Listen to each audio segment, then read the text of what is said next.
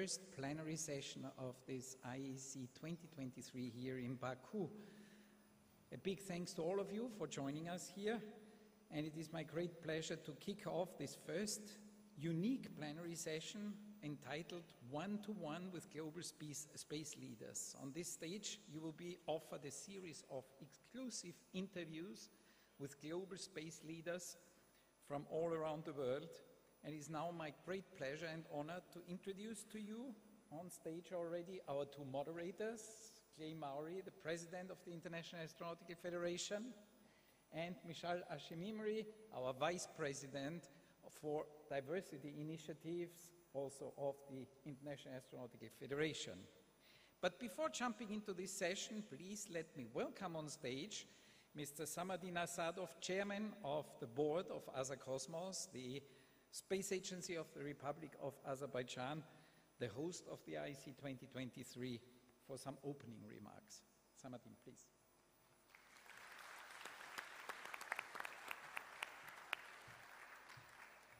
Dear ladies and gentlemen, dear guests, it is my biggest pleasure to welcome you at this plenary event. I hope you have enjoyed the opening ceremony. I'm sure you will. Thank you very much. We did our best, to be honest. I'm sure we will have a very productive week ahead.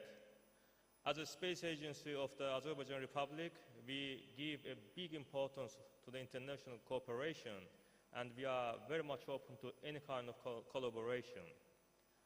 I'm honored to welcome our speakers at this panel. I look forward to listening to them who are at the foremost of the space industry. Thank you, and wishing you a pleasant day ahead. Thank you. Thank you, Mr. Asadov, and once again, congratulations to this outstanding opening ceremony. And now let us jump into our first one-to-one interview, and I hand over to our president, Clay Mowry. Thank you. I'm going to invite Pam Melroy up on stage. Pam, if you don't know her, is pretty impressive. She's the deputy administrator at NASA, but she started her career commissioned officer in the United States Air Force, where she was a pilot and commander. She flew over 200 hours of combat and combat support missions. She's rated on 50 aircraft, no small feat. She commanded 2 shuttle missions. I think one of only 2 women to command the space shuttle. Has over 38 days in space. She worked in industry for DARPA. She worked as an advisor to the Australian government, the Australian Space Agency. She's been a tremendous supporter of international cooperation in space. We're really pleased to have you. And now, obviously, she's serving as Deputy Administrator, and we welcome you here and thank you for coming today. Well, thank you for inviting me, Clay. It's wonderful to be here and to see old friends and new ones. So let's start off. You know, in space, we love acronyms, right? We absolutely, we can't do without acronyms in space. And so I want to start with a question about Lunar Surface Innovation Consortium, LSIC. I read that and I said, what is that one? I had to look it up, right? Which sorry, but I can't remember all of the acronyms out there. So, fair enough.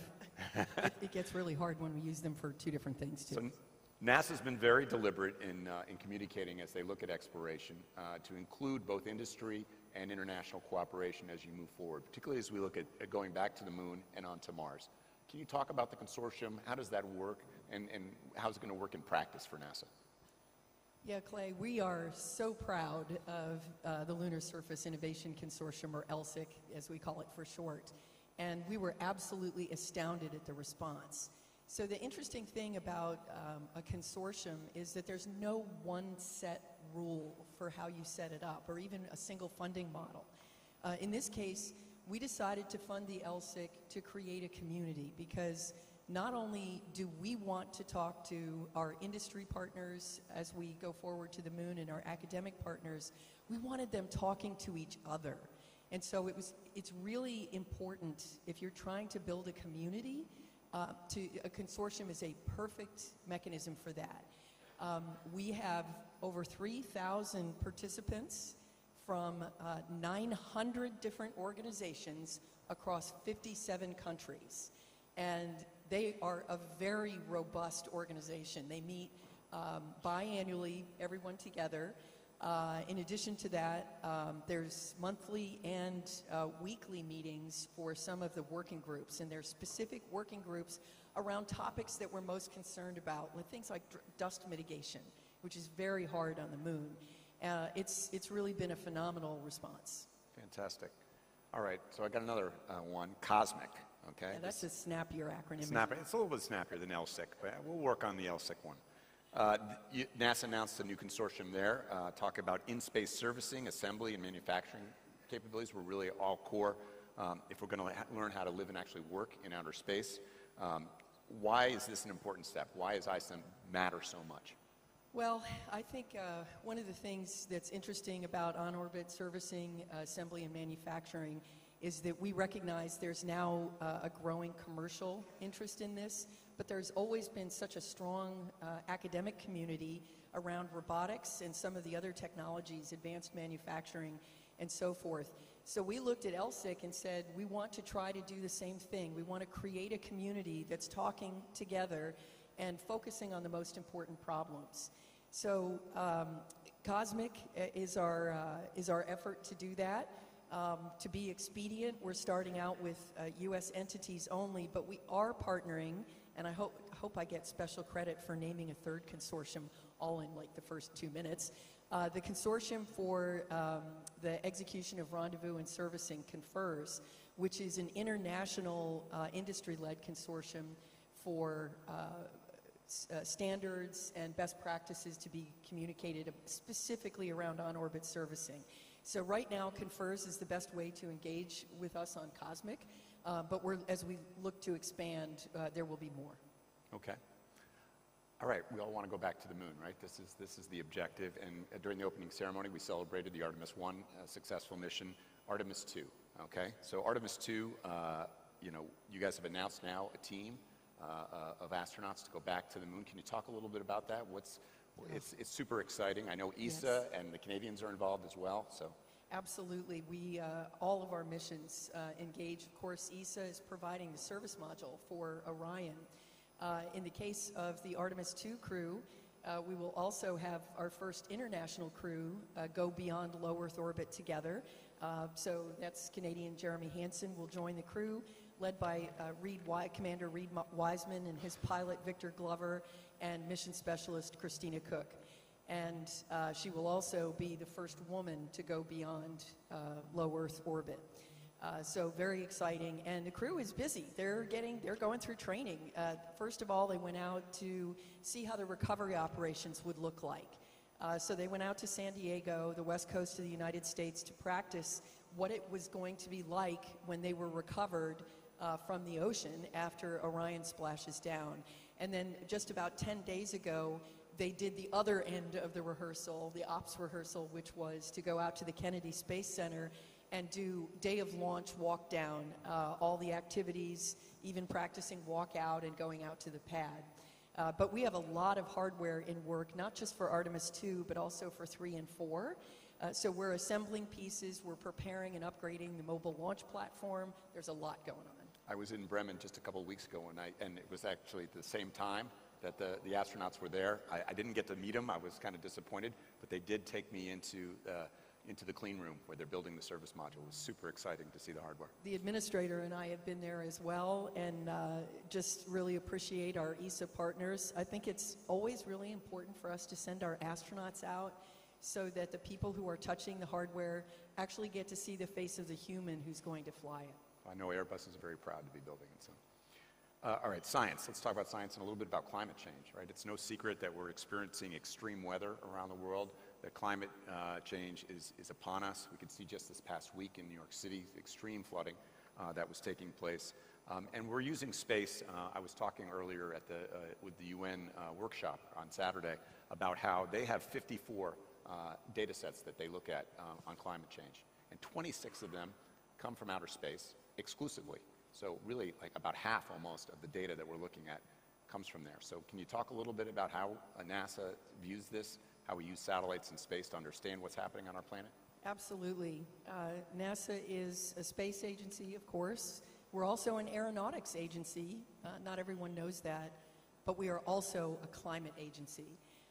Climate is quite interesting. As you point out, it's actually much more efficient to instrument the Earth and look at it from space because you can get scales that you simply cannot do on a terrestrial basis to get certain types of measurements. Not that those data sets aren't important, they validate the data from space, anchor it, and calibrate it. So that's incredibly important. But NASA is very proud of the fact that we have expertise in looking at planets, and turning that expertise back on the Earth so that we can understand what's happening to the Earth is critically important. But it's really only the first step, because climate isn't weather. All of you know what to do with a weather forecast. You know exactly what it means. You're going to bring an umbrella or you won't, or what you're going to wear. Maybe if there's a hurricane coming, you will know what to do. But climate forecasts are not easy to understand. So we play a role in developing models that help us predict what's going to happen, but then we do outreach at every single level, from the tribal, local communities, state, government, and international level, to help users understand what that data means. It's really important. Right. We recently opened an Earth Information Center, which is also available virtually to be able to visualize some of the things in our changing climate. That's the EIC, if you weren't paying attention. EIC, Earth Information Center. Yeah, center. Okay. International collaboration and partnerships. We're here at the IAC. This morning you were talking a little bit about that with the James Webb Space Telescope. NASA really, about a decade ago, really kind of a paradigm shift in doing commercial resupply services and commercial crew for the space station. This was really kind of a real change in the way that NASA went around about buying and purchasing, working with industry, purchasing services to go to space, and human spaceflight services, which is really sort of an interesting thing, right? So how do you see that now going forward? We have LEO, we're going back to the moon. How do you see commercial playing a role in that and international cooperation? It's actually central to our strategy, and has been for a while, that partnership is critical. One of the things I like to say is that every country has a border with space. So international collaboration and cooperation is essential. But we also saw that our industry was prepared to take on some of the responsibilities without the same level of oversight, and in fact have it be a true partnership, and especially where commercial companies see the opportunity to build other customers, whether it be other international partners or other commercial partners. Then that kind of co-investment worked really well with commercial cargo and crew, because then NASA got a capability at lower cost. In addition to that, we began to really build our industry capacity. And I think it's an interesting playbook for others to look at. Okay, very good. Christian, I don't know if you want to invite the audience to ask questions through our app here. I have an iPad here. I can actually view your questions if you want to start. As usually, please use our app to ask questions. Our audience, our speakers will be happy to answer them. You see here on the screen how to join the Slido platform. So do please ask questions. Okay, while I'm waiting for the questions, can you tell us a little bit about SLS? Where is SLS heading these days? Yes, okay, we've got a lot going on right now. Boosters getting ready to go for Artemis 2, out to the pad, working on integration of the rocket engines to the core stage. So there's a lot happening, but in addition to that, we are taking the steps to figure out how to have greater efficiencies by working better with our commercial partners, and we're gradually moving in the direction of a commercial capability that could be offered to other customers eventually for SLS, although we expect that we will be filling up the manifest for the first 7 or 8 years for sure. Very good. And I know, I missed it, but I know DLR just signed, I guess the Germans just signed on to the Artemis Accords in Washington, is that? Yes, that was a delightful moment for us. Great joy with the head of DLR, Walter Peltzer, who's a dear friend. We were really just ecstatic with joy when they joined. Strong voice and, of course, leadership of the Council right now. And we look forward to welcoming them to our Artemis Accords signatory event. How many signatories do you have now for the Artemis? We're up to 29. 29. And yes. Is that the largest set of international partners for any accord, or are you? Oh, I don't know. Don't know. I think from our perspective, we really want to try to take the next steps. So tomorrow we're going to meet the signatories, Will, as we did a year ago in IAC, and start to do some work around the Accords, take the next step. What does it really mean? So stay tuned. We'll have a press conference afterwards to tell the story. Okay, very good. All right, well, I'm going to let you go. Thank you so much for the update. I really appreciate it.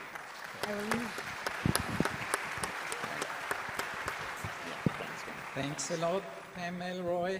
And it is now time to switch to the other side of the stage here. And I give the word to Michal Hashemimri for our next interview. Thank you, Christian. Good afternoon, Dr. Lee Guoping. We are very happy to have you here. And we've seen a lot of good news about China and their achievement in space. And so what we wanted to know is, could you share with us which of these achievements are the most important? And what is the focus of the Chinese National Space Administration in the upcoming years? 好，谢谢主持人。Thank you very much. 首先，我想代表中国国家航天局对这次大会的这个召开表示热烈的祝贺，还要对国际宇航联合会、阿塞拜疆航天局等有关单位为筹备本次会议所做出的辛勤努力致以诚挚的感谢。First of all, on behalf of China National Space Administration, I would like to extend my sincere gratitude for organizing this wonderful meeting in Baku. The efforts made by all the teams of IAF and the related teams, thank you very much. 从去年9月份到今年9月份，在过去1年时间里面，中国已经实施了65次发射，将200多个航天器送入轨道。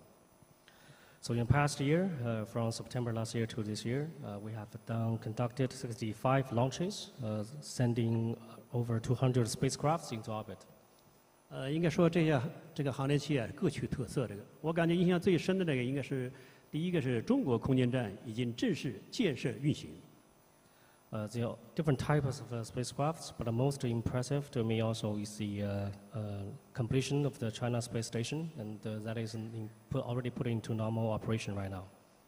中国的夸父1号太阳观测卫星成功发射。And the successful launch of Kwafu-1, which is the solar observation satellite, has been successfully launched. 中国的科学家在对中国嫦娥5号采回了这个月球样品进行科学研究。发现了新的月球矿物质，我们取名字叫嫦娥石。The Chinese scientists have done research on the samples we get from Chang'e 5 mission from the moon and discovered new material we called Chang'e stone. 中国呢，利用中国的天问1号火星探测器获取的这个火星数据，制作了这个高分辨率的全球火星影像图。And China's Tianwen-1 mission has completely successfully already getting the full image, the high-resolution full image of the Mars. 关于后续的一些发展呢，我们后面有一个 PPT， 一篇 PPT， 我做个简要的介绍。For the past successes that has been shown on the presentation. 首先是关于月球探测方面，我们即将在2024年发射嫦娥6号探测器。这次任务呢是主要是到月球的背面进行取样返回。First of all is for the Chang'e 6 that is planned to be launched in 2024. That is going to getting samples from the far side of the moon. 为了完成好这次任务呢，我们还要在这之前要发射一颗中继卫星，叫鹊桥2号。So for supporting this mission, we are going to launch our Chueqiao 2 satellite. That is a data relay satellite for the whole mission. 来自法国、意大利、伊萨的载荷，还有巴基斯坦研制的立方星，将随同这次任务一起奔向月球。There are also some international payloads from France, Italy, and ESA, and a CubeSat from Pakistan will be piggybacked on the mission. 我们将在2026年实施嫦娥7号任务。这次任务呢，主要是到月球的南极进行着陆，开展巡视探测和飞跃探测。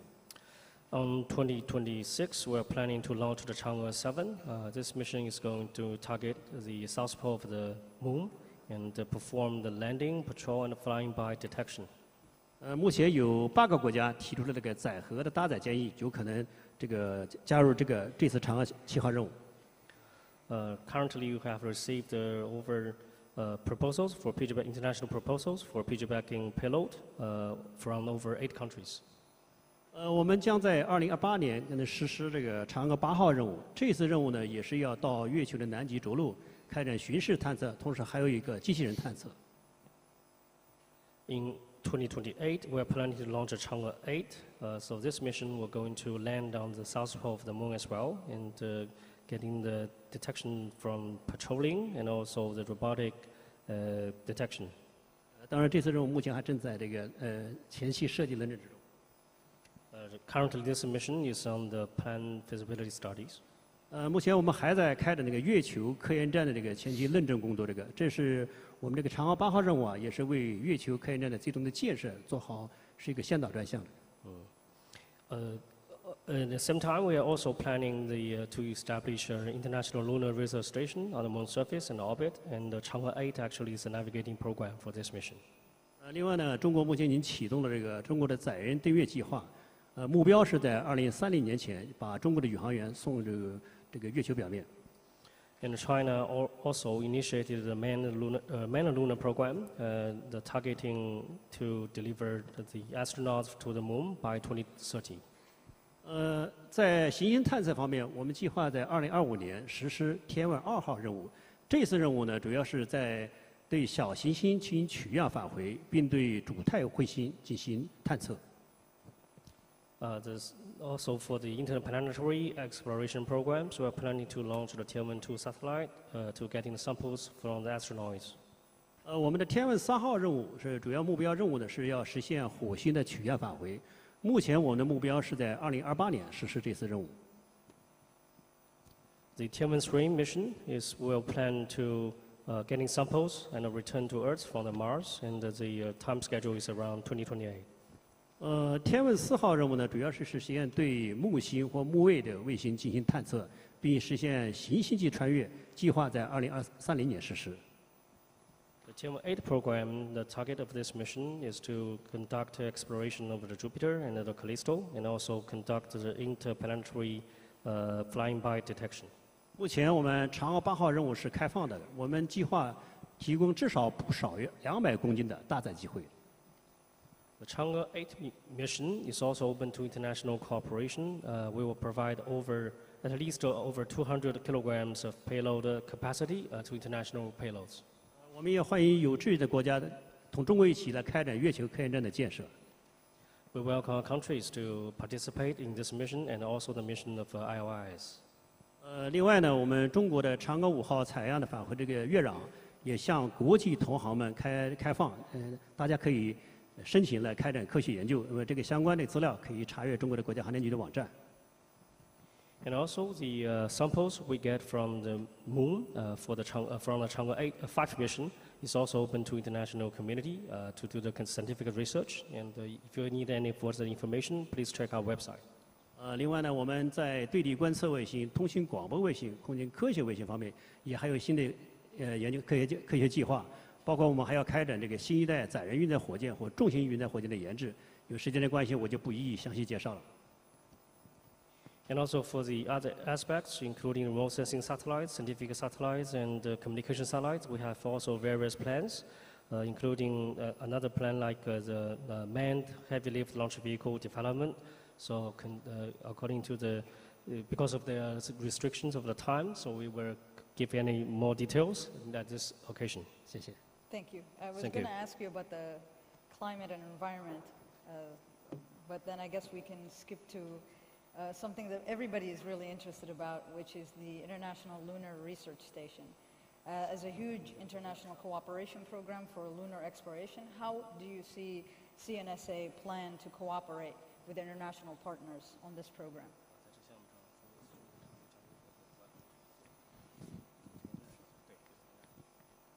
的确，月球科研站呢，就是中国的科学家们在几年前就在酝酿启动这个月球科研站的计划。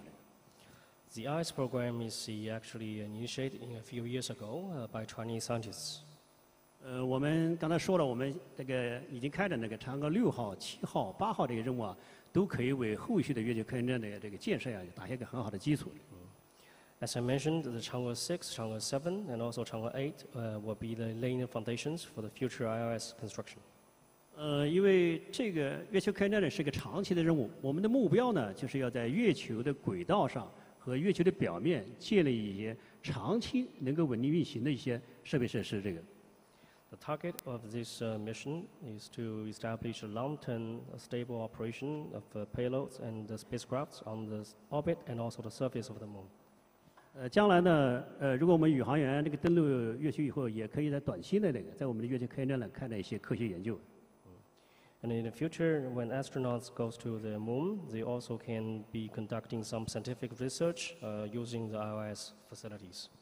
因为这个项目计划是开放的，我们正在同多个国际合作伙伴在开展这个双边的多边的交流。 This program totally open. We are actually currently negotiating and discussion with various countries and international organizations in a bilateral and a multilateral way. 这个合作的方式可以是多样的。这个，比如说这个，可以有些国家可以承担一个单独的一个，比如说这个航天器设备设施和中国的设备设施一起形成这个一个联合的一个科研站，这相当于在系统这个层面开展合作。 So the cooperation model can be very, actually various. We open to different levels of collaboration. Some countries or partners can conduct their own missions, combining together with the ILS, and we all can also collaborate in the system level as well. 当然了，各个国家呢可以根据自己的这个实际情况，你可以负责少量部分的这个有效载荷、部分的分系统这个层面的这个产品，这也是一种合作方式。 And of course, we accept different levels of collaboration. So different partners can, depending on their own situations and technical capabilities, because providing some payloads or instruments, they're all welcome. 当然，还有更多的我们的科学家一起利用这些设备设施所获取的信息，来共同开展一些必要的科学研究。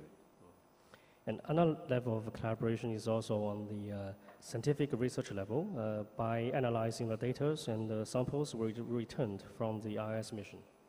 因为这个建设这个最终建成这个月球科研站是一个长期的，我预计可能要到35年到40年之前才能正式最终建成。 So the construction of the whole mission will be a very long term, and we expect to finish the program completion of the IS station around 2035 to 2040. 有关这个方面的详细情况呢，待会儿我们在4点半也在这个大堂里面还有一个专题的报告，也欢迎大家来了解一些相关的情况。 And for more details, there will be a GNF specifically on the ILS topic. Also today, this afternoon, at this auditorium, we welcome all the participants to come and learn more details. Thank you so much for your time. Thank you for your input. Appreciate it.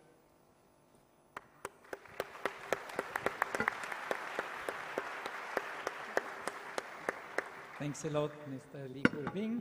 And it's my pleasure now to switch back on that side of the stage, give the word again back to our President, Clay Maury. Thank you, Christian. So I'm pleased to welcome Her Excellency Sarah Al-Amiri, the chair of the UAE Space Agency, to join us. Incredible career rise for you, really, starting at a very young age, managing as deputy program manager for the HOPE project to send a satellite around Mars. This is an amazing accomplishment, and at a young age now, she's chairing the UAE Space Agency. I'm really pleased to have you, and thank you for coming. Pleasure, thank you. So, so the UAE is accelerating very rapidly. I think almost a model for a lot of the other space agencies that are trying to develop and emerge and achieve. What do you give in terms of the background, or why is it that the UAE is so really moving fast in space? What's the secret? Is there anything you can share with the other space agencies?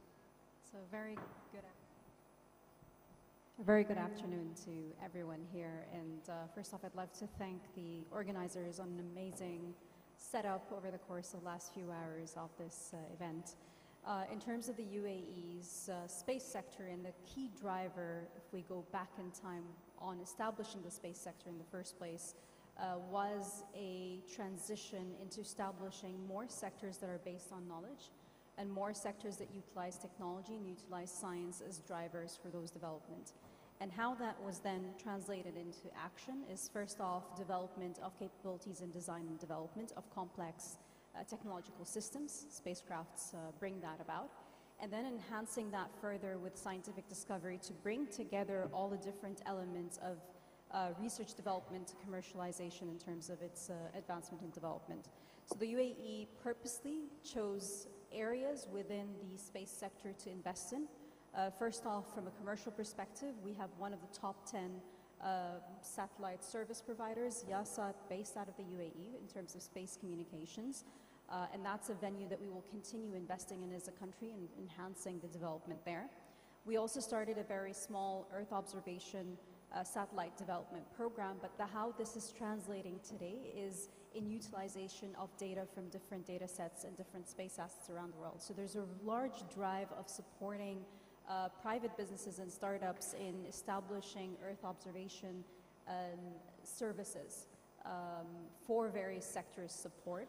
Our exploration mission continues, be it our mission that's around Mars today that's still providing the science community with unique scientific data. We are continuing on building our next, even more challenging mission to the asteroid belt that is due for launch in 2028. On top of the challenge of developing that mission, we took a purposeful approach as a government to ensure that, that we take whatever knowledge has been acquired in the public sphere and start transferring it onto the private sector. So our mission to the asteroid belt, although it's a scientific mission driven by research and development, built on past knowledge of design and development that we've experienced in the Mars mission, we've already contracted 3 different companies, most of them startups, to start developing portions of that spacecraft or the services that are associated with that. That's a conscious decision to continue establishing the space sector as an industrial sector within our economy. And a lot of our space fund, that's roughly 3 billion dirhams, close to about $800 million, is going towards supporting private businesses and individuals in establishing their space sector presence. So research and development is continuing, human exploration is continuing, underlying international collaboration is also continuing, but underlying all of this today is the real benefit of economic driver that's currently being infused within the sector. So it seems like a very deliberate plan, even though as a space agency you're thinking about how do you bring this into industry, how do you bring it into services. Are you targeting certain markets in the services sector? Is that how you view it? Yes, we are. We're targeting the region as a first starting point. We are also collaborating with very close partners within the region itself to be able to catapult that. It's purposeful because we have 2 folds that we're looking at this. Research and development is a key pillar of economic development and diversification for the country. Technology is a lever within the country in terms of enhancing our competitiveness globally. And then international affairs is a third sort of pillar that allows us to ensure that trade continues across various platforms. We put all of these 3 different pillars of national economic development together at the space sector.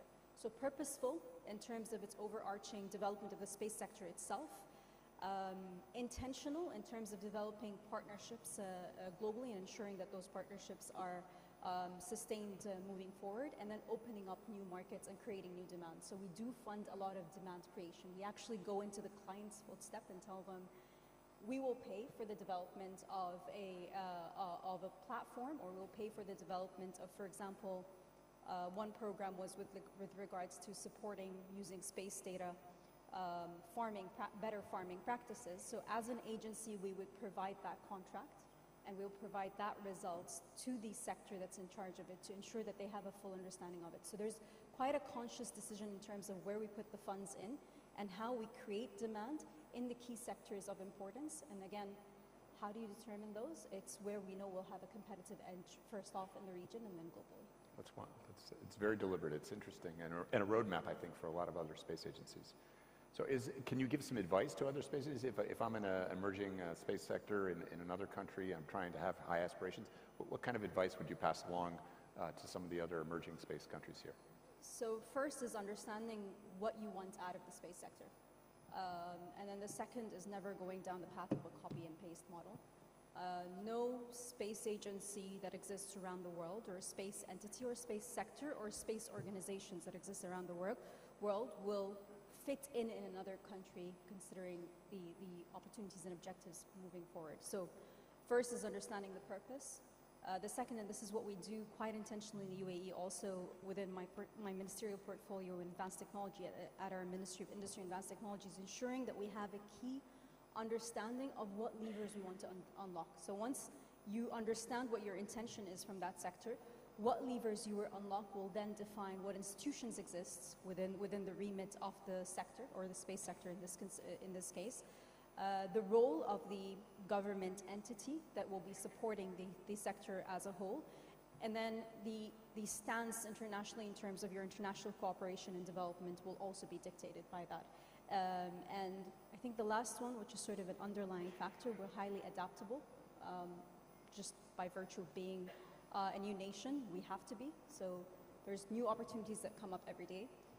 Yes, we do have long-term strategies for 10, 15 years down the line, but within them, there's a lot of nuances that allows us to iteratively redirect and iteratively find new opportunities, which is sort of being able to operate in white space and being able to adapt your programs to a white space that starts becoming known as you're moving forward.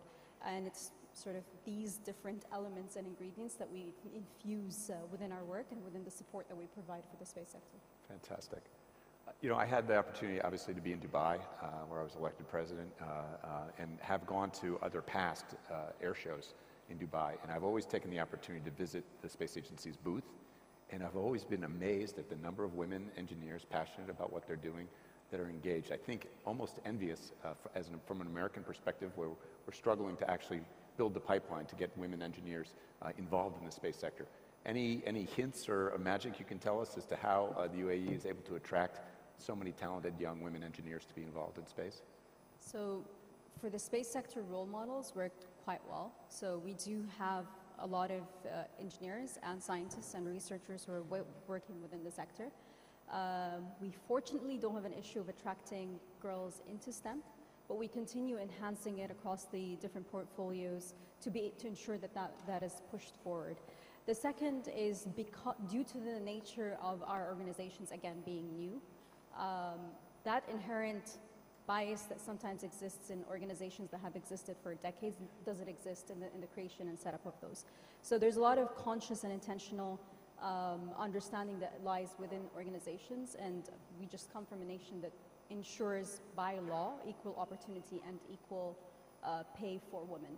And that then supports in creating the right opportunities and the right venues moving forward in terms of its development. And we still see that. So I'm in charge of our public school system, and throughout the first few weeks of school with Sultan Niadi, our astronaut, coming in, you see a lot of engagement from children from various ages, and it's the imagery that we show to them in terms of their understanding of what lies behind getting to space, who are the people, individual that make it happen. Pictures, visuals help quite a lot in removing a lot of unintentional biases at a very young age for children. I can imagine that you're a motivating factor when young women and girls look to you, what you've achieved already in your career. Let's talk about human spaceflight. Yes, thank you.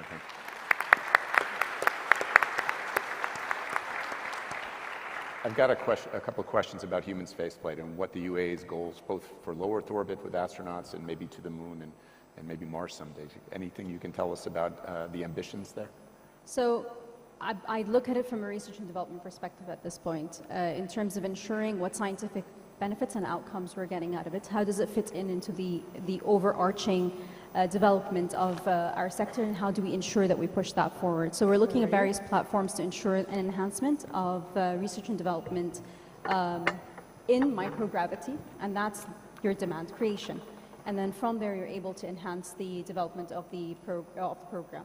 The human space program then becomes a factor of a tool in terms of delivering on it, and it's very purposeful, like I think I've mentioned a few times during our few minutes here.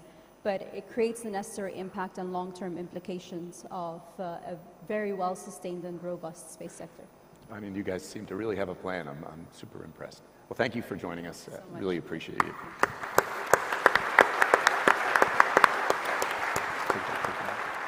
Thank you very much, Your Excellency, for being with us. And we, without further ado, will switch again to the other side. The word is with Michal Hashimimari. Please. Thank you. Thank you so much. First, I wanted to congratulate you on your new appointment with the ASI, or ASI as you guys call it. And we wanted to learn more about what you plan to do with ASI. Thank you very much. First of all, good afternoon to everybody. And thanks for this invitation. I have accepted it with a great pleasure. Let me also congratulate with the organizer of this Congress with the amazing opening of this morning. Having said that, coming to your question, let me tell some general concept about space and then talking a little bit in details, more in details about the Italian Space Agency.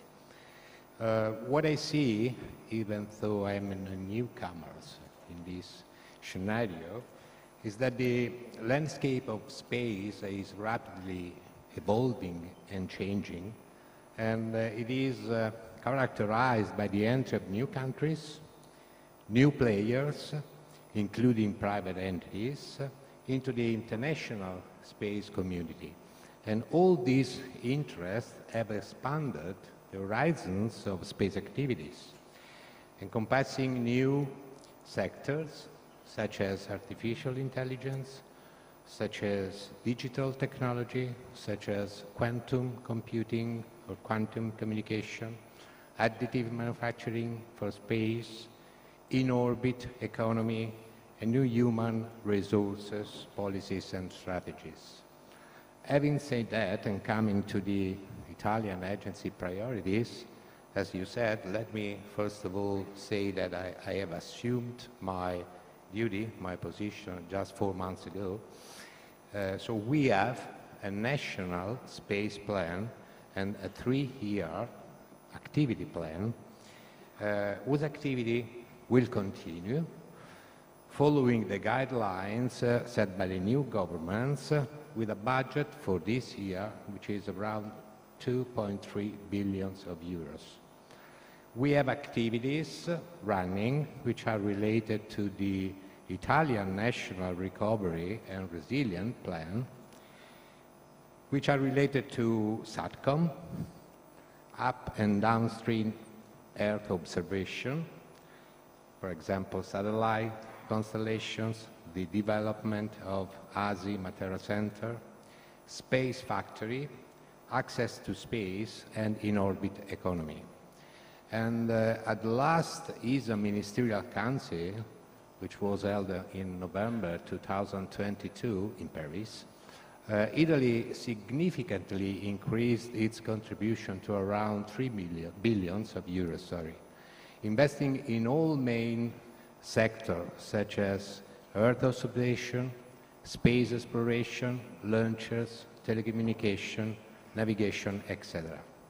Then we do have also the European programs, and for the agency, the priorities, they are linked to Copernicus, to Galileo, GovSatcom, SSA, and Horizon Europe programs. We do have in mind the idea to strengthen the Italy position in technological sectors which can guarantee or from which we can expect high returns and development prospects.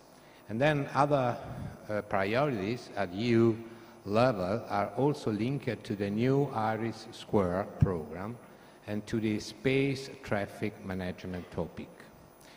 Then we do have the international chapter, and at international global level we have many cooperation agreements and projects with several partners, and we want to continue to strengthen this line.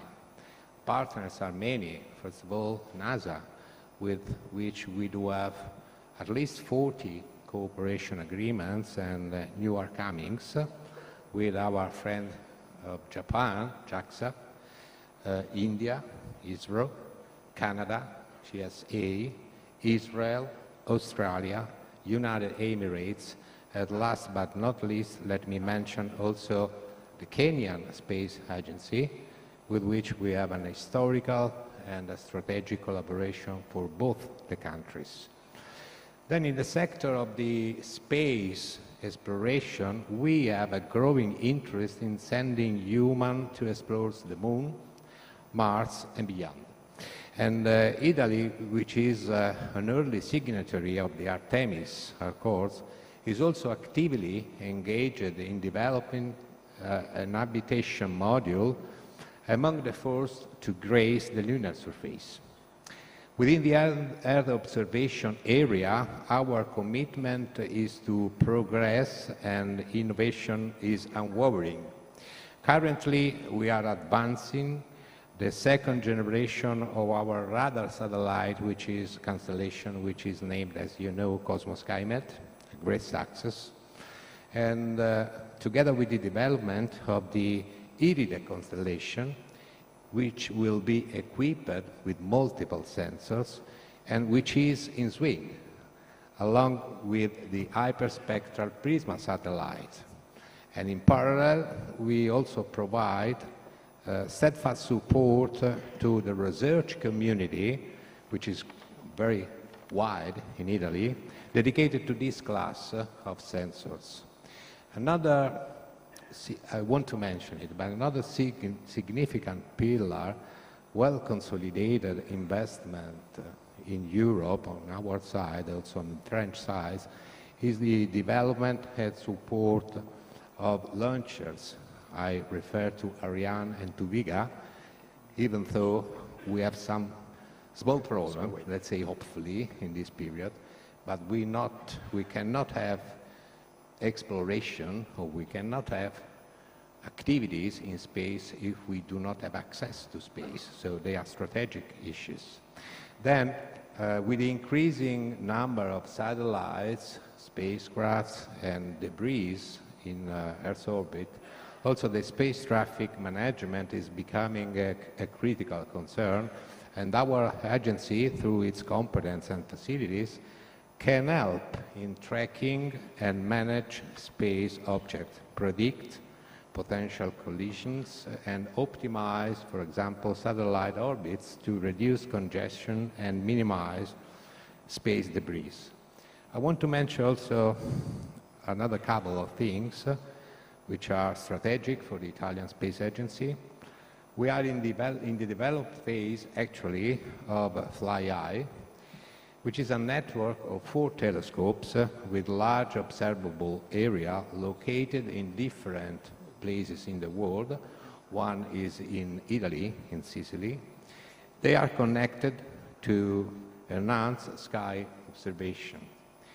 However, even though we are just talking about technical matter, the future of space, up to my side, extends beyond the technologies, missions, markets, and space economy, because we firmly believe that international cooperation will be paramount in shaping our collective journey into space, and so we will continue to follow also this line with all our expertise. Thank you. So, although it's been only 4 months, it seems like you're going to be extremely busy with all these objectives and collaborations that you have. So, one element, as you know, we have a growing space economy and then an introduction of the cislunar economy.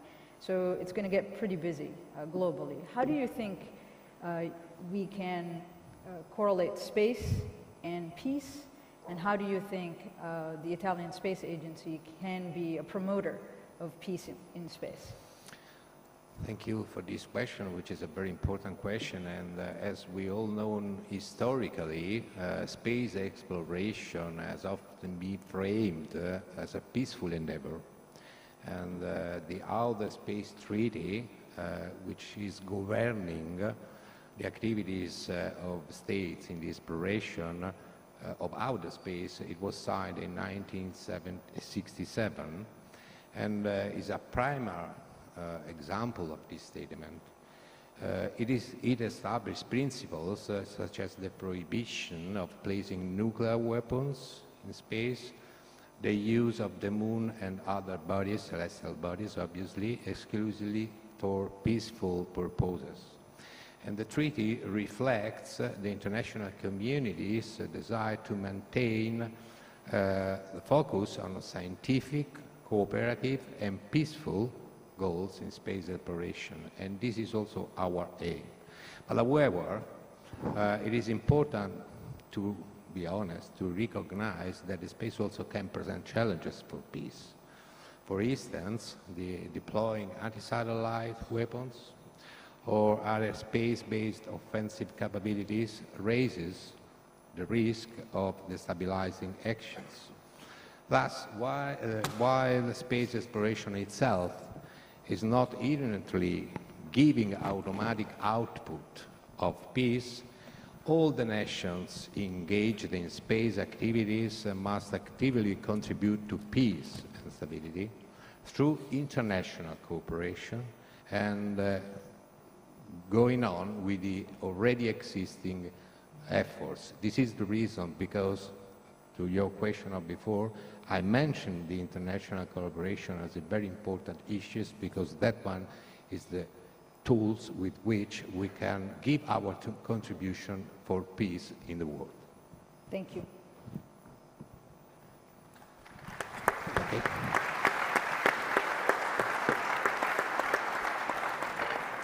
Thank you very much, Professor Valente. And we switch again over on my side. Clay, please. Thank you, Christian. So I have with me Dr. Hiroshi Yamakawa from JAXA. He's the president. He's an engineer, a professor. You've designed spacecraft, I think worked on interplanetary missions like to Mercury, Bepi Colombo. Yeah. Rocket systems, really incredible, incredible background. Was in the cabinet office as well with the Japanese government, and has been since 2018 the head of JAXA. Thank you for joining us today. Well, thank you very much. Yeah. So can you tell us about your plans, your prospects? Where is JAXA heading today? Well, first of all, I would like to say it's always a great pleasure to be part of IAC, and it's always a great honor to be part of this great session. Thank you very much for that. Well, first of all, JAXA, as a national space agency, is a research and development agency fundamentally, but at the same time defined as the core implementing agency to support the overall activities of the Japanese government. So we would like to concentrate on those two aspects. And talking about the launching satellites, I'm very pleased to mention that about 3 weeks ago, our rocket, named H2A number 47, successfully launched 2 scientific satellites from Tanegashima Space Center in Japan. One satellite is called XRISM, which is an X-ray astronomy satellite, which is a really great mission, a joint mission with NASA and ESA, and also the Netherlands. And the other satellite we launched using that rocket is called SLIM, which is means the very S stands for smart, so it's a smart lunar lander. And right now, both satellites are in very good condition, and we are operating those 2 satellites currently. And I will talk about those missions hopefully in the next question. But and the other thing I would like to say is that we are having a wonderful international collaboration, for example, with India, and I would like to talk about LUPEX, which is a joint mission with India, ISRO, and we will together launch a lander and rover, and ISRO will be responsible for the lander, and JAXA will be responsible for the rover. But anyway, that will be a great, fantastic mission for both of us and for the world, hopefully. And the other mission I would like to talk later is the MMX, which is a Martian Moon exploring mission, which is going to get samples of the Martian Moon phobos and return the sample back to the Earth. Very good. Well, I know that you launched the HOPE mission as well, on a Japanese rocket as well. We were talking about it earlier today. So, lunar planetary exploration, what's the path? Everyone's talking about the moon here. Tell us about JAXA's plans for lunar exploration. Yes, I would like to talk a little bit in detail about the missions which I've just mentioned. One is about the SLIM mission. As I said, we launched that lunar lander spacecraft 3 weeks ago, and currently we are in an initial operation phase, and we already inserted that SLIM spacecraft into the lunar transfer orbit right now, and it's really in good healthy condition right now. So we're looking forward to insert that spacecraft into lunar orbit and finally realizing lunar landing, maybe hopefully in several months from now on. And about the MMX mission, and MMX is a challenging mission also, but it's really based on our experiences such as the Hayabusa 1 and Hayabusa 2 mission, which realized sample return from an asteroid. And so based on those experiences, we would like to further move on to the next challenging mission, that is MMX. And MMX is also an international collaborative mission together with CNES, French Space Agency, DLR, German Space Agency, and also, and again, NASA and ESA. So I think those two missions will realize and pave the way forward for both of us. Both means our counterpart, international partners. Very good. Well, Pam Melroy was talking about the excitement building around the Artemis mission and about international participation and the incredible number of agencies that, and countries that have signed the Artemis Accords. Human spaceflight for Japan, what's the future? How does it look for lunar Artemis? Thank you very much for the question. We've been engaging in human spaceflight under the framework of International Space Station so far. And, but we would like to move on participating in the Artemis project as well, program as well. And first of all, I would like to say that the Japanese government signed the Artemis Accord as one of the first 8 signatories. And so based on that accord, and we would like to move on. And concerning the Artemis program, we would like to contribute to, for example, the Gateway, the Lunar Orbiting Space Station Gateway from especially the ECLIS point of view. ECLIS stands for, as you know, Environmental Control and Life Support System. And so that's one of our contribution to the Artemis program. And the other part is that we would like to contribute to Artemis program by providing a cargo transportation function to the Gateway. That's number 2. And third, I would like to say that we also would like to contribute to the Artemis program on the lunar surface. And right now, JAXA, together with the Japanese automaker Toyota, is working together very hard in order to realize a crewed pressurized rover. And it's really a great, it's really, I would say, gigantic rover because we will have 2 or more astronauts on board the rover to do so many things, of course, including driving the rover. Yes, of course. On the moon, yeah. And the reason why we are focusing on pressurized rover is because the Artemis program itself is a sustainable exploration on the surface of the, in the vicinity and on the surface of the moon. And if the astronauts have to wear spacesuits driving rovers, then it will not be sustainable. It will last only several hours. So that's why we stick to pressurized rover to realize sustainable exploration on the surface of the moon. Excellent. So we know that space is growing. We know there's a lot of new actors in space. I think SpaceX alone has over 4,000 satellites now, close to 5,000 satellites in orbit. And orbital debris is becoming a very big issue. And one of my tenets is sustainability in space is something that we're trying to get the focus on here at the IAF and at our congresses and events. Can you tell us your view on space debris, orbital debris? What is JAXA doing? Do you have some focus in Japan on this? Well, yes, thank you. Well, space debris is a problem for everybody, of course. And JAXA, or I would say Japan, has been engaging in SSA activity, space situation awareness activity for more than 20 years, utilizing our own assets such as optical telescope and radar system specific for SSA system. And we have to do that because we have to protect our own satellites, of course, but at the same time, avoiding collision with each other is to avoid collision with, space debris in the future. Because if there are, for example, 10 large-scale collision between space debris or satellites, then the low Earth orbit will be filled with a great number of space debris. So then in that case, low Earth orbit will be a place for nobody. So that's one thing we're doing right now. And the other thing I would like to say is that for the next step, we'd like to actively refine the low Earth orbit environment. I'm talking about the active space debris removal. And we are right now engaging with our Japanese private sector to realize that. And the phase one, we have two phases. The phase one is dedicated to get the knowledge or information of the already existing space debris, the target space debris we would like to remove in the near future. And because we don't know the actual, I would say, attitude or spin rate or something like that. So the first phase, we get the information of that kind of things. The second phase, we will actually remove that space debris down to the Earth atmosphere. Okay. So we talked about that. Obviously, that's a big challenge, more orbital debris.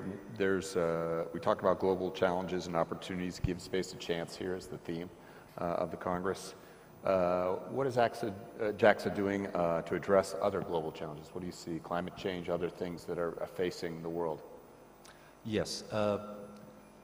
I think then I will talk about the EO satellites, Earth observation satellites. We are currently operating 6 Earth observation satellites, and mainly for disaster response, disaster management, and the other objective is to tackle climate change as one of the biggest global issues recently. And for example, we are operating 2 satellites dedicated to observation of greenhouse gases, such as carbon dioxide and methane. And the name of the satellites is GOSAT-1 and GOSAT-2. And we launched that satellite about 14 years ago, and that was the world's first satellite dedicated to observing carbon dioxide. And so we already accumulated 14-year data of GHG gas.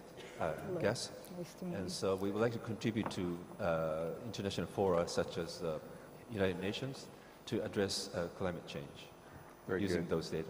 Very good. I have a question about Sarah Alamiri talked about how they work and foster their industry with very kind of deliberate plans to work with startups and other in industry around the services sector. I know a few of the Japanese new space companies, Gitai, Astroscale, others. Can you talk about how JAXA works a bit with fostering new companies in Japan, building technology?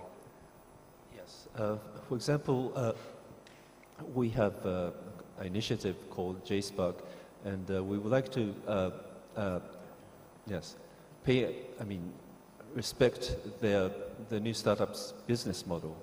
And so we would like to contribute to or providing comments to those business models if it's feasible or not from technical point of view. But from the other point of view, we would like to work with those private sectors to also to utilize technology or data for JAXA missions, of course. So we are working together, working very hard to realize both business and also JAXA missions together. Perfect. Dr. Yamakawa, thank you very much. Thank you very much. Arigato.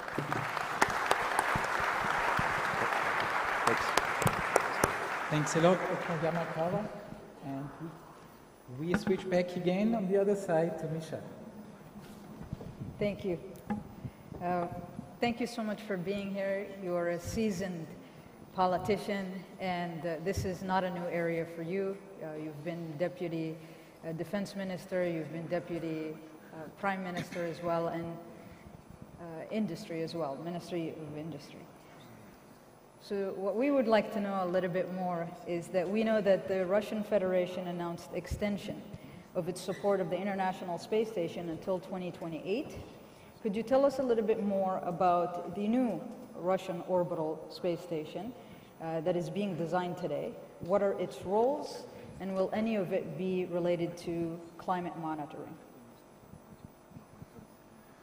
Спасибо. Но я сначала хотел бы поблагодарить организаторов и в первую очередь принимающую сторону, Азербайджанское космическое агентство, за прекрасно организованный форум и за возможность принять участие в нем. Thank you so much for your question, but first of all, I'd like to thank the host country and the host side, the Azerbaijani Space Agency, and the organizers of this great event.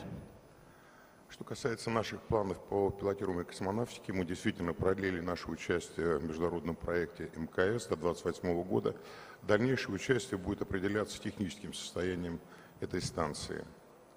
As for the extension of the support of the ISS service until 2028, our further decisions will be outlined by the technical state of the ISS in the future. К сожалению, этот замечательный проект когда-нибудь закончится, станция прекратит свое существование. Я подтверждаю, что мы с нашими коллегами примем все необходимые усилия для корректного свода ее с орбиты. Unfortunately, this great station will come to an end one day, but I can assure you that together with our foreign partners and colleagues, we'll do our best in order to ensure the correct deorbit of this station.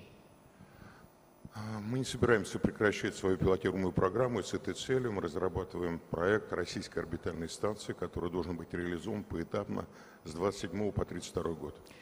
In any case, speaking about the manned, the crewed astronautics and space flights, we don't want to reduce at all our contribution to this sphere. That's why we are designing and developing our new national Russian orbital station ROS, which is expected to be set up in few stages, starting from 2027 up to 2033.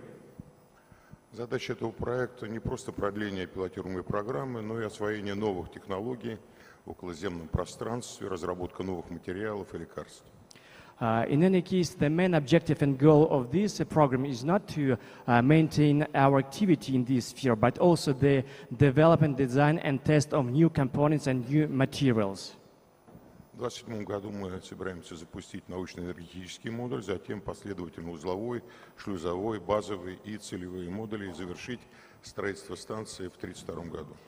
For this reason, we're expecting to design, to manufacture and to launch several modules by 2027, a node, gateway, telecommunication, and also basic modules for this station.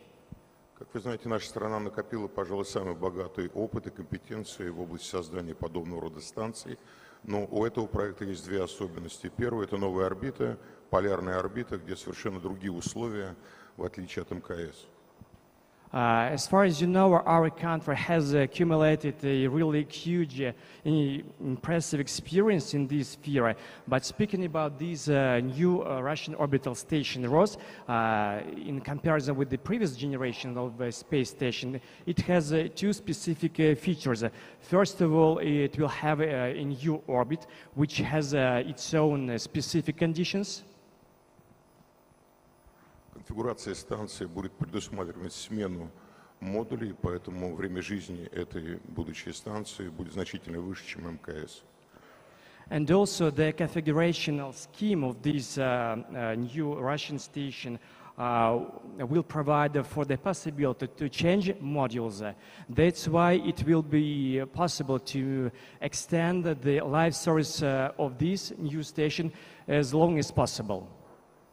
Станция будет иметь высокую энергетику, то есть энерговооруженность, что позволит организовывать различного рода эксперименты и освоение новых технологий, разработку новых материалов, лекарств, и будет работать как постоянно действующая лаборатория по отработке космических технологий.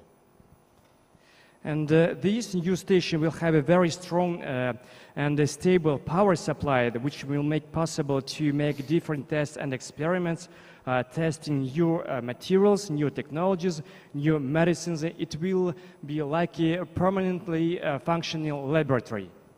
Мы открыты в этом проекте к международному сотрудничеству от посещения и подготовки космонавтов и работы на этой станции вплоть до разработки и производства отдельных модулей, которые, кстати, могут и не пристыковываться, и летать рядом, и для проведения международных экспериментов. And we are totally open for the international cooperation, speaking about the new orbital station. That's why we are ready to discuss the possibility of other astronauts to visit these stations, as well as we are ready to support in training astronauts and also in design of specific separate modules that not mandatory to be connected directly to the station, but that can operate close to the station. Thank you so much. That was very insightful. As you know, space technologies have entered our lives. We're using it more and more, and we're depending on it increasingly. And it's becoming part of the market, goods, and services on the daily. The demand for space services also stimulates the growth of potential development of space technologies. Countries are rapidly increasing the number of space constellations. So what we would like to know is, could you tell us more about the role of multi-satellite constellations in the Russian space program and briefly outline the direction of their development? Вы абсолютно верно подметили создание многоспутниковых группировок с целью удовлетворения широкого спроса на космические услуги. Это является устойчивой мировой тенденцией. You have totally correctly mentioned that today the development of multi-satellite constellations is the actual trend in order to satisfy the growing needs of space services. Россия также работает по созданию этих группировок с целью удовлетворения широкого спектра космических услуг. Мы имеем программу «Сфера», что собой представляет совокупность многоспутниковых группировок, 5 телекоммуникационного направления и 5 систем дистанционного зондирования Земли. That's why in our national Russian space development program we have plans for developing and deploying multi-satellite constellations. That's why we're developing our project, which is named Sphera, in order to satisfy a really very large of demands and needs in space services.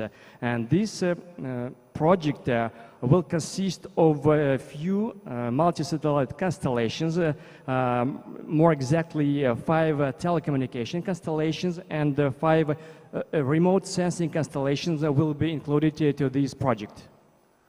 Мы приступили к созданию группировки обзорного типа сверхмалых спутников под названием «Грифон».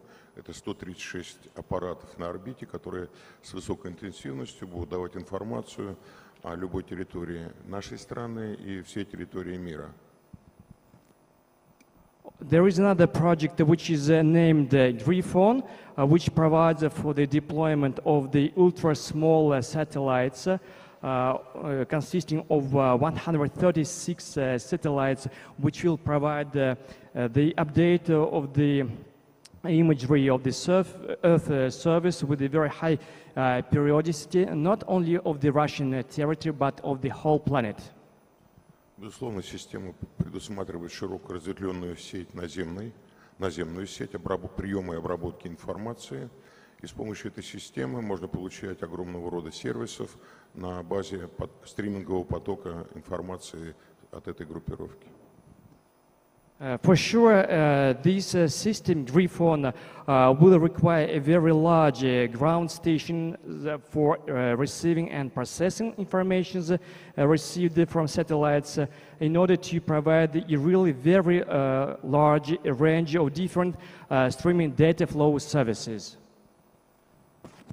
Thank you so much. The other area which we talked about, multi-satellites, there's a high cadence of access to space over the past few years. More and more constellations are being launched. So there are some risks associated with these human-made pollution near Earth. Can we talk a little bit about what Russia is trying to do to provide solutions with regards to the space debris that's out there that is continually being added in space? Проблема действительно актуальна, и она затрагивает практически все страны, которые занимаются исследованием космического пространства. Вы знаете, что у нас была нештатная ситуация в декабре с нашим кораблем «Союз-23», и это уже не редкость. За 22 год около 600 случаев приближения различного рода мусора к 4-километровой зоне работы МКС и около 16 тысяч случаев приближения на 1,5-километровое расстояние от спутниковых группировок, так что эта проблема актуальная. You're absolutely right, as this problem became really vital for almost all the countries which deal with the space exploration. And I'd like to add that one of the confirmation of this fact is the incident we had last December with the launch of Soyuz 23. Unfortunately, today it's not a rare phenomenon. In total, for 2022, we have registered more than 600 cases of violations of 4-kilometer safety zone around the ISS, as well as more than 16,000 cases of dangerous approaches in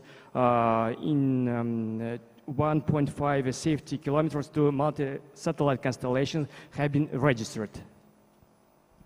Россия сегодня имеет систему мониторинга космического пространства, АСПО, но планирует развивать эту систему, и мы предлагаем, опять же, в рамках международного сотрудничества создание системы, мы ее назвали «Млечный путь», которая призвана как раз осуществлять детальный мониторинг космического пространства с помощью использования оптикоэлектронных, радиотехнических и радиолокационных средств. Today, the Russian Federation has also its own system of operational monitoring of near-Earth space, but at the same time, we're aimed to develop our new system, which is called the Milky Way, with our foreign partners and colleagues in order to provide and ensure the detailed observation and monitoring of near-Earth space, including the use of different types of spacecraft in the optoelectronic, radar, and other ranges. Система позволяет около 15 миллионов измерений осуществлять в сутки, обеспечивает высокую достоверность наличия искусственных или естественных объектов в космосе с целью предотвращения столкновений. This system guarantees the huge amount of measurements to be done per day, which approaches 15 million measurements per day, and it will provide for a possibility to identify the presence of natural or artificial objects in the orbit. Подобные системы носят глобальный характер и, конечно, на наш взгляд, должны создаваться в тесном взаимодействии и при широком международном сотрудничестве. По нашему мнению, страны, которые будут предоставлять свою территорию для создания необходимой инфраструктуры, взамен должны получать всю необходимую информацию для безопасности своих национальных космических группировок. But in any case, in our opinion, this kind of system has a global, universal character. That's why we are open and we are waiting for a very large international cooperation, as all the countries dealing in this sphere and which are aiming to develop their ground infrastructure, for sure they should get really very accurate, operational, exact information. Thank you so much. For sure, collaboration will be critical to address this issue. Thank you.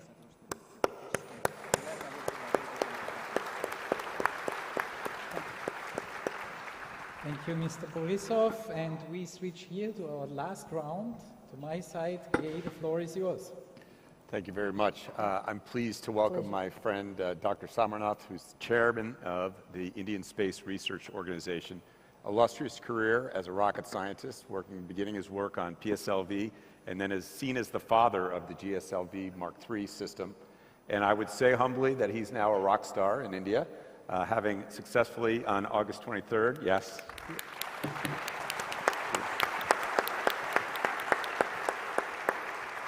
Successfully become the 4th country in the world and the very first to land on the south pole of the lunar surface with Chandrayaan-3, with the Vikram lander and Pragyan rover.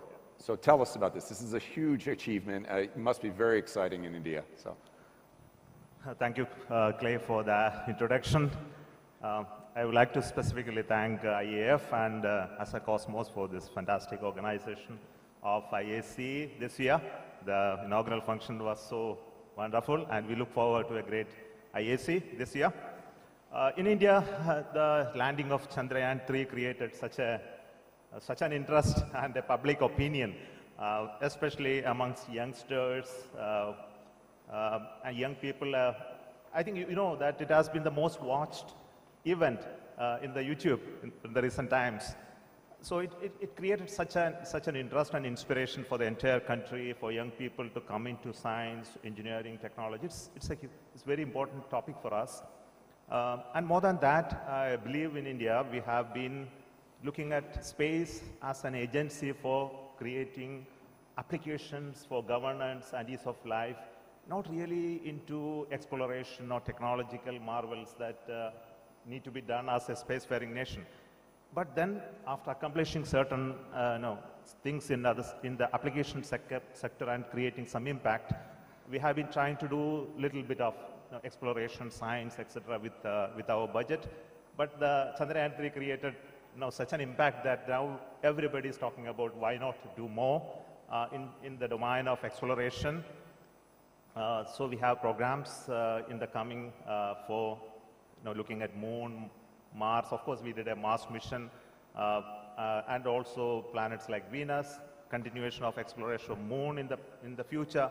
Maybe more complex things are in the offing. So these are the two immediate outcome out of the Chandrayaan-3, the huge support that we are getting in terms of working in space, and also the expectation for the nation like India, who want to use technology as a tool for transforming our nation. Well, I know Prime Minister Modi said that this was not just India's success, but really, what can you say about international cooperation going forward? Where does India see itself in cooperating with other nations on space exploration? For a country who advocates Vasudhaiva Kudumbakam, we call it, the whole world is one family. For a Prime Minister who advocates that, what else he can speak about this accomplishment? When we landed successfully, safely on the Moon, and the scientific outcome that's going to come out of it, it belongs to the humanity.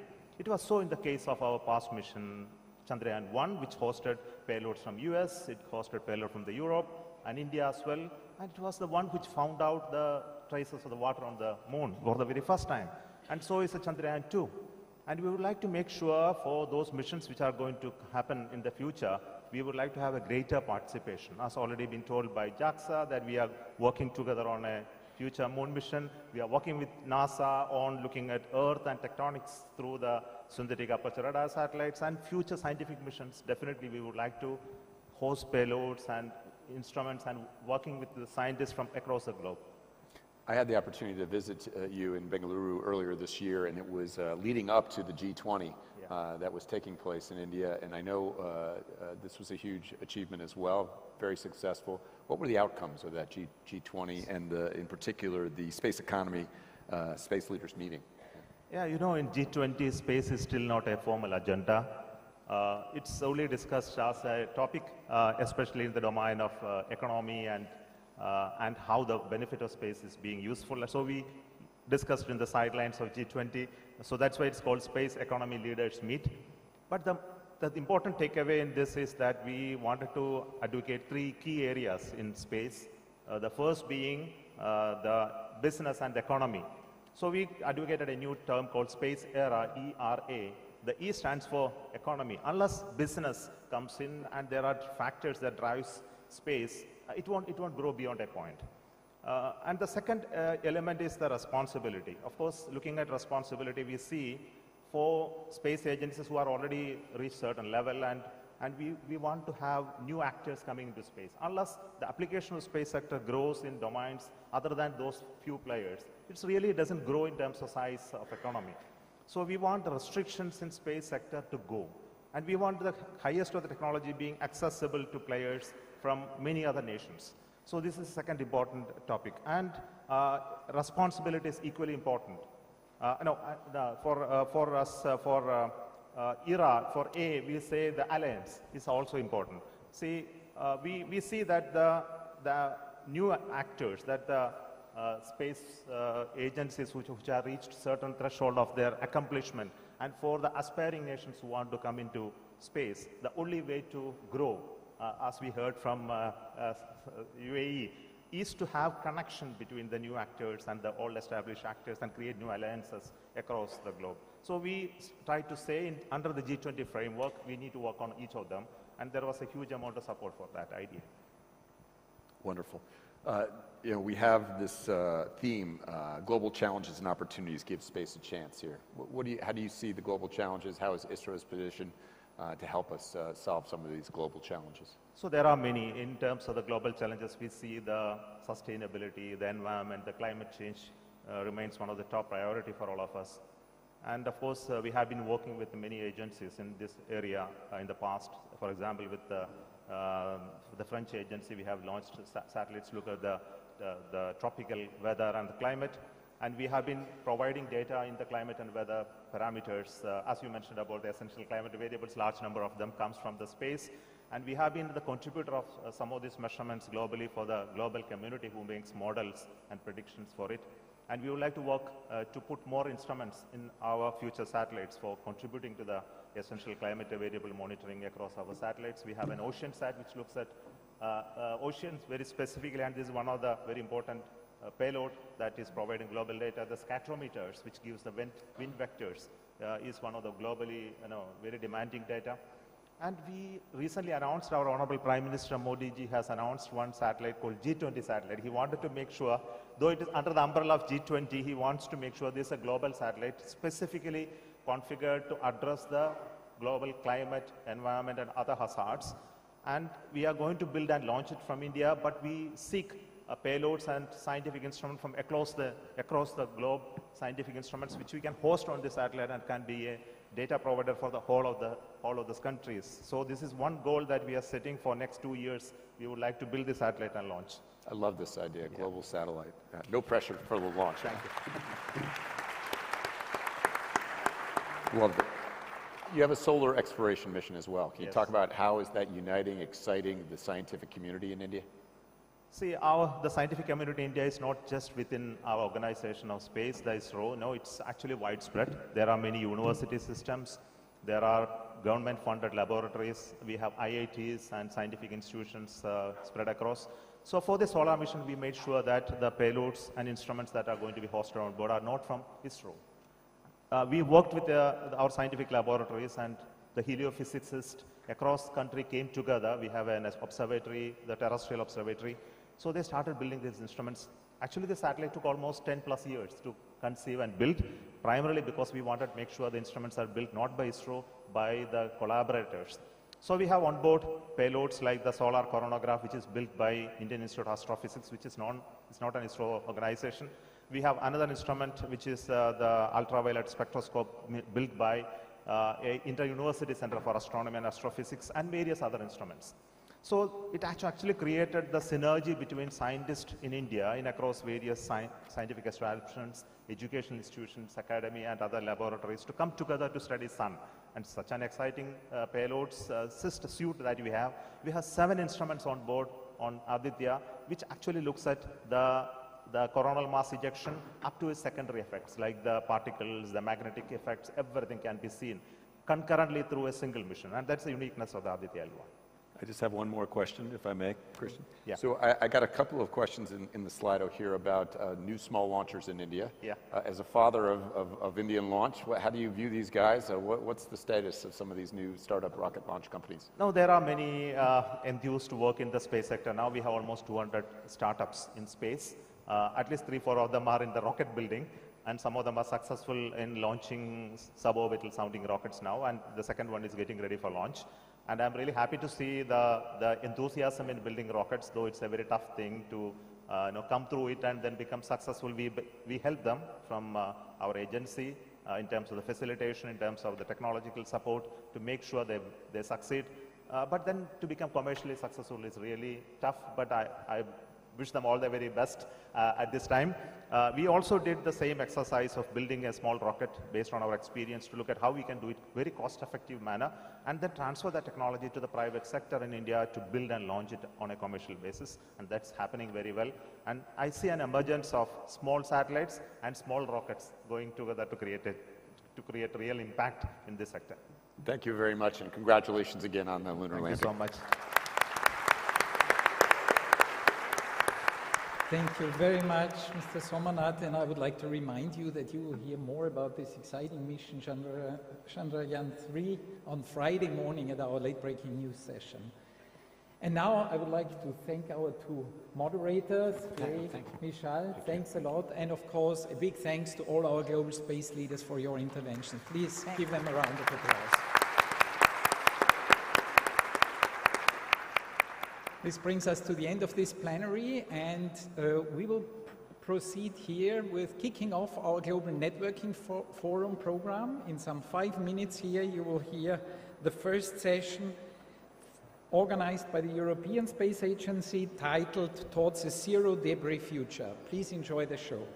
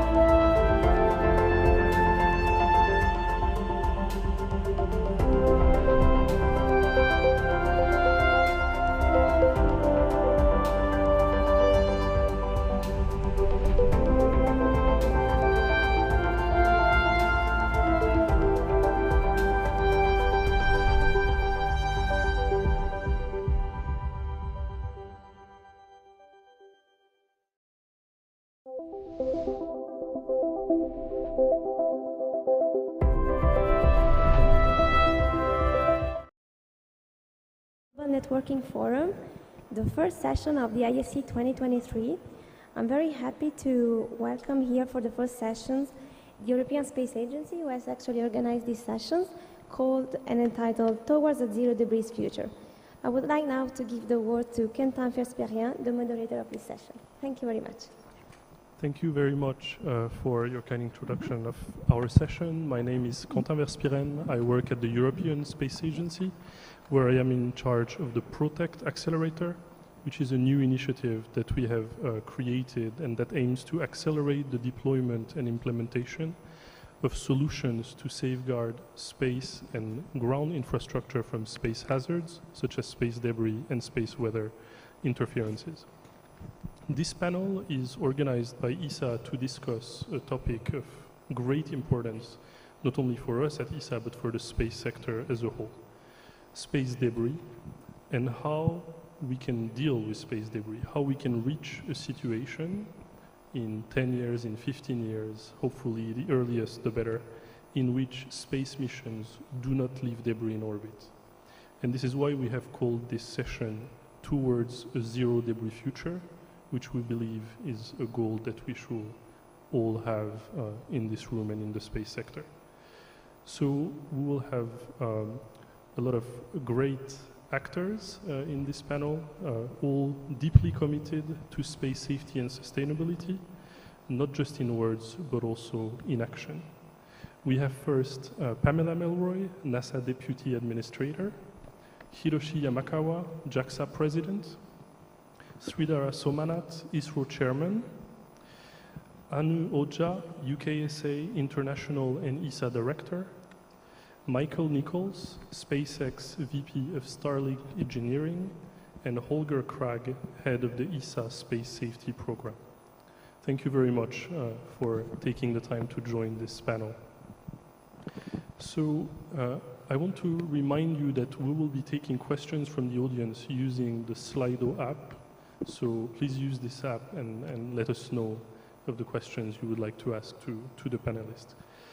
Before we start, I would like to give the floor to Holger Krag to give us a few details about the situation of the space debris environment with a few slides.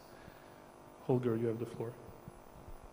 Good afternoon, everyone, and thanks, Quentin, and thanks also for the co-panelists to allow me taking the floor, setting this scene a bit, ESA as organizer, on where we stand in the space environment of today.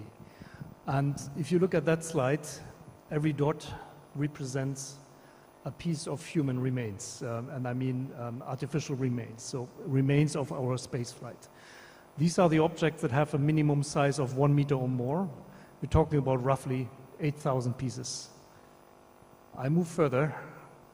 What you see now are all objects above 10 centimeter size. So take your smartphone, this is the size, and larger, these are the objects that we know they are there because we can see them from ground. We are doing efforts on ground to actually track them, and we know where they are, we know where they come from, and the best is we know where they will be in the future. And the kind of data that comes with them is absolutely indispensable for spaceflight. We're talking about 30,000 objects of that size. And we move on 1 centimeter and above. Now the size, the number of objects becomes 1 million. And of course, we can continue the game above 1 millimeter. We're talking about 150 million objects. Now you might ask, 1 millimeter, that's very small. Does it matter? Unfortunately, it does. What you see here is the equivalent energy of an object of just 1 centimeter, so a cherry hitting an aluminium block at orbital velocities. That's 25,000 kilometers in an hour. So the energy equivalent of that is a passenger car running against a wall. And then you can imagine what it means to a spacecraft. Being hit by 1 centimeter object means it's a total damage. It's a loss of a system.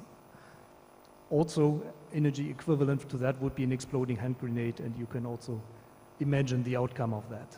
So even small objects matters. And of course, it's not now that we discover this. bright people and of all nations have come together already more than 20 years ago to formulate some technical guidelines. One of the groups is the Interagency Debris Coordination Committee. There's the United Nations Committee on Peaceful Use of Space, ISO, and many others to come forward with some mitigation concepts. And they are very simple to summarize. Do collision avoidance as long as your spacecraft is active. After the mission, passivate the spacecraft, get rid of all residual energy on board, batteries, tanks, and switch off the transmitters. And then last but not least, get out of heavily packed zones like the low Earth orbits or the geostationary orbit. In the geostationary orbit, you may move upwards into a graveyard orbit, and in the LEO, you should re-enter, and when you re-enter, make sure it's done in a safe way. This is, just in a few words, the concept of space debris mitigation that we have today. It sounds like the problem is solved, but I think otherwise we would not be here. It's not yet solved. This statistics, it's my last slide, shows the number or the share of spacecraft that try to implement what we call post-mission disposal. That means they do an attempt and a maneuver to leave space at the end of the mission, to make sure that the spacecraft re-enters and burns in the atmosphere. There's a positive trend. The green ones are, you know, the ones that are trying and succeeding, but you see we are by far not there, meaning 100% or not even 90% is what we would like to see are not achieved. And I think it's a good question to consider what could be the root cause for that and what can we do to improve it. And so much for the introduction. I hand it back to you. Thank you very much, Holger. It's always really useful to start with a few facts and a description of the current situation to then think about what we want to do in the future. So I will start with the first question to all the panelists. Holger mentioned various international debris mitigation guidelines that are currently in place, but we also see that the space environment is dramatically changing, and changing at a pace that may lead us to think that these guidelines may not be commensurate to this evolution. What is your take on this? Do you think these guidelines are still adapted to this fast-changing environment? So who would like to start with this question? Mike? Sure, please. I'll go ahead. I mean, I think to start, I think that international guidelines are not keeping pace with innovation in the space industry, and I think that's quite clear.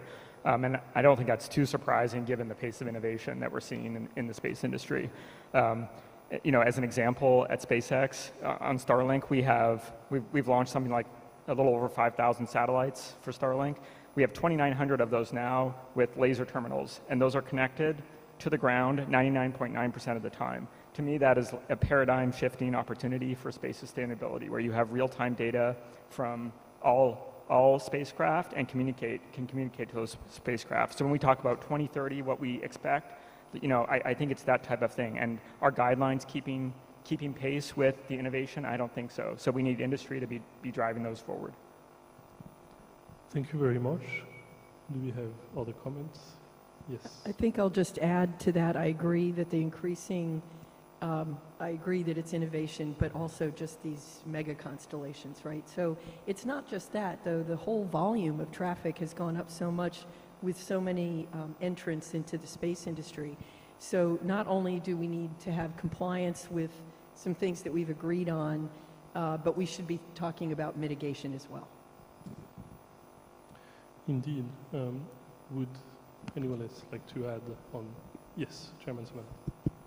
So the most important aspect is that access to space has now become much more easier. That means the launch cost per kilogram of spacecraft to orbit has now become lesser. Now we are seeing the trend of that coming down. That means more and more players are going to come into this sector. They are going to launch more and more spacecraft and more into LEO than in the past. And it's natural that we are going to face this clutter or the traffic issue of the space, and it's a reality. We can't run away from the reality. One of the issues that the terminology used is the debris. I think we are not talking about debris alone. We are also talking about parallelly the active satellites, which are going to be in large numbers. They are no longer debris. They are active ones. So the issue today is how to handle the active ones safely and also minimize debris creation in the process of utilizing them. So first point is that they are bound to increase. There is no way that you can work out a plan to reduce that number of active spacecrafts.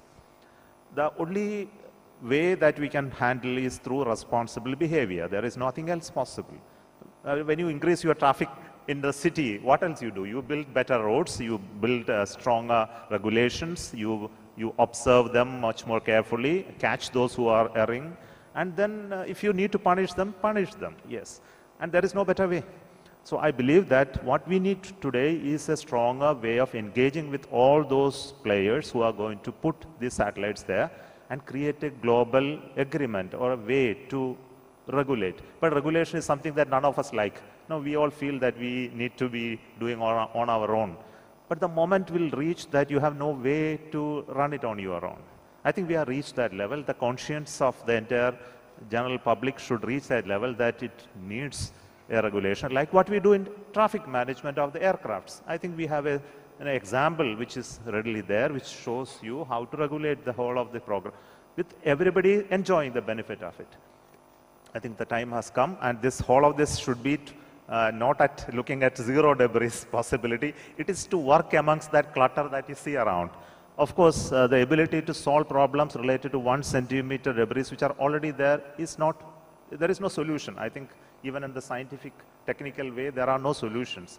In terms of observation, we need to increase the capability for smaller and smaller sizes. There is to be understood and brought into the analytical domain. Of course, some of them can be mitigated with a little bit of debris shielding and things like that. But largely, the issues related to small debris are unsolved. I think it continues to remain as a major threat for all of us. The only step there is, yes, how to not to create newer, smaller debris. This is the major topic which we can, of course, discuss further. I just want to pile on a little bit for a moment and say that you talked about some of the technical challenges. We've kind of reserved ourselves to policy and regulations, but actually the ability to track smaller and smaller objects with higher levels of precision, and even to have persistent custody of everything that is in space, we should be seeing technical innovation in those areas, not just the ones that are creating debris problems, but to solve those problems as well. Yes, you would like to. Thank you. I hope what I want to say actually weaves together some of the perspectives that have been shared, starting with that very powerful data set that was shared from ESA in terms of debris. Just to set the context, you know, 15 years ago, and I'm sure many other people in the audience will have had this experience, I remember teaching my undergraduate students about the Kessler syndrome, or the, you know, and it was a theoretical abstraction, but that has now changed into a real potential threat. In fact, we're seeing evidence that in some orbital altitudes that we're starting to see this effect that will creep up, but it will creep up in an exponential curve. So I think to address the challenge, I think there are 4 parts to the challenge. The first one is technological.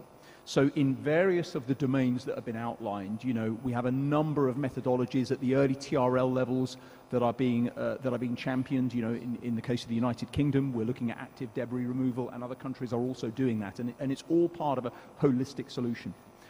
But from that technological challenge, then comes the financial challenge, because if we're looking at TRL 1 to 3 demonstrator programs in one particular area and a multitude of these, how will these translate into a financially sustainable program, and who is going to give that stability? Will it be satellite operators? Will it be governments? I'm not saying I have the answers here, but this is part of what we need to think about. That then leads to the regulatory regime.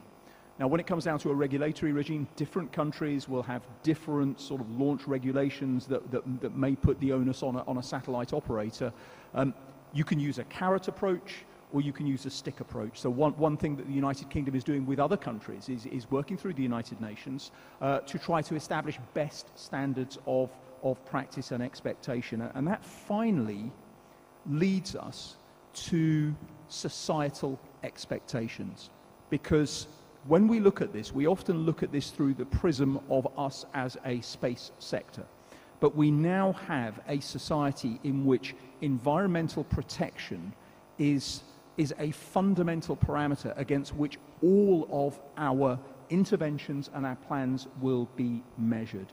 And so I think if we are to have a fully sustainable solution to a really challenging problem, then we've got to look at all of those elements. We've got to look at the global activities that are going on and try to cohere them with, I think, quite frankly, an increased sense of urgency, because this is, I would argue, the most challenging issue we're facing as an industry. Thank you very much. You're right, and you pointed out the perfect dimension of the problem. There are a few dimensions that needs to be tackled at the same time. I will give the floor to Professor Yamaka. Well, I just would like to add one comment. Of course, zero debris is a very ideal situation, but in order to realize that, as everybody says, that we have to increase our observation capability or debris avoidance maneuver strategy or something like that. But at the same time, the balance between regulation and technology is very important. I mean, technology should be compatible or feasible in terms of regulation and vice versa. So that's another point I would like to mention. Yes, Holger, you would like to add something? I want to join my colleagues here that we have indeed two problems, and the technical problem is really apparent. I think today you find nobody that is ignorant about the problem. Everybody would like to make sure spacecraft are disposed, are passivated, and all the actions are taken, but it's just difficult to achieve it. It's difficult to achieve it technically after 10 years of operation, have the robustness and the redundancy on board to actually do it. So we need technology to help that. And I think agencies are in a good position to drive and put this technology forward. And then there's regulation. Today we are asking 90% success rate for a disposal action. That means a dozen of objects may fail every year, and that would be totally okay. And there is something I think, which is not zero debris. This is something I think where we can also look into the regulatory side to bring some more ambitions on. So let's talk concretely about these technologies and these policies that are necessary to drive change in space debris mitigation. And yes, of course, a global solution will be important, but it's also necessary and part of the responsibility of each major organization to also lead by example and to develop certain technologies, to develop certain good practices, to have an internal policy that is in phase with the importance of the topic. So I would like to ask each of you, in your respective organizations, are you envisioning a tightening or a strengthening of your debris mitigation requirements and policy? And how do you want to translate this vision into specific technologies? What technologies are you planning to prioritize? Yes, Chairman Somanat. In India, in Indian Space Research Organization, we have taken it to ourselves as a policy that we will create a framework on which we will not add to debris. In many areas, we decided that in the launcher side, the upper stages of the rocket always become a spacecraft-like, and we make sure the stages are always passivated and no pressure and no explosives are left behind in them. And it is compulsorily done even at the cost of the mission flexibility that you know. So we also did some of the orbits where we need to launch spacecrafts in very critical orbits, but we made sure those upper stages are brought back to much safer orbit to have a lesser residential lifetime in orbit. So that also we did as an additional mission measure. Wherever satellites are becoming defunct, we intentionally deorbited them. In the last year, we deorbited 3 of our satellites, which included one of the Earth observation satellite, Cartosat, one joint satellite, Megatropics, and one more. We intentionally deorbited to make sure that even the last of the life is better utilized in deorbiting than leaving it there for additional observations.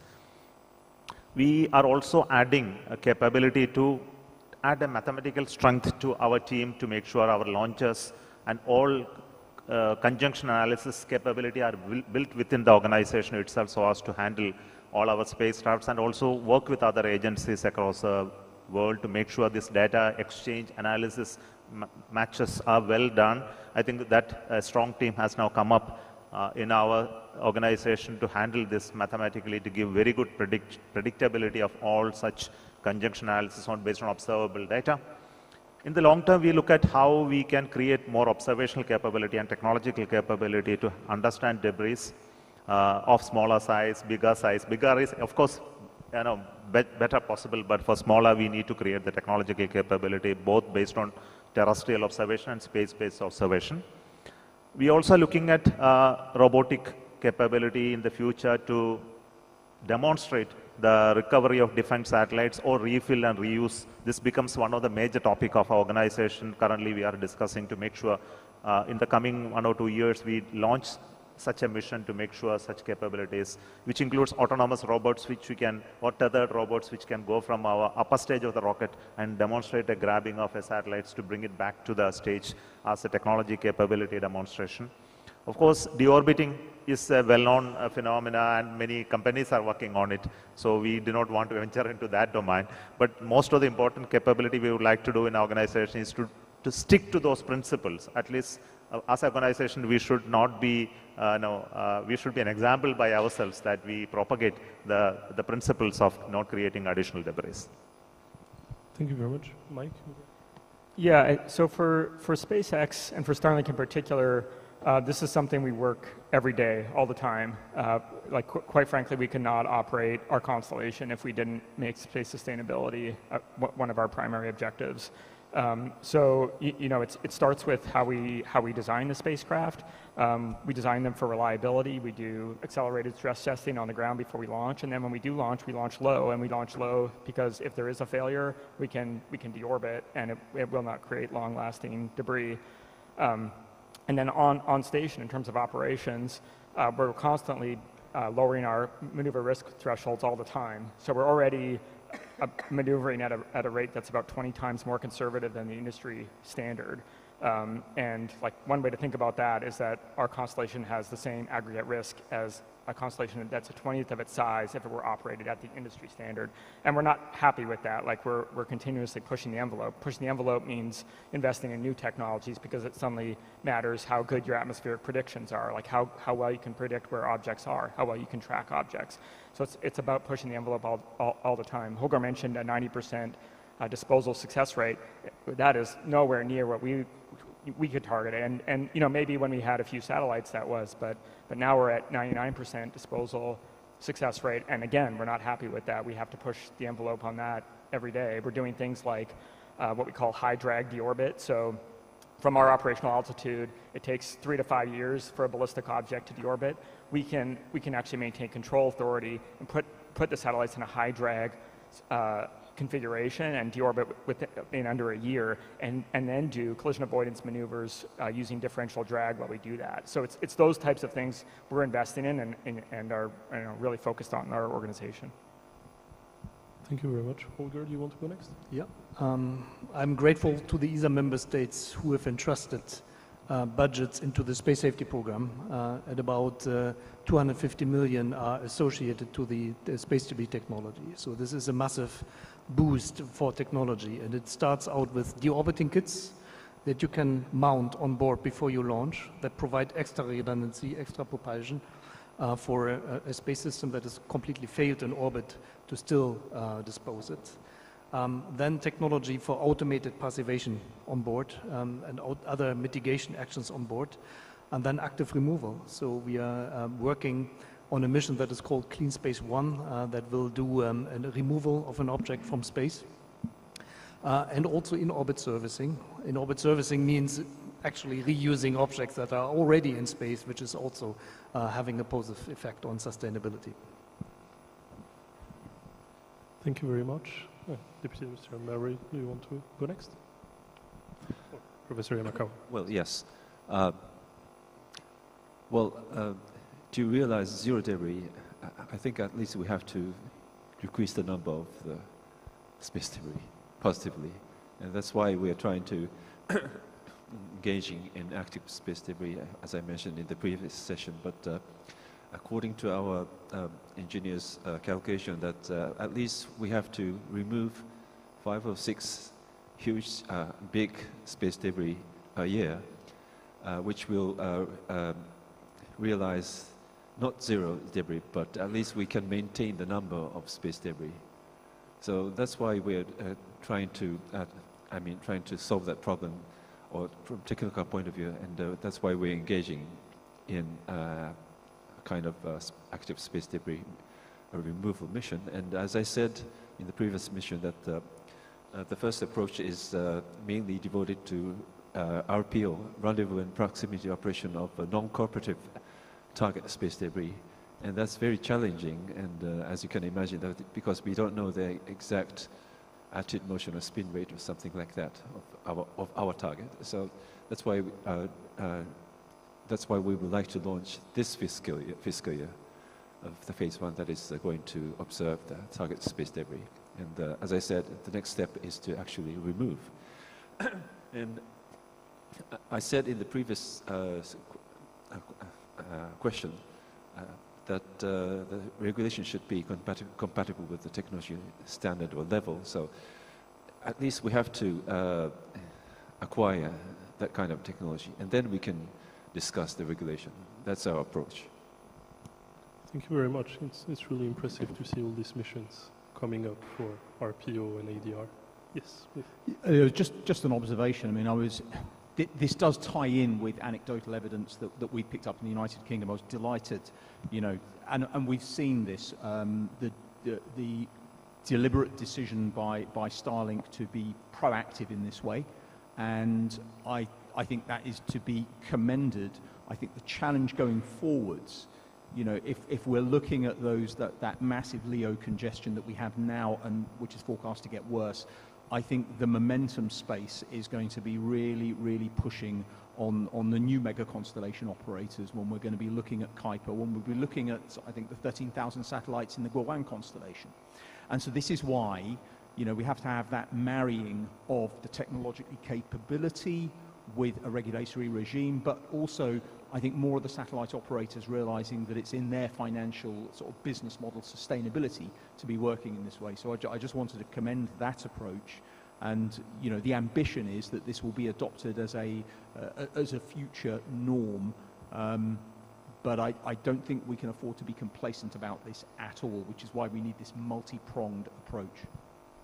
Would you like to quickly respond back? Yeah, could I jump in on that? Yeah, thank you. And I think one thing we haven't really talked about is the challenge of operator coordination, because that you know, we're investing in technology every day, but in fact some of our biggest challenges are around coordinating with other satellites.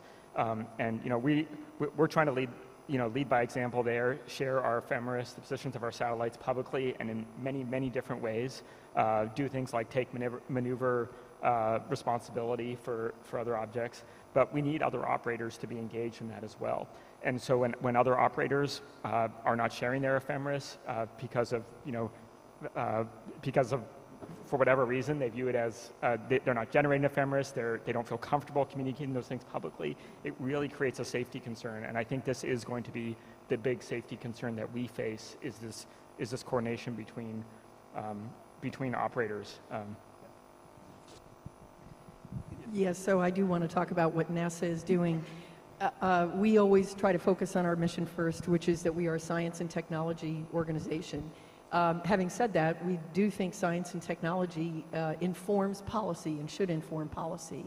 And we're proud of the history of that because some little less than 2 decades ago, our modeling team did some analysis. The space environment was quite a bit less complex then, but they came up with a handful of orbital debris mitigation standard practices that first were accepted by the federal government in the United States, then were incorporated into our regulatory regime and have now proliferated throughout the world. As we already addressed, that is not enough, and there's more to be done. So, you know, we are staying current in this area. We issued a best practices for conjunction avoidance handbook that is available publicly. and we provide training and workshops on that. But really, I think we needed to take another step. So earlier this year, Bob Cabana, our associate administrator, who's the COO of NASA, and I chartered a Space Environmental Sustainability Advisory Board to do two things. First, to oversee our own and look at our own practices to make sure that we were following all the best practices that we see and know about, and also to take a look at coming together with a strategy for how we could use our capabilities in science and technology to advance. And we do have, in fact, some interesting ideas. Maybe we can talk about that in the next question. But we are taking a proactive stance, and I hope to have that strategy out by the end of the year. Thank you very much. So we have been talking a lot about the beginning about the importance of regulation, the importance also of a global solution. However, regulatory processes take time. I'm sure you're all very well aware of that, and in particular, international ones. So what value do you see in the meantime, even though we may envision the regulatory solution as the ideal, of seeing groups of proactive actors that try to lead by example, try to jointly develop new practices, new objectives, a new vision of space sustainability, and try to show that it is possible to go beyond the current status quo, the current consensus. Do you think this is enough? Do you think this is welcome? Do you think this is what we will see primarily in the future? I would like to have your thoughts on that. Mike, yes? Yeah, I think on the industry side, I think absolutely, we need to be proactive and coordinate with other operators. We've in fact published a best practices document with OneWeb and Iridium that describes our blueprint for space safety that we're kind of revising continuously. So as we learn more, as other operators come into the dialogue and contribute their learnings, we can revise that. And some of the standards that Pam mentioned as well, I think are guidelines that we can use to educate the community, expect other operators to adopt, and then move the industry forward that way. Yes. Yeah, I just want to, the thing that is missing, I think, is we need to collectively transition from this being a nice-to-have issue to being a must-have issue, because the sense of urgency is absolutely manifest on this. And when we're looking at, I mentioned about societal expectations on this, I think when we are, it's one of the biggest questions that I'm asked, is the public and increasingly policy makers outside our sector are asking, what are we doing about this? Are we doing this at scale and with the sense of urgency that we need? The issue we want to avoid, of course, is the analogy of the plastics in the oceans issue.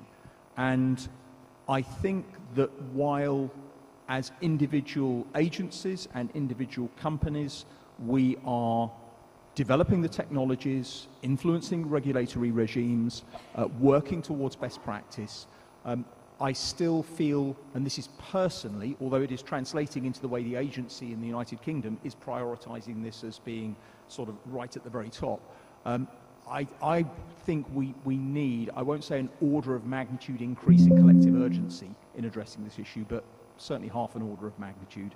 And so clearer communications with policymakers, clearer communications on the urgency issue within our sector to operators and to regulators, and also a clear prioritization to those wider companies that can help provide some of those engineering solutions that we need to go at pace and can help commercialize them so that it becomes sustainable. Thank you, Holger. You wanted to? Yes, I think there's a very, very normal human reflex sometimes to say, I will not move before everybody moves, right? And that the lowest consensus level that we have is the international law of today. And we all know it moves only very slowly. And of course, we must stand on the ground of this law for sure.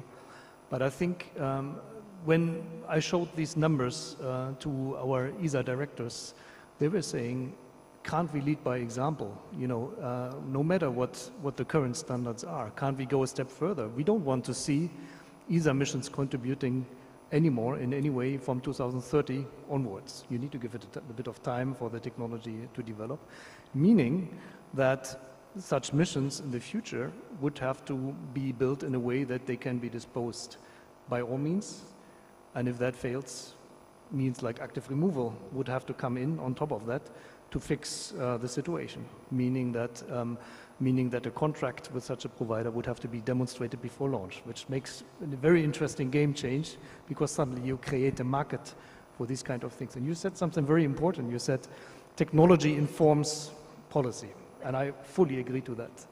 No regulator will do such a move if that's not demonstrated. And who else can demonstrate it than agencies? So we are willing to really implement and try this for our missions from 2030.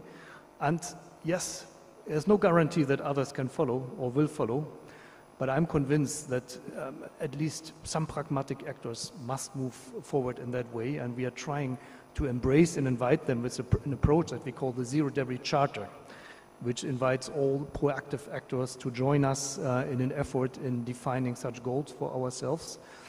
Not to bypass any of the existing agreements, but to add an additional step onto it. So this is an open initiative for everybody to join, the Zero Debris Charter. Thank you very much, Holger, for mentioning this important initiative. Professor Yamakawa, would you like to add? Yes. Just one thing, I just want to reiterate what Holger has just mentioned. I think space, I would say, space sustainability is a matter of, urgent. We have to tackle this problem urgently. It can be considered as a matter of security or safety, but as he said, we have to commercialize this activities in order to make it sustainable. That's what I want to say. No, indeed, and I think that was an important part of what Holger mentioned. Counting on ADR in the future is counting on the fact that there will be a market for it. Does anyone want to comment on this effort on also working on, I would say, the economics of space sustainability? That is what in the end will drive us to a real transformation. Yes, please. Well, I would like to highlight that we have a small think tank inside NASA, the Office of Technology Policy and Strategy, and they published a very interesting paper this year. They looked at the economics of debris remediation and compared it in terms of cost effectiveness, which is how much do satellite operators cost or charge, or what is their cost to address this risk? And they do a number of things. They'll call up a space situational awareness company if they get a conjunction assessment and get more precise data and decide if they have to make a maneuver or not. That would be one way that they would expend money on that. They have people who work on the issues. They have people who are consulting and working on the policy element. But in the end, it's actually kind of surprising. Our satellite operators are not spending that much money on this. It's a hand-wringing scenario. It's scary. The worst-case scenario is just about impossible to ensure, and yet at the same time, because there's so little that can be done right now, they're not spending a lot of money. And so what we found is that the return on investment for some certain types of debris remediation, we're not sure if there is an actual return on investment.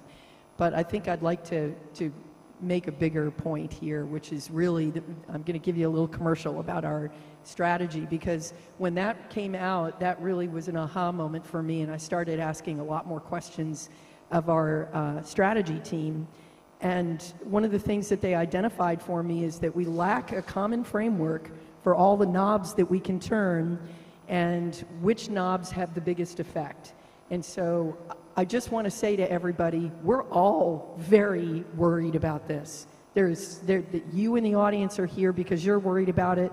We are all deeply worried about it too, for economic and reasons of allowing access to space and so forth. but it has been hard to know exactly what to do. I think certain models show us positive effects.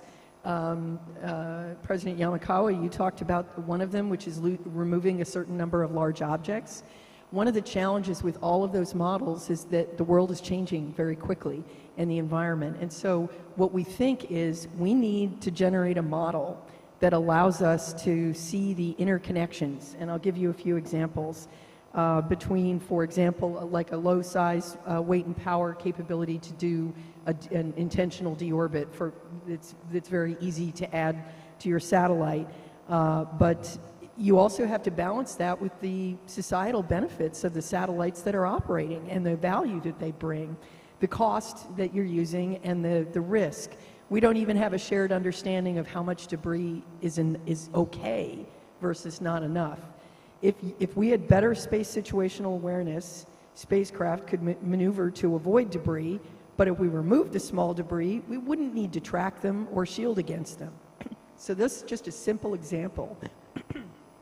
We really think we need to be working on a common framework and a model that allows us to see where we can have the most impact, and then we can coordinate both our policies but also our technology investments. Thank you very much. Yes, Chairman Sumanat, if you want to add. Now, if you compare two sectors, two examples which have been brought here, one of course is related to the plastic pollution of the oceans. You seems to believe that it's not affecting us. Many of the people do not consider it as a greater risk because it's not evident in front of them. Though many people, scientists, speak about it as a major threat to the environment, it's not getting recognized as something that on which you need to have a global policy that need to be applied. Look at space now. Now, if you apply the same thing, it won't work there, that manner. Within very short violation, that whole space will become inaccessible to you. Not like that you can still sail on the sea, you can still continue to do fishing. It's no longer will be possible for you to explore space if you do not control beyond a point. So there is a threshold at which that you will be stopped physically from accessing space. And this is a very important message. Same is the case with the traffic. You look at cars that comes into our midst. It needs to go through certain certification process of every nation. I don't know the rigorous certification of every new space objects that goes to space is as strict as an automobile car. I do not know. I believe it is so. I think each of the nation who is actually authorizing the space route that need to go up requires that type of rigor in the nation, at least to ensure that it meets certain global guidelines of safety, interoperability, safety for others. I think all these are important. I think these questions need to be asked. If you purely look at from economic perspective of minimizing debris, it won't work. I think there are, for example, for new players, the question of debris will be a secondary question. Their first priority will be to somehow put it in space and demonstrate the technology for showcasing their business intent. And if it's shut down in the first instance itself on the first day, I think it becomes a debris for us. So it needs to be supported by governments to start with. I think without that, it won't take on beyond a point, because we need to understand it is a global issue. It cannot be purely looked at from a commercial perspective. Of course, commercial approaches for debris removal will become a very attractive option, provided the initial efforts and initial push is done by governments and public funding. Thank you very much. I was told that we'll need to wrap up this panel, so I want to finish by going back to the title and asking you, I would say in an inspirational way, to answer the following question. What does a zero debris future mean to you? What is your vision of a zero debris future in 2030, in 2040? What is the space environment that you want to see at this time? Not everyone has to respond, but a couple of you who would like to.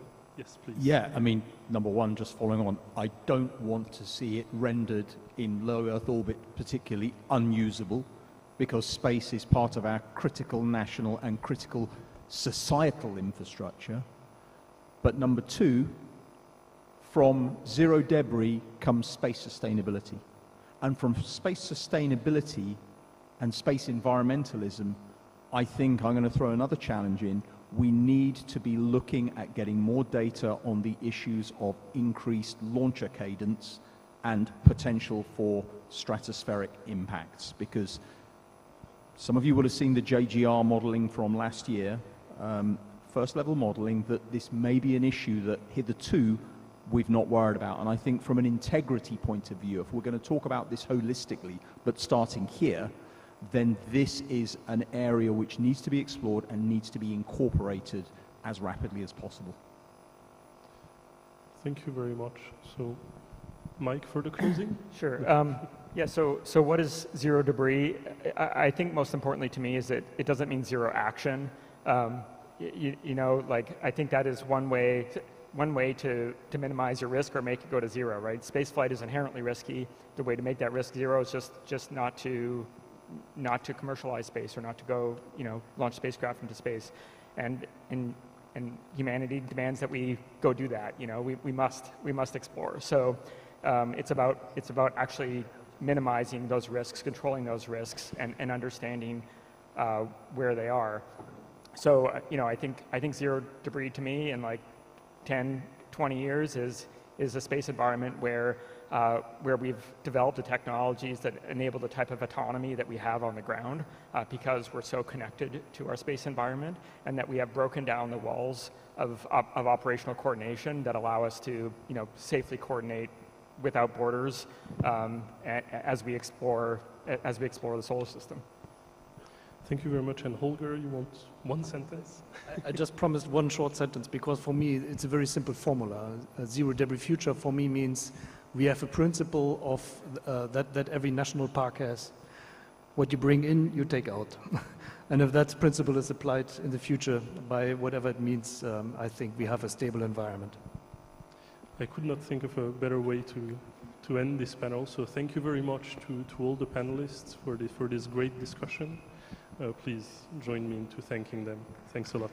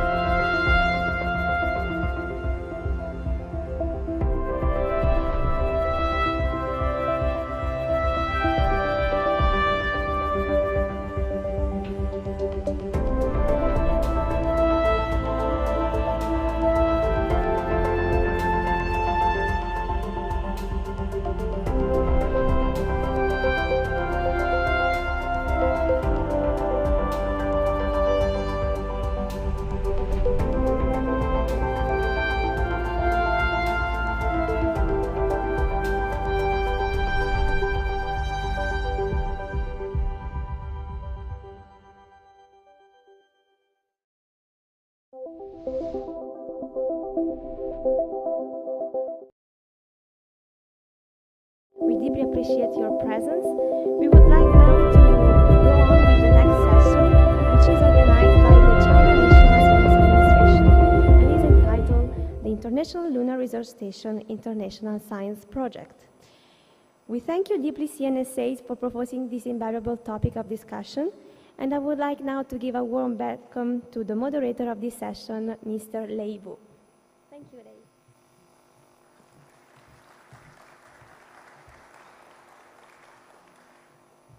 Good afternoon, ladies and gentlemen. Thank you very much for joining us at this special GNF forum. My name is Wu Lei. I'm from China Global Television Network, or CGTN. And we know that 2 days ago, that is China's Mid-Autumn Festival. And one of the most important festivals in China for family reunions. And today, our topic is International Lunar Research Station and also an international science project. Because we know we have worshipped the moon for thousands of years, and today that's one of our topics. And over the past decades, and many countries and regions have launched numerous satellites and made manned spacecraft to study the moon, and also brought lunar samples and also a large amount of scientific data. But how shall scientists study the moon better? And why not work together to jointly develop our lunar surface? So today we will have this special forum on the International Lunar Research Station, the International Science Project. And this is a scalable and maintainable comprehensive scientific experiment facility proposed by China and jointly built by many global partners. So today is our great honor to have several distinguished guests. I want to introduce them one by one. Professor Wang Qiong from the Lunar Exploration and Space Engineering Center of the China National Space Administration. And also Dr. Yu Dengyun from the China Aerospace Science and Technology Corporation. He's a Deputy Director of the Science and Technology Committee. And it's our great pity that Mr. Serdar İdilya, Chairman and of the Board and the President of Turkish Space Agency, couldn't join us this afternoon. And also we'll have Thomas Zubichin. He's an Associate Administrator of the Science Mission Directorate at the American Space Agency, NASA. And also Dr. Xi Xiangyu, Deep Space Exploration Laboratory Engineer of System Research Institute. And these distinguished guests will provide us with details of the International Lunar Research Station later. And today's forum is mainly organized by China National Space Administration. And thank you very much. And we are very pleased to welcome Mr. Li Guoping, the Chief Engineer of China National Space Administration, to give us a welcoming speech. Welcome.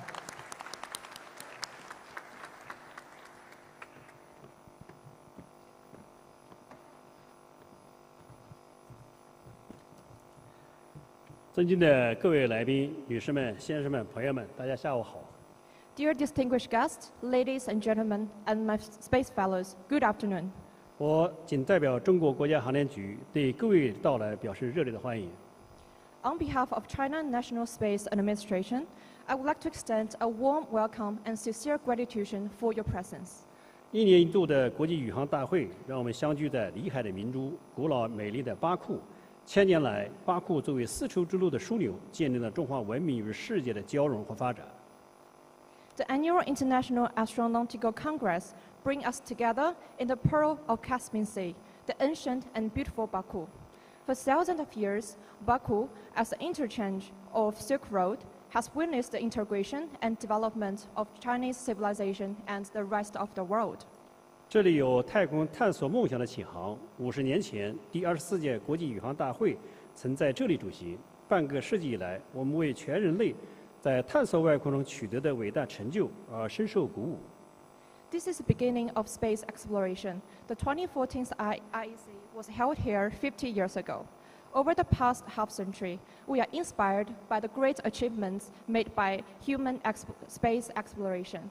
我们欣喜地看到人类空间探测空前活跃，越来越多的国家制定了宏伟的规划，探索宇宙未知的奥秘。We are pleased to see space exploration has become more active than ever before, and more countries has formulated their ambitious plans to explore the unknown and mysteries of the vast universe. 国际月球科研站就是其中一项庞大的探测计划，我们真诚地欢迎国际社会共同参与这个。The International Lunar Research Station is also one of the above exploration programs. On behalf of CNSA, we sincerely welcome the joint participation from the International Space Fellows. 我们提出了和平开发利用、共商共建共享、合作形式多样、共享科学成果、保护月球资源、成立合作组织的合作倡议，愿与国际伙伴一起在外空条约等国际空间法则的指导下开展合作。We have released the cooperative initiatives of peaceful exploration, shared consultation of collaboration, diversified cooperation, scientific result sharing, lunar resource protection, and cooperative organization establishment. We are willing to cooperate with international partners under the guidance of Outer Space Treaty and other principles of international space laws. 目前，我们已经完成了月球探测的绕、落、回三步走的战略。Now China has successfully implemented the orbiting, landing, and returning for lunar exploration. 刚才在航天局长论坛上，我也介绍了这个后续的嫦娥6、7、8三个工程的情况。And on the Space Leaders One-on-One Forum, I have mentioned about China's further lunar exploration missions. 在今天论坛上，国家航天局将发布嫦娥8号任务国际合作的机遇公告，也欢迎国际伙伴这个在更高层次上加入我们的任务。Today, CNSA will officially announce the international cooperation opportunities for the Chang'e 8 mission. The international partners are highly welcome to join this mission at a higher level. 让我们携手同行，凝聚共识，为和平利用外空、构建人类命运共同体做出更大的贡献。Let's join our hands, gather consensus, and make greater contributions to the peaceful use of outer space, and together build a community of a shared future for all mankind. 谢谢大家。Thank you all.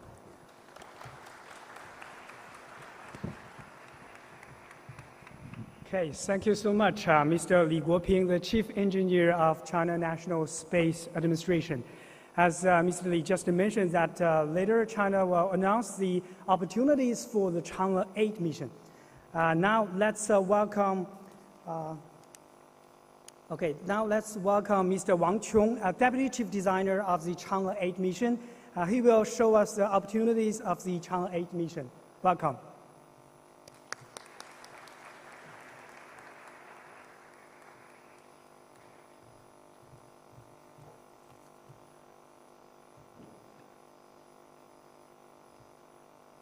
please show the presentation.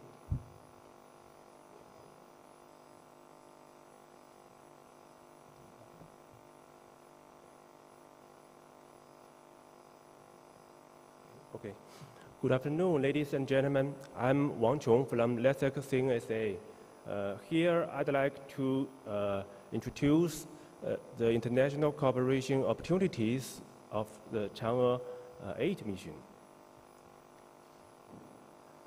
Chang'e 8 mission is the last mission of the fourth phase of China's lunar exploration program. Its main goal is to build a basic model of lunar research station together with the Chang'e 7 mission. The spacecraft consists of a lander, a rover, and an operation robot. It is planned to be launched around 2028 by a Long March 5 rocket in the Wenchang spacecraft launch site. Now it is in the concept design stage. After joint studies by scientists and engineers, both domestically and internationally, 4 candidate landing regions have been preliminarily selected. They are Leibniz Beta Plateau region, the Amundsen crater region, the Cabios crater region, and the Shackleton de Jelash connecting ridge region. These regions are all above 80 south degrees near the lunar south pole. Detailed landing site will be studied further. After landing in the pre-selected landing area, the lander will deploy a multi-purpose transfer mechanism integrating communication antennas and cameras. Then the mechanism will transfer the rover and the operation robot onto the lunar surface. If needed, it can also transfer a payload as long as the lifting adapter is mounted. The lander serves as the communication command and control center of Lunar Research Station and carries out scientific exploration, scientific experiment, and technical tests with the assistance of the operation robot. The rover conducts roving exploration, and the operation robot serves as an orderly of the lander, such as deploying detectors of payloads, adding lunar soils of payloads. Chang'e 8 mission has 5 scientific objectives, corresponding to 14 Chinese payloads, in which 10 payloads are on the lander and the other 4 on the rover. The first objective is investigating lunar multiphysics fields, involving 3 payloads on the lander, the lunar seismometer, regardless heat flow meter, and the low-frequency electromagnetic field detector. The second objective is investigating lunar local geological profiles, involving 4 kinds of cameras, an infrared spectrometer, and an in situ lunar sample analysis and storage device. Most of them are on the rover.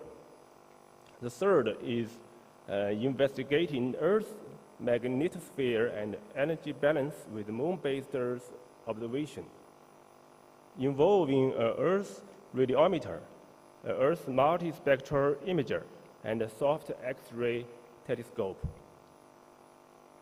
They are all on the lander and point at the Earth. The fourth is analyzing in situ lunar sample and experimenting on resource utilization.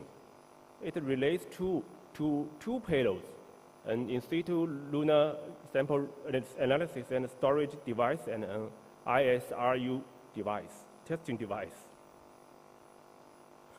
The last objective is experimenting on many enclosed terrestrial ecosystems in lunar environment. We have a mini ecological experimental device on the lander. The cooperation opportunity is open to the international community, and the international partners are welcome to carry out mission level, system level, and payload level cooperation project. Mission level project means that China and international partners respectively launch and operate their spacecraft and conduct spacecraft-to-spacecraft interactions and joint explorations on the lunar surface. System level and payload level projects are piggyback projects. The piggyback modules may separate from the lander and work independently after landing, such as lunar surface robot, rover, flight vehicle, etc., called the system level project. The piggyback modules may also work on board the lander, called the payload level project. This slide shows the preliminary design constraints from the lander. The total piggybacking weight is no more than 200 kilograms, shared by all piggyback projects. The weight of single independent module should not exceed 100 kilograms. The total power is 200 watts, and the single project power should not exceed 50 watts. All payloads are installed on the outside of the land side panel. The available installment space is the green part in the diagram in the lower right corner, with a length of 2.5 meters and a height of 1.3 meters. The lunar night survival issue should be solved by the piggyback project itself. There's no power or heat supply from the lander in the night, in principle. The detailed supporting conditions for piggyback project will be clarified in the follow-up technical coordination process. The following projects will be given priority consideration. Missions capable of carrying out space-to-spacecraft interactions and joint exploration with the Chang'e 8 mission on the lunar surface or in lunar orbits. For example, two spacecraft from both sides communicate with each other, or two rovers explore the same area together. Lunar robots with the capability to capture, carry, and place items, shovel, transfer lunar soils. Scientific payloads that meet the scientific objectives of the Chang'e 8 mission and are complementary to the Chinese payloads. And other projects with strong scientific innovation are also welcomed. This slide shows the timeline of the following procedures for piggyback projects. The deadline of letter of intent submission is December 31st, 2023. Then preliminary selection will be carried out. From February to April 2024, we will give feedback on preliminary selection results and conduct further technical coordination and confirmation of cooperation intents with the project teams. Before June 30, 2024, the proposals of preliminary selected project shall be submitted, and in September 2024, the final confirmation will be completed, and the flight model shall be delivered no later than August 2027. Ladies and gentlemen, we sincerely welcome from international community to join the Chang'e 8 mission of CNSA. We would like to work with international partners to the principle of extensive consultation, joint contribution, and shared benefits, continuously expanding the boundaries of human knowledge and promoting a community with a shared future for mankind. Thanks.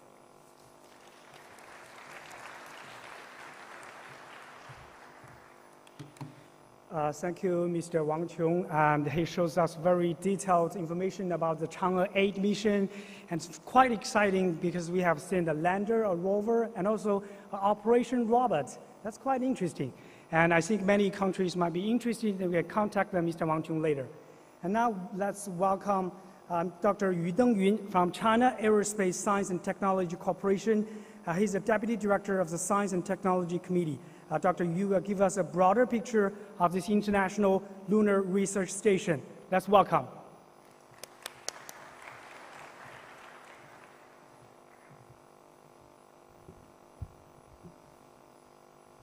Good afternoon, ladies and gentlemen. My name is Yu Dengyun.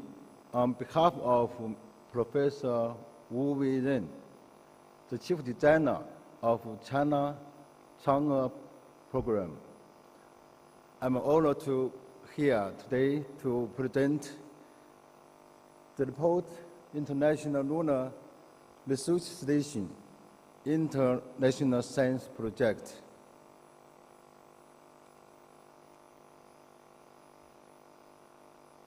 My report includes 4 parts. One is project background.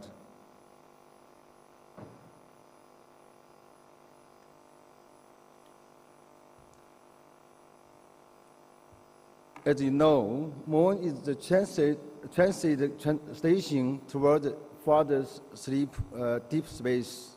Is an important way to start the 3 origins of life, solar system, and universe. The development and utilization of lunar resources is of great significance to the sustainable development of mankind. Moon is the closest celestial object to the Earth. Mankind has explored more than 130 times.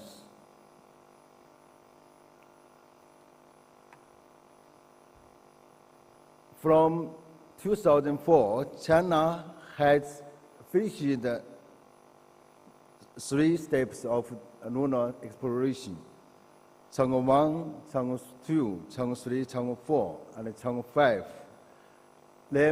Respectively, orbiting, landing, and sample return.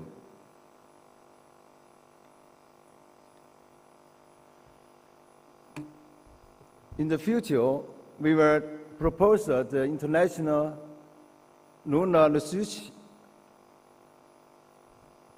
Station. This will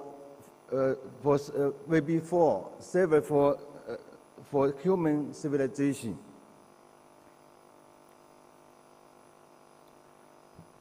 The second part, the construction proposal.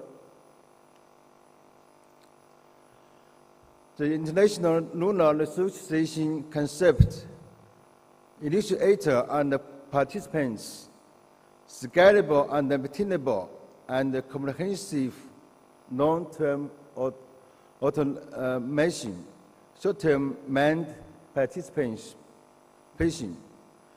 His functions: added supply, central control, communication and navigation, space Earth round trip, lunar scientific research, and ground support. Activities: science exploration and research, resource development and utilization, cutting-edge technology verification.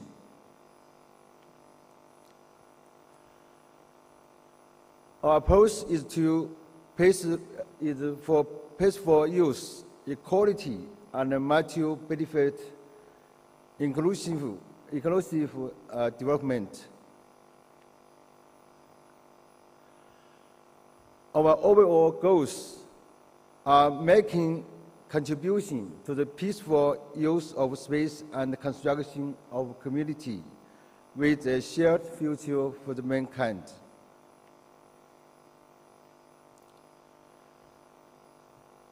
The International Lunar Research Station includes 5 scientific goals like this: lunar geology, universal survey, Sun-Earth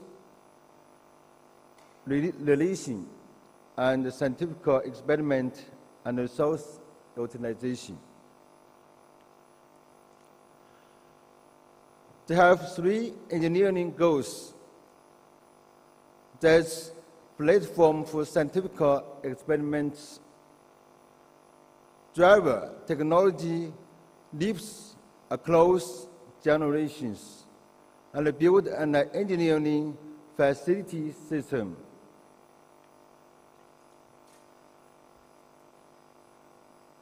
The International Lunar Space Station, Research Station, we have 5 facilities.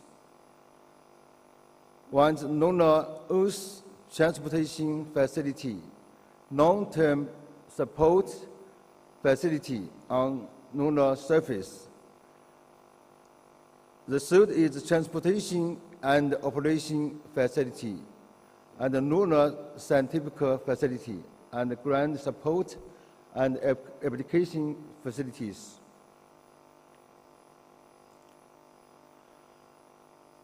We want to implement this program about in 3 phases. Phase 1 is the basic model, and phase 2 is improved model, and the 3rd phase means utilization model. The phase 1 includes Chang'e 6, 7, 8, and other missions. Phase 2, then improve the model, is composed of ILIs 1, 2, 3, and 4, 5. In order to support the phase 2, we must establish the terrestrial constellation.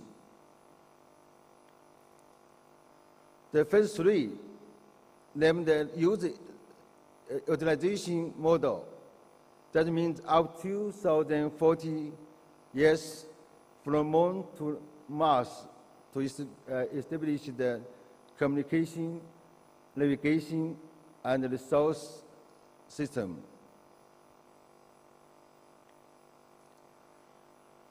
The part 3, existing foundation.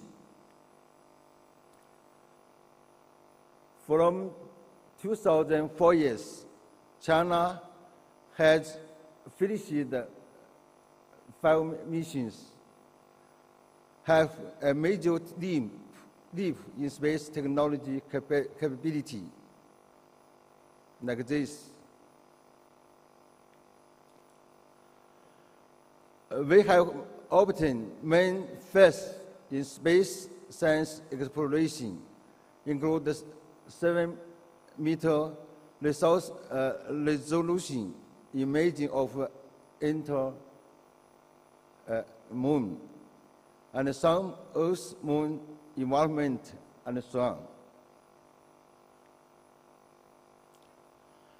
We have established a global deep space network, and we have construction of Wenchang Space Launch Site.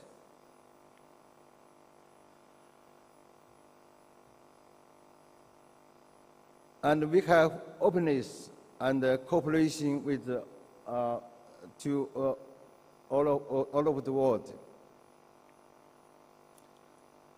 The part 4, the cooperation initiative. First, we welcome all countries to participate in this program because China space program from 2021 perspective. International partners are welcome to participate in the demonstration and construction of the International Lunar Research Station at all stages of the project and all levels of the mission. The IAS cooperation initiatives includes peaceful exploitation, joint discussion, building, sharing, various cooperation forms, sharing scientific outcomes, and preserving lunar resources, and so on.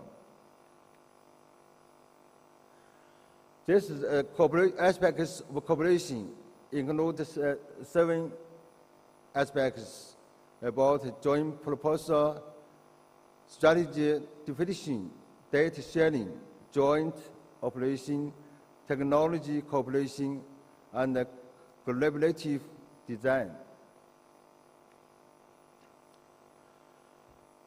The cooperation opportunities, Chang'e 8 and ILS from 1 to 5 missions. We have 1A, B, C, D, E, F, 6 level.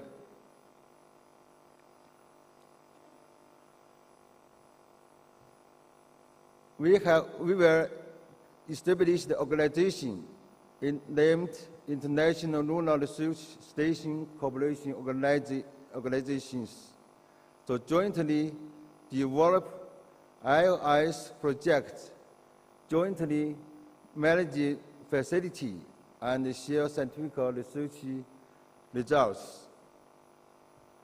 About funders, the first signatories will enjoy more favorable terms, more rights, and more results as funding members.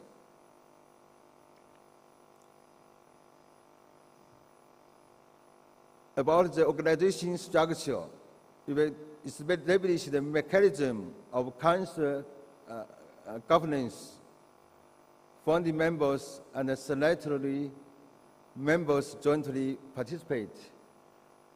Non-governmental entities and individuals are welcome.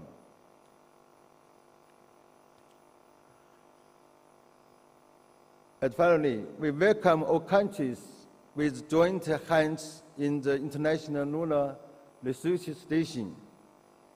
That's all. Thank you very much.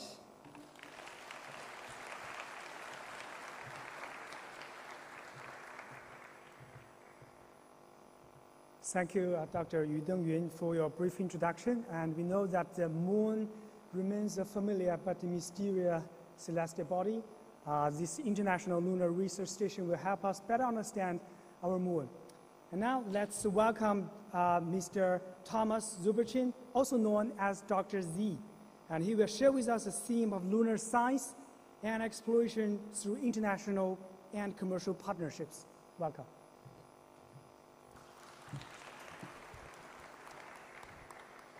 Well, I don't know about you, but I see these plans and I'm really excited. I'm especially excited if I consider what just happened in the last month here.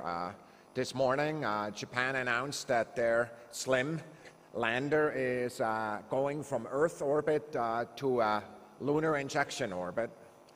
Just last weekend, the OSIRIS-REx mission came back with samples from asteroid Bennu and landed in Utah. Samples that will be shared with the international community. And over a month ago, India landed on the moon and did amazing work that astonished all of us with science within a short time, really complementing the good work that has happened elsewhere.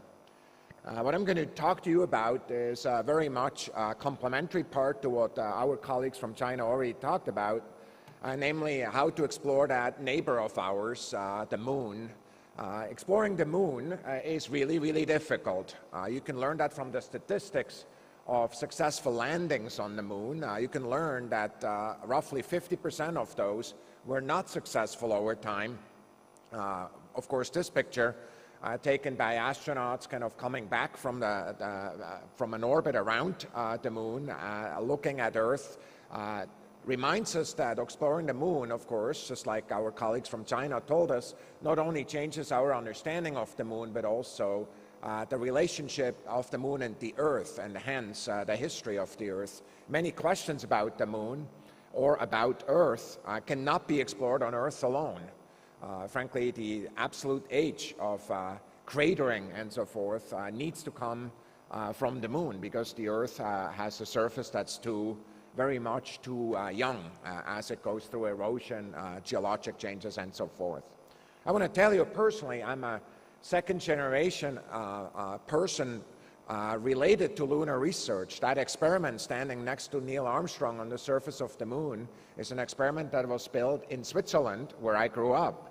And I did my PhD in a room where the lab was situated that analyzed the solar wind that was collected there. Again, another objective that was just mentioned. The moon, of course, is bathed in plasma that comes from the sun and from the Earth's magnetosphere, and so are the particles there. I want to tell you, it took until a little bit after my PhD thesis in the year 2000 or so, where the isotopic composition of the solar wind was measured more accurately than from this very simple experiment from the moon. A little chocolate foil, as we always called it, Professor Geis imagined and brought back to Earth together with Apollo. So for me, what this picture means to me is really that ideas of the type that are being talked about as piggyback here and elsewhere should really be broad and should be imaginative. And sometimes the simplest experiments have the longest longevity in terms of the scientific value, such as this one. So the picture, of course, we have is a lunar exploration program that we've all learned in the history books. I was not there, but a program that looked like this to a program that's this, which has many different countries, commercial entities, national entities, European, Chinese, Indian, Japanese, Russian, and so forth, entities that work together to explore the moon, and of course a moon that is very much different than the moon that we left after Apollo. The moon that we left after Apollo we thought to be entirely dry, and one of the reasons that the landings that were outlined here, of course, are planned to go to the southern pole is because of the fact that it has been shown through remote observations that in fact water or volatile components should be in the surface of the moon, as indicated here from a result from a remote sensing mission. By the way, we have no idea as of yet how to translate what is remotely observed volatiles into actual in situ measurements, and that's why rovers of the type that were indicated are so important. Rovers that actually take samples and do ground-penetrating radar and other X-ray measurements of the type that one of the 14 experiments that you just saw discussed are really critical for making that translation from remote sensing to in situ observations to really tie together and answer the question, how volatile rich is the moon? Could we use it, for example, as a base for exploration to Mars right there, because we can actually make the fuel on the surface of the moon? Those are questions that are related. It's really important to recognize that there's multiple strategies that are at play. You heard the Chinese strategy right now, which is one that's very much driven, systematic, and very much logical in its approach, kind of from step to step. A strategy that's being pursued in the United States and with other international partners is one that really takes commercial actors and actually makes them, gives them the ability to prove that in fact they can land on the surface of the moon and deliver cargo, deliver experiments that could be going there. Now I just want to tell you, you should not be surprised after looking at the statistics of lunar exploration in the past that it is hard to be a commercial partner and do this. And frankly, as before the end of the year, my full expectation is that 2 of those landers will take off from Earth and will actually seek to land at the surface of the moon. When I was at NASA, Congress always asked me, what's the likelihood of that? And I said 50%. And they asked and asked again, and I said 50%, because frankly, that's roughly, as I said, what the long-term average is of humanity against the moon. It's like an average soccer team that is winning about 50%. Of course, my hope is they will be more successful, but you see, by doing that, we create economic engine and kind of a series of players that can support many activities that are going to the surface of the moon, such as human activities at the surface in conjunction with, of course, flying activities around it, such as a small gateway, research station that is up there, that is inhabited at times by international astronauts, and can be used to really learn and get a better feeling for long-term living in space, doing work, also biological experiments, in the relevant environment that is the environment away from the Earth magnetosphere, which is where the space station is now. There's many things we can do there. There's many things we cannot do in low Earth orbit, and that's why it's important to go elsewhere and get that practice as we go forward. See landers, commercial landers, but then also rovers, both pressurized and non-pressurized, are in the future of that. As we move towards surface habitats and building up staging capabilities and surface exploration, very much aligned with the kind of work that you just saw. Work that is motivated by the same kind of values, by the same science, and the desire to do so internationally. And also, as you just heard in the previous talk right ahead of me, work that is not only looking at the moon, but with one eye is looking at Mars already, because many of these activities, whether it's being in orbit and transfer through the gateway and then a Mars program, all the way through mobile expedition, duration, and autonomous robotic systems, all of these have analogs on the moon and on Mars with different environments, different kind of lighting, energy, and other environments, and that's why kind of working on the moon extensively will be critical before we go, in fact, to Mars. The previous speaker talked a lot about values, and I want to do so too. As many players go to the moon and work with peaceful purposes on the moon, just like good neighborhoods here on Earth, the rules need to be clear. And what's absolutely critical is what you just saw demonstrated here, is an openness to actually tell each other what we're going to do and why. It's also clarity and transparency of not only as we're going, but also after the fact, kind of telling each other what we found. Together, we're one community, one science community, one that works together.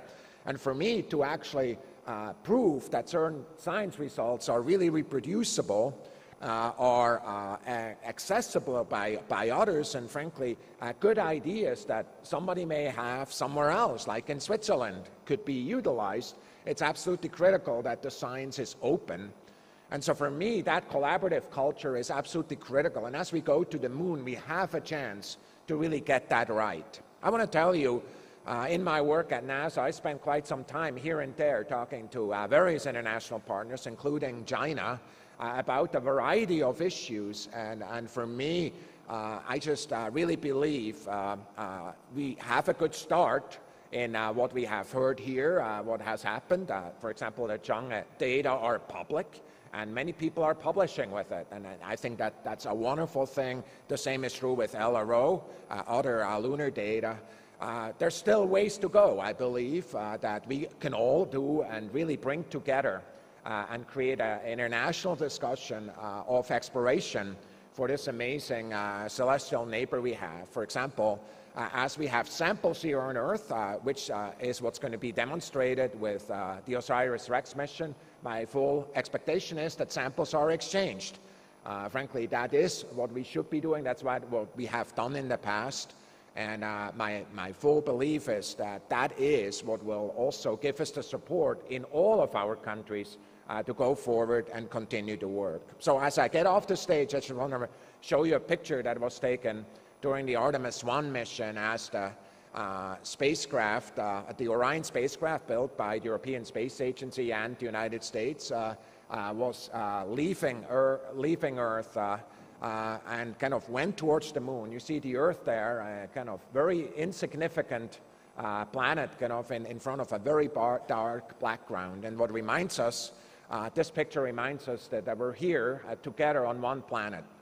And I want to just tell you how excited I am to work in a space community where we can transcend some of the boundaries and borders that separate us here on Earth and work together as an international community and aspire together to make sure that our society has the ability of not only changing where it lives away from Earth, but also changing its various spheres, the spheres of knowledge, the economic spheres, and others.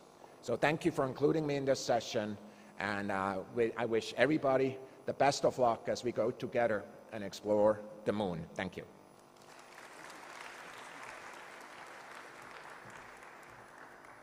And thank you, Dr. Z, for your highlights of the international collaboration, especially we know that the International Lunar Projects are huge projects which has different systems, including rockets, satellites, manned space flight, and also not to mention about these interesting experiments on the lunar surface.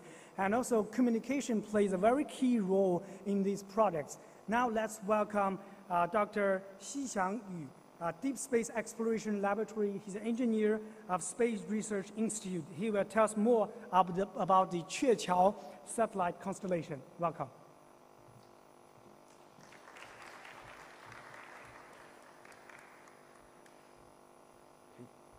Good afternoon, ladies and gentlemen. My name is Xixiang Yu from the Deep Space Exploration Laboratory. Today, the title of my presentation is Queqiao System for Communication, Navigation, and Remote Sensing. Earth is the cradle of humanity, but is Earth the only home for humankind, and do we exist alone in the universe? And what are we headed in the future? Humanity cannot live on Earth forever. The exploration and discovery of unknown in the universe is the internal motivation of humanity development.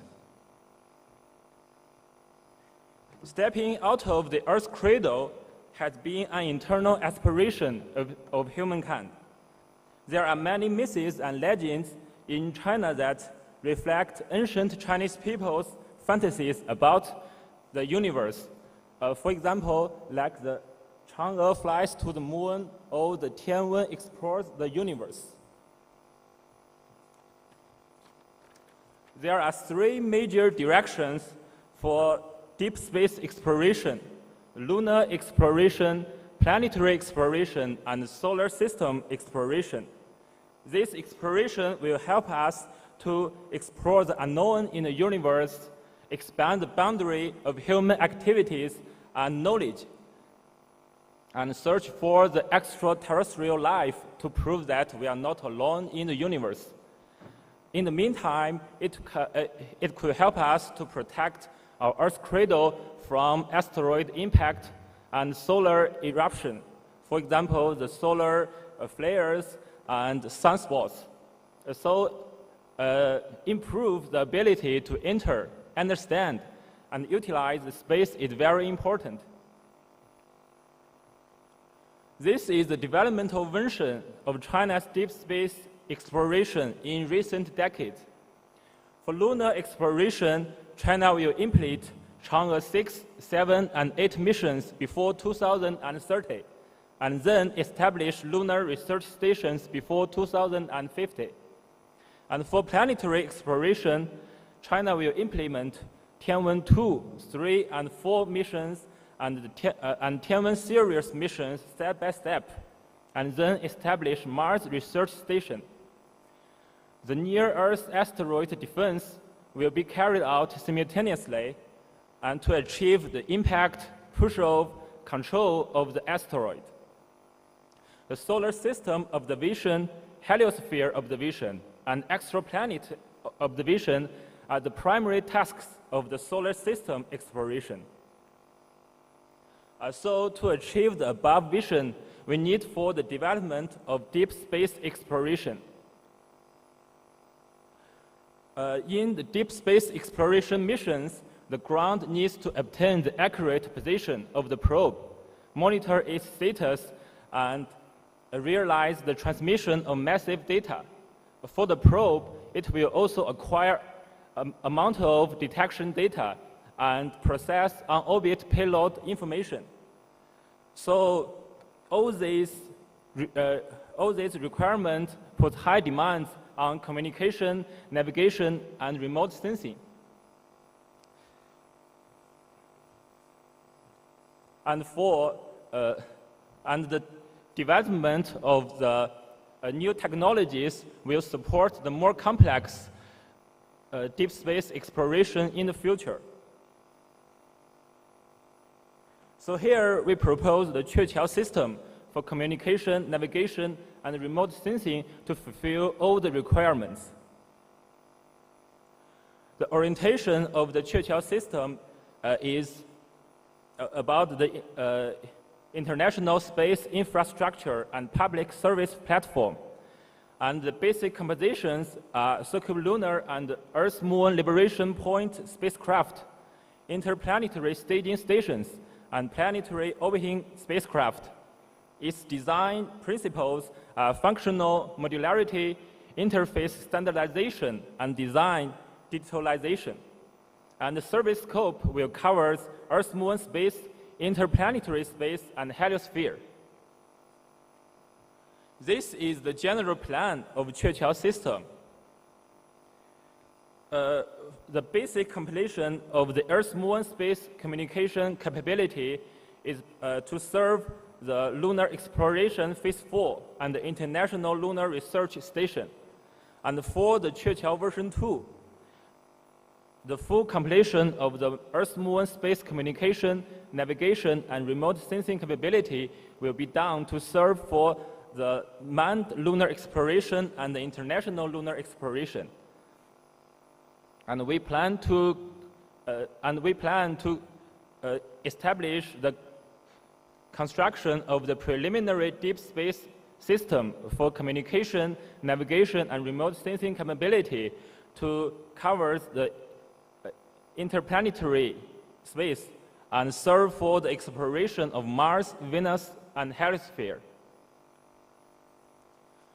For Qeqiao version 1, the general objectives are to establish the basic completion of the Earth-Moon space communication capability, including the validation of key technologies such as network, navigation, and remote sensing.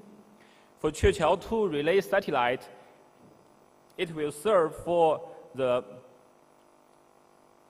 provide the communication service for the Lunar Exploration Phase 4.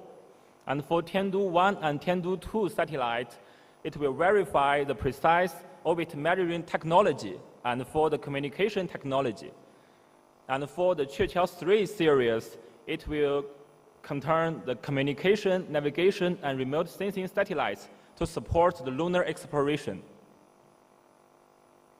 And the overall objective for Qeqiao version 2 is to establish an Earth-Moon main link and realize the whole Moon communication and remote sensing, as well as regional navigations.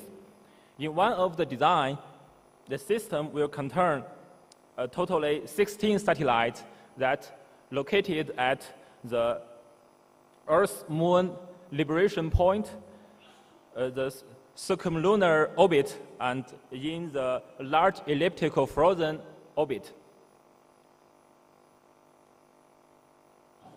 And the lunar field network will composed of multiple nodes on the lunar surface. The lander and the lunar research station could be used as the base station to provide UHF or Wi-Fi links to other nodes on the lunar surface. And use other ways to communicate with the satellite on the orbit and the stations on Earth. And the Queqiao version 3 considers the needs for interplanetary communication and navigation. It will develop and launch a series of relay satellites and interplanetary staging stations of Mars and Venus. The system and serve will be updated to establish the basic compilation of deep space communication and navigation system, and to achieve the communication and navigation coverage of the Mars and Venus. Step out of the Earth cradle, explore and discover the unknown universe. Thank you for listening.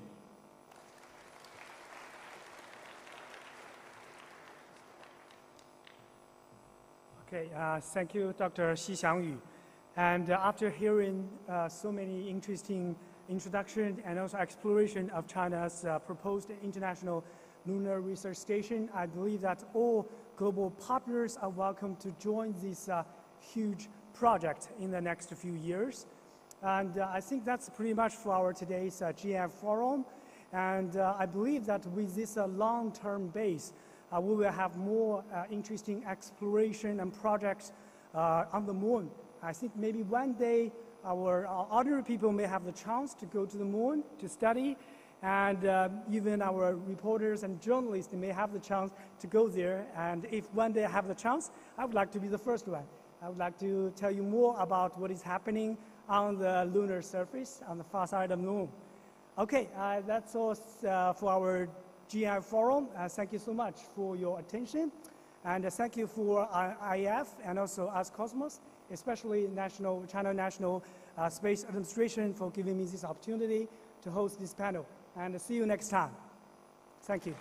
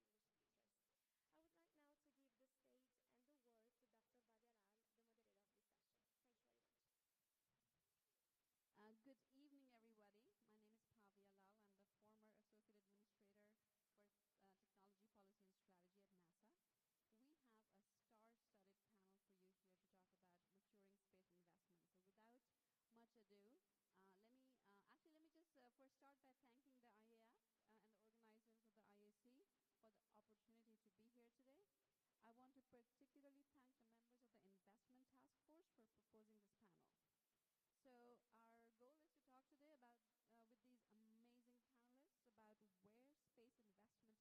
space investment is headed as venture funding grows, or venture-funded firms grow. Let me start by introducing the panel. We have Donna Baku, who is the Chief Commercial Officer at the Exploration Company.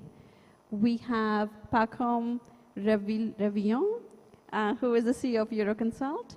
We have the amazing Carissa Bryce Christensen, CEO of Bryce Tech. And we have Kevin O'Connell, who runs this cool sounding company called Space Economy Rising. Love the name. It's an advisory firm on space strategy, regulation, and finance. And if you all know, Kevin used to be the director of the Office of Space Commerce, the Department of Commerce, a few years ago. So with that, let me open up the questions. I have a whole bunch of questions. We have a time limit, but if I run out or if you have burning questions, let's figure out a way to get to you up here. But I'll get started with what I have here. So I will start with Carissa. Give us some insights into the state of investing in space today. Who are these investors? Where are they? What's the size of the investment? What are the areas in which these investments are the strongest, the weakest? Lay of the land, Carissa. And again, if after you, Pascale, you can go and give your perspectives. Thank you. Thank you so much, Bobby. It's a pleasure to be here. And I do want to thank the IAF for establishing the Investment Task Force as part of the Security Investment Sustainability Initiative.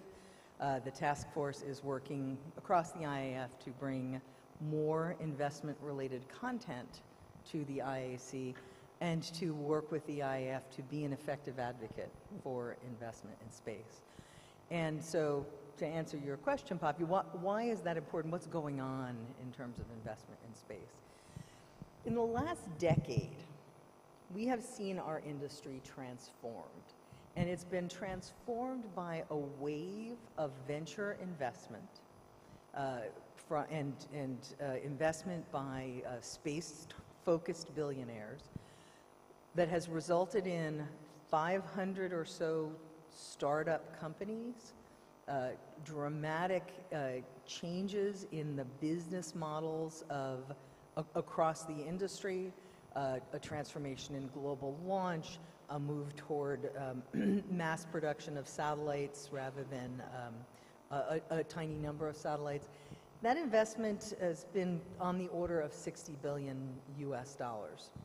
In addition, concurrently to that, government budgets globally for space have been increasing, and the long-standing space actors, prime contractors, aerospace and defense firms, have continued to invest on their own in their capabilities in very advanced technology, in facilities, in infrastructure. And so particularly this venture investment has driven price pressure, has driven changes in government acquisition, so governments are buying space products and services in a different way, and created a mainstream level of interest and engagement in the business of space. As far as what kinds of companies received that investment, if you envision a pie chart, almost half of that pie chart is launch-related. Almost half of that pie chart is satellite services and satellite manufacturing. And then a relatively small wedge is for what we might call in-space activities other than the satellite value chain and launch, in-space servicing, assembly, manufacturing, commercial exploration, and so on. So we could talk about this probably for the full time of our panel and then some, so I'll pause there and look forward to your next question. Pascale?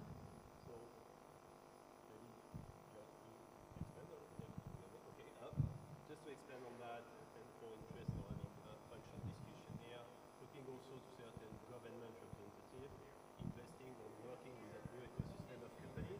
Your mic's not working. Sustainability. Well, oh, that's much better with my low voice. Okay, so even when discussing with certain government organizations, working with startups, new companies, for them is also a challenge in terms of sustainability. They want to have partners long term, they may invest, but they may not be the only client of those organizations.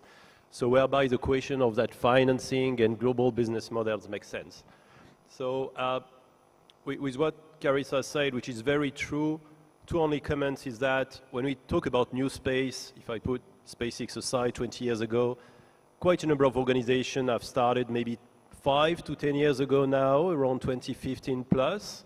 And many of those companies are also coming to seed, round A to now round B, C financing, where we've seen a lot of venture capital, but now those are also coming to more development investment companies in the next stage. And that financing has been very local for a part, so US for US startups, European and so forth, with some exceptions. But we also see now some more funds coming, for example, from Middle Eastern funds coming into play, some others. So some of them government related, some of them privately driven, also coming into the industry and supporting the next stage of development of those companies. So then in the principle of reality, some of those investors are also now willing to make a return on their investment, and we are also at that time, but we may discuss that later in the panel, I suppose. Thank you. And actually, before I forget, tomorrow at 10 o'clock, there is a session on practical issues on investing in the space industry. And Carissa, when you have a moment, you can tell the team, the folks here, more about it. But moving on our questions for today. So a question for Donna. For an industry that has seen so much influx of venture capital, and as Carissa and Paco mentioned, hundreds of space startups, what is the next step? Where do companies go after venture capital? And then actually, just so we have continuity, Kevin, if you can comment on how do senior decision makers, both in the private sector and the government, see space as a source of institutional investment opportunities? So similar topics, different perspectives. Is this working now? Okay, great. For a little bit of background, my previous life, I founded another company that had nothing to do in space that ultimately raised several rounds of funding and that was acquired by Uber. So I have a bit of a background on fundraising to say, okay, where do we go once we've hit this venture capital, once we've hit the edge of the venture capital loop? Really, companies need to be thinking about their exit strategy at the end of the day. You can raise several rounds of venture capital funding, but ultimately you're only going to hit a cap, so maybe D, Series D level, and you need to start looking at other ways of funding your business. At that point, it's going to be very important that our businesses in the space industry can prove profitability, because that's what opens the doors for companies past that point. The two big options past venture funding are private equity funding and IPO. For both of these options, there's two really important factors. One is profitability, and two is the opportunities for scale that still exist. Because those funders are also looking to get an ROI on their investment. It might not be 10x like a VC, but they do necessarily need to see a really good return on their investment. And so as we are all progressing within this VC space and funding space within the space ecosystem, we need to start thinking about what are our exits, what are those going to look like, how do we build a path to profitability that is a strong path to profitability that compares to other industries, because there's no space PE firms, right? So how do we build a case for our businesses that are just as strong as businesses in other industries? So first of all, let me thank you for inviting me to join this panel on the last minute notice, and so I'm delighted to be here. I'd start by seconding the points made already about the IAF's interest in this area. I'd love to start any presentation in the space community by saying that space is about economics, which usually gets a really weird look from people in the audience, but it really is. There's so many dimensions of space that today are economic in nature. When it comes to the stakeholders, governments and the private finance, both are very important aspects of growing the space economy, obviously. But they're working in different ways. Pacome has already highlighted, certainly in the work of Euroconsult, the growing expenditures by governments in this area, and notice, frankly, by sovereign wealth funds of what is going on in the use of commercial assets for many, many different purposes, including security. On the other hand, the private finance community has gone through a bit of a transformation itself from a tumultuous $47 million in 2021 to 20 last year, and now we're back to a single-digit number as we start seeing the investments grow again. We're seeing a return to investment in a couple of areas. We can talk about that again. What I point to here, though, is a synergy between the way governments think about this and private finance thinks about it, and they can actually leverage nicely each other's.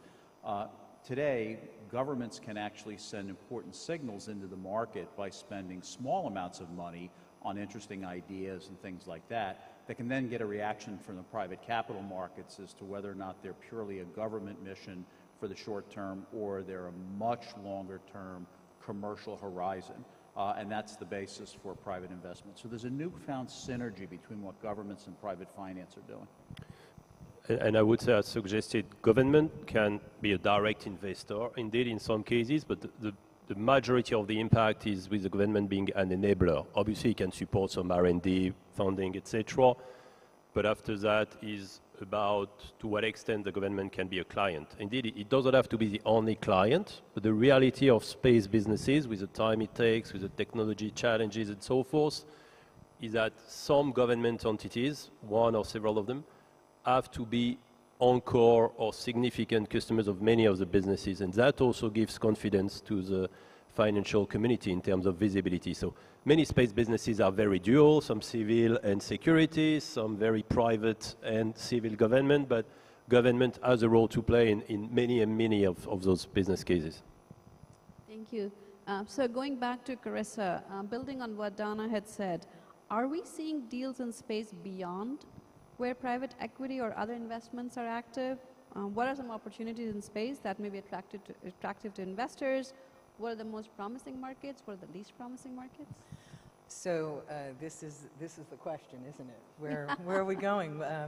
Because, as Baku quite rightly brought up, investors like to see returns on their investment. And to pull the thread on the government discussion, because it's really relevant to this, in addition to the mechanisms Kevin talked about, Baku talked about, government agencies have become really important customers for the commercial space community. When the venture wave started, I had a conversation with a company I will not name, whose founder I knew well, who knew my company's work. I said, "Oh, can we help you?" And he said, "You know what? We're so commercial. We're not even going to look at government as a customer. We're completely commercial."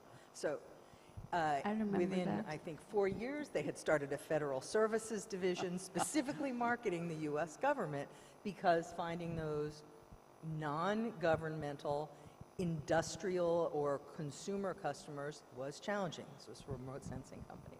So that's where are those future most promising markets? So far, the big space markets we've had, the huge financial wins, I would characterize as one, video, particularly direct home television, but essentially television over satellites was a big money maker for a very long time.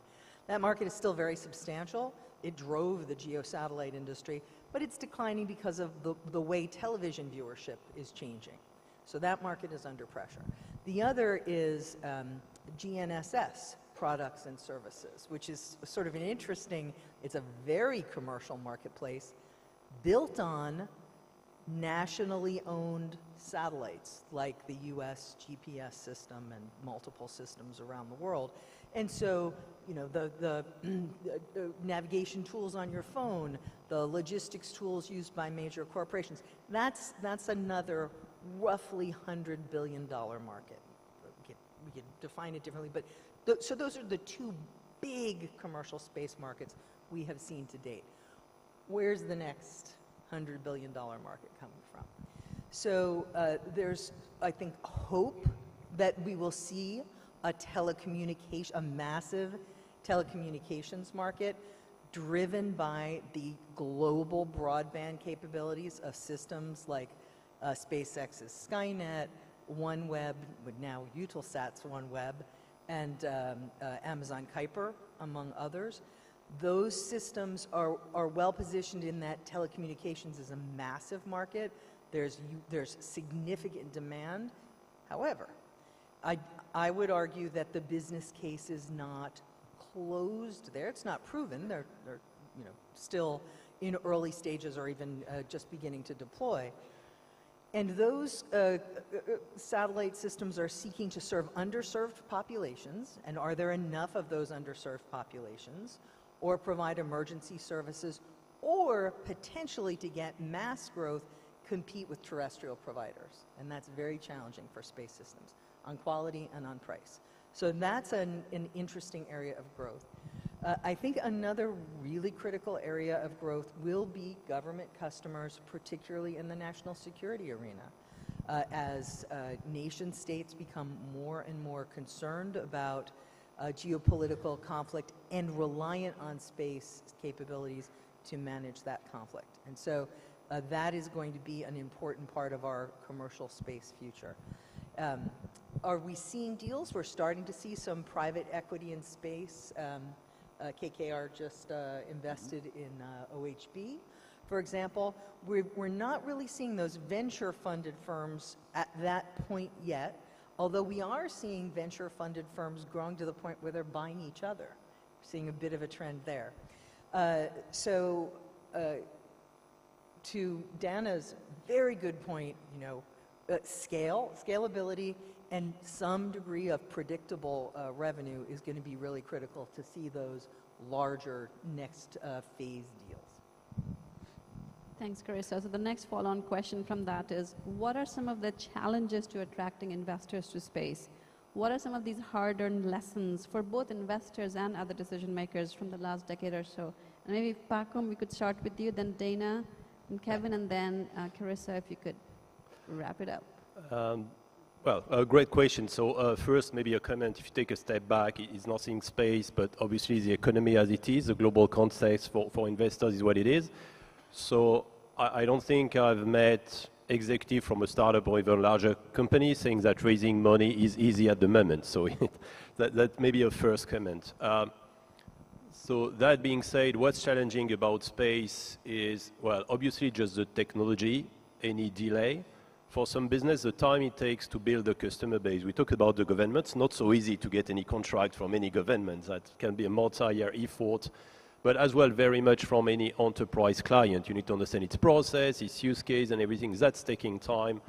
And for investors, time is quite often the enemy in terms of when they will be making a return, if any. So I think why I would fully concur with Carissa in some of the directions.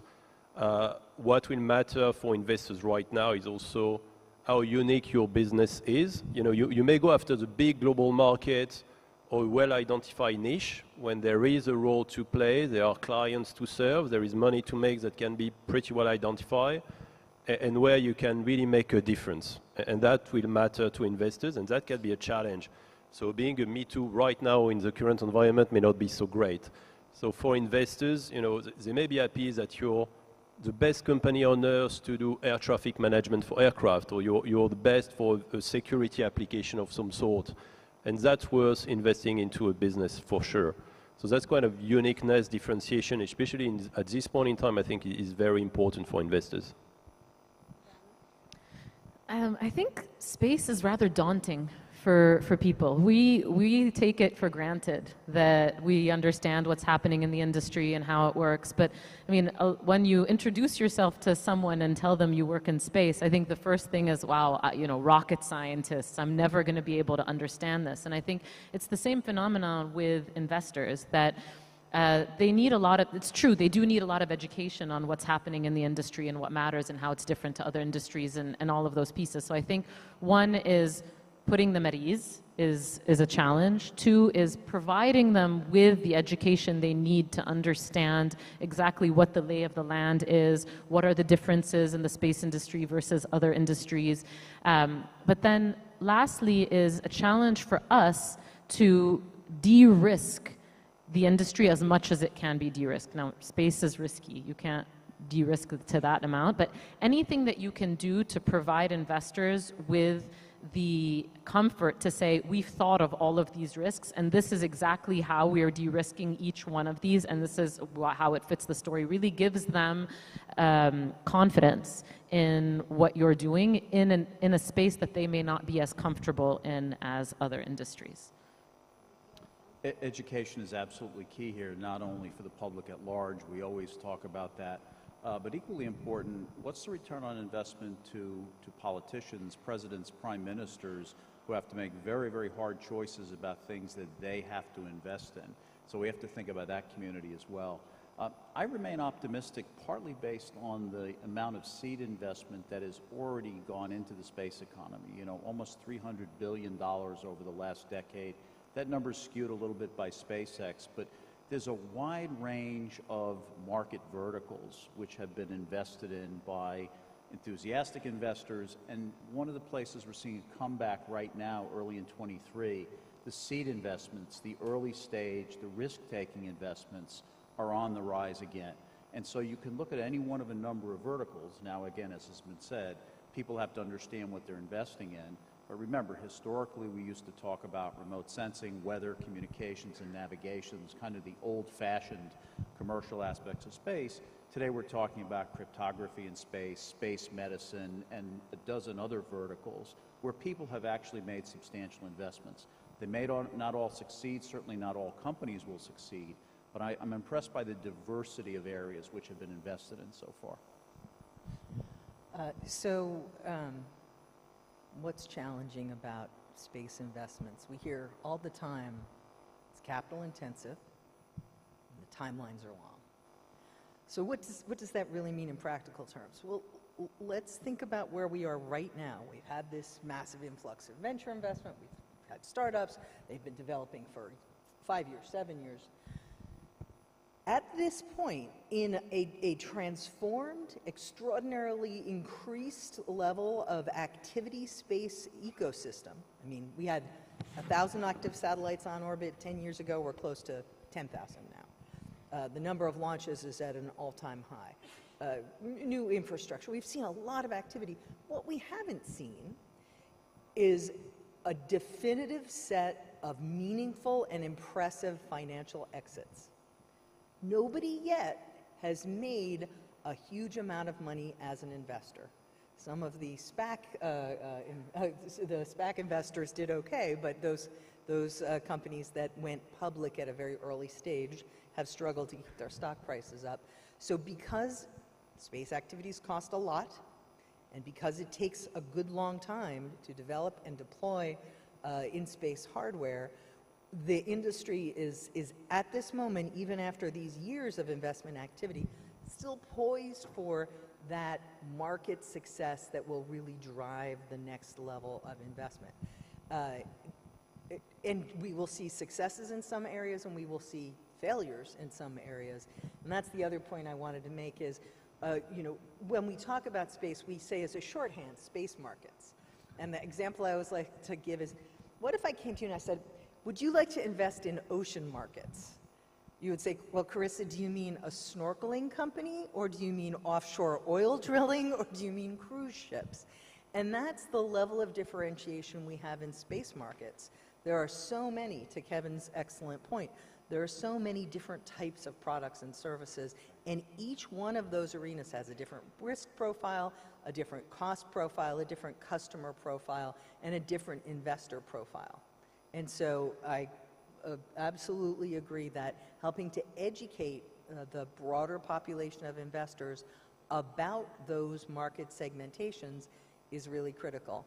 And on that topic, as Pavya mentioned, tomorrow we are going to do a bit of a briefing on space investment with a little bit of a practical tone. We'll go through the trends in each of those segments of space markets, and then talk about what that means for investment. Pacom has very kindly agreed to do that as well, as will Pavya, and a couple of other folks will join us.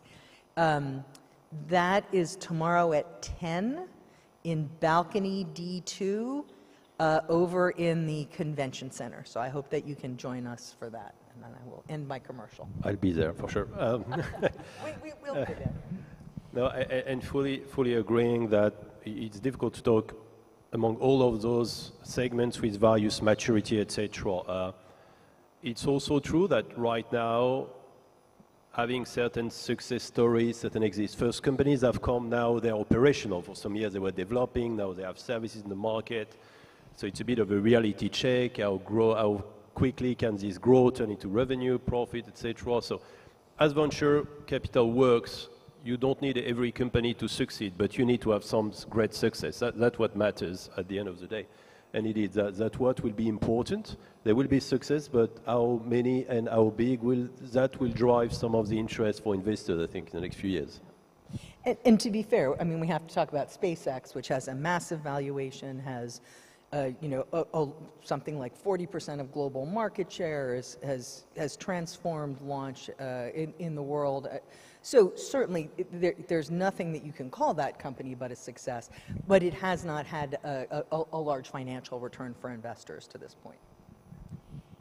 So I want to keep asking questions, but while I ask the next one, I want any of you who have any burning questions to come up to the microphones. I hope they work. Or we will find out. Oh, there's a held microphone too. So my next question actually is for Kevin, since you've been in government. What is the role of government in encouraging private investment in space? What are some things the government should, and more importantly, shouldn't do? And again, if others want to jump in, please do feel free. So governments still play a very important role in setting national strategy, governance under the Outer Space Treaty, et cetera, et cetera, et cetera. At a very top level, almost doesn't need to be said that there has to be a positive business climate for the kind of innovation that we seek in the space business and a lot of other areas. We've had conversations here already at IAC about countries that struggle a bit with that. A national space law and space strategy are very, very helpful to this. And then in many countries, there is not a climate that would encourage a commercial space industry to thrive. As one colleague said, we have to be smart partners in order to partner with others. And so there's a wide range of things that governments can do in addition to funding projects. But at least based on my own experience, money is not the only answer. Many people say, well, we don't have much money to do this. There are many things that governments can do. They can bring people together. They can publish statistics about what goes on nationally. They can assess the industrial base and the academic community for the viability of what they can do. Lots of things that governments can do. Obviously, thinking about regulation and what would encourage the use of a commercial space capability in country is very, very important. And then finding sources of financing within the government for activities either at home or abroad. Anyone else? Yeah, I'd love to jump in on that. I think government, so space needs to become a global economy across countries. And governments within each country needs to play a role in building the industry in their countries. If they want to build a space industry, they have to be a client. One, but then they also have to play a role in making it a global market for the companies within their industries. Other than the US, which is enormous on its own, very few industries will probably be able to survive if they're only working within the market that they're in. And so you need the governments to really be building bridges across countries for cooperations. And so one is to show confidence in the companies within your countries to say, we believe in them and we're their client, but also to get into bartering arrangements, to enable meetings, to really be there and promoting the industry in their countries, because without which we're not going to succeed. We need it to be a global effort. I think if you ask too many companies, the one thing they would like is government to make decisions faster. That's always been a topic that will be in 100 years, I suspect. That's one. No, then giving also visibility and stability is one. And coming back maybe very concretely as well to the regulatory environment. If I take the case of remote sensing, why do you buy information? You buy it because it's more efficient, will make you earn more money, or you will save money thanks to it. Or you will use it because you have to, because of regulation, you need to measure something, you need to report, you need to do something, a cadastre, pollution, whatever, emissions and so forth. So certain of those regulations, especially if relevant and if they are implemented with pretty concrete measures, then give the basis for the use of certain capabilities. So as well, government can be a client, but also can put in place a framework that then will create a demand, where it makes sense, obviously. So two quick comments on there. One, I think you'll be surprised by this, but I will say one of the most valuable things governments can do to support and foster commercial space is more regulation, which is not what you expect. And here's why. Because gaps in regulation, uncertainty about regulation, creates an enormous amount of risk for business operations. So no company wants to be over-regulated, no company wants excess regulations, but arenas in which clearly there will be some government regulatory role where there is no existing regime or where there are wildly inconsistent regimes, nation to nation, are really problematic for businesses to grow. And the second area I would raise is governments increasingly are going to have to be coping with the consequences of climate change. Putting aside the question of addressing, trying to achieve net zero, getting there, simply operating, nations simply coping and surviving with the consequences of more severe weather, of rising water levels and so on, is going to create, frankly, a large business area, and space has a role to play there. And so I think that managing those challenges effectively really does, governments are going to need to use space assets and capabilities in order to do that. So I would say more efficient regulation rather than more regulation. But that's me. Goldilocks zone there. Yeah, just get rid of the uncertainty. Yeah, absolutely. So any questions from the floor? There's a question over there.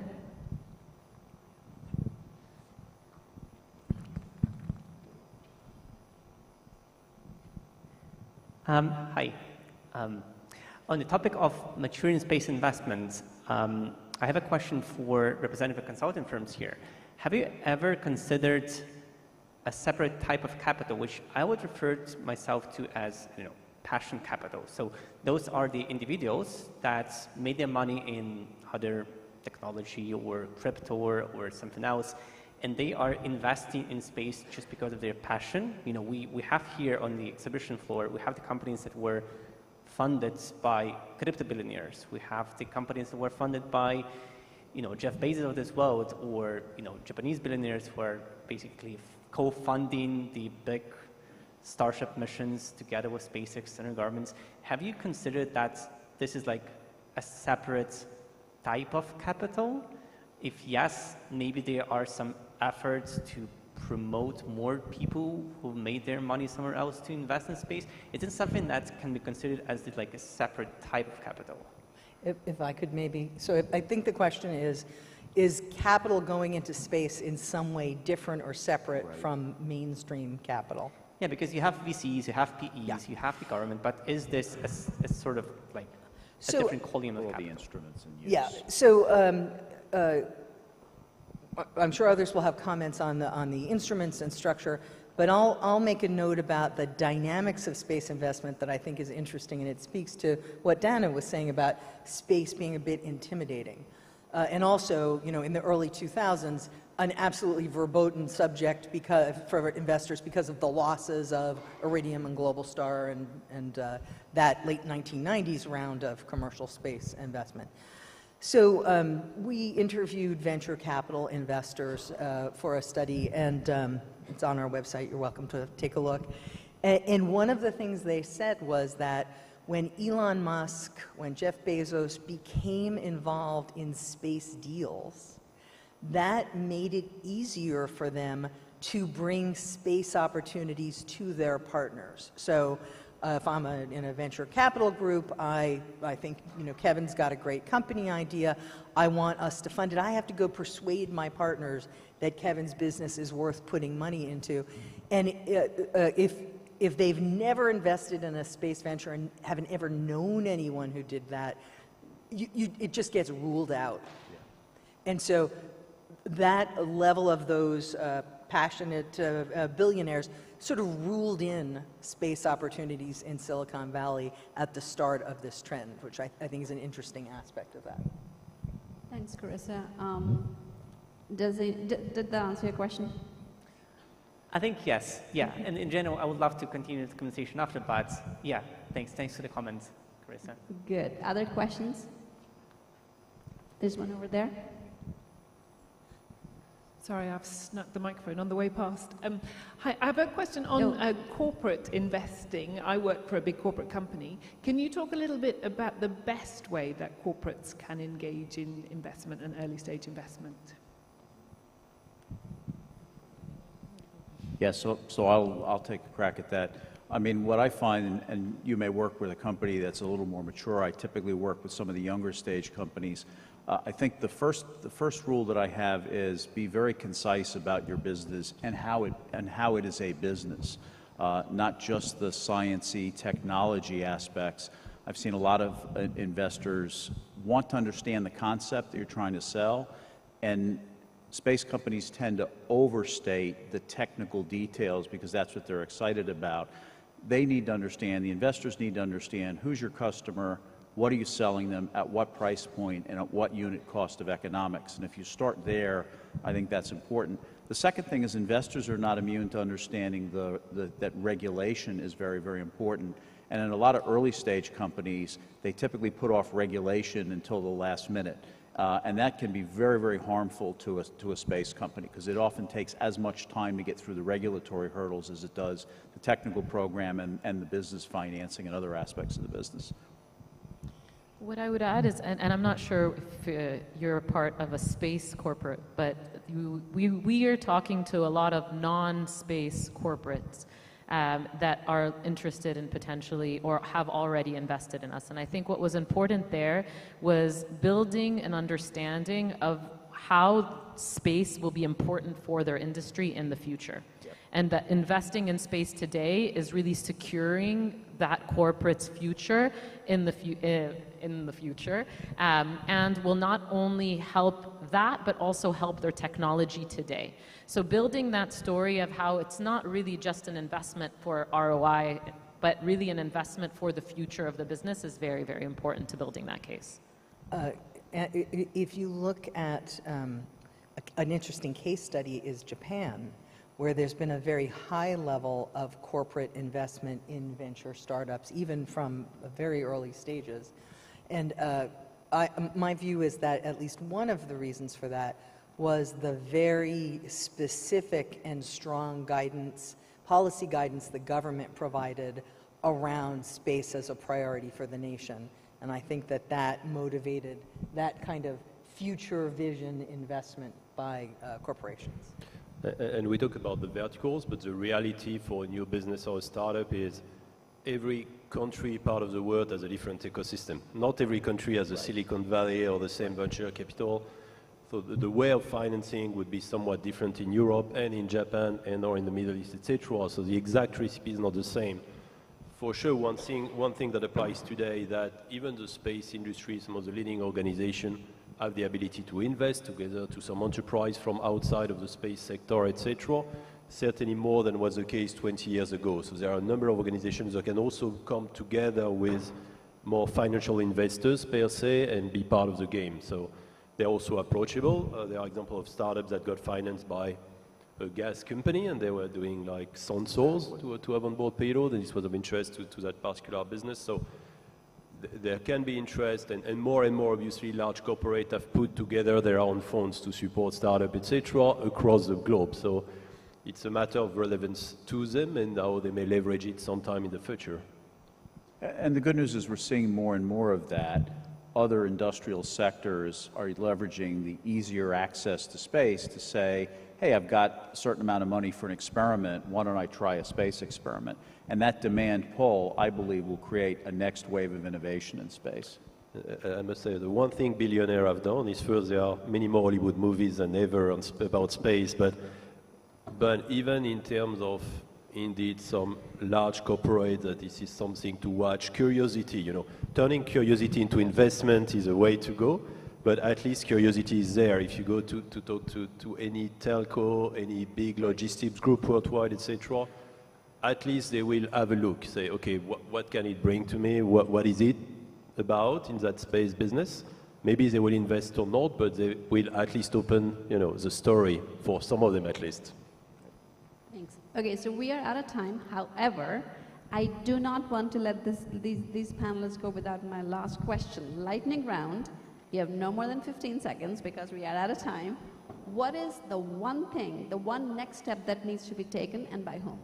I'll start with Donna, and we'll just go down, and 15 seconds, or a little bit more if you want. Okay, so I would say for the startup scene, it would be around building the stories around profitability and de-risking the businesses. And for governments, it's around how they can best support their industries as clients, and how they can build contracts that make sense where they're supporting them while pulling out if it's too risky as a profile for government. Hope you're taking notes. Okay, you took mine about profitability. That's a shame. Okay. If you say something again, it just means it's No, doubly important. if I want to tell something different, big milestones will be about, well, lunar exploration or space station. Some of it is a bit like biotech. You are the winner or not. So there are some of those games as well. You have to make large bets, and government will have to make decision and selection to enable at least one or several of those businesses to then go really to the next stage and deliver the promise and give the confidence and everything. To go with the immediate next steps, the IAF needs to continue to use its connectivity, its power in nations around the world to communicate and educate and inform investor communities, broader investor communities, about space and space businesses. And that is what the Investment Task Force will be trying to do over the next year. So I just go one step farther than that, is that we have to redouble our effort to communicate the social and economic value of space to everybody out there, the public at large, and as I said, key decision makers that have to spend money on lots of other things. We have to be able to describe in the terms they understand what the value of space is to them. Thank you. Well, join me in thanking our amazing panel, and don't forget the 10 o'clock session on the practical aspects of investing. Thank you so much, panelists.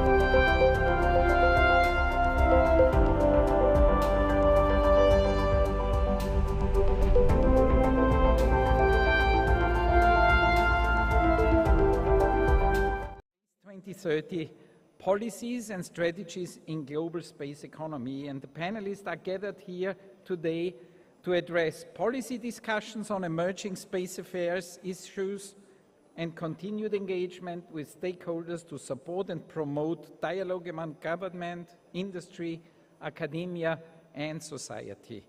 It is now my great pleasure to welcome on stage the Vice Chairman of Azercosmos, Dunay Bakhtiarkhanov, who will be the moderator of this session.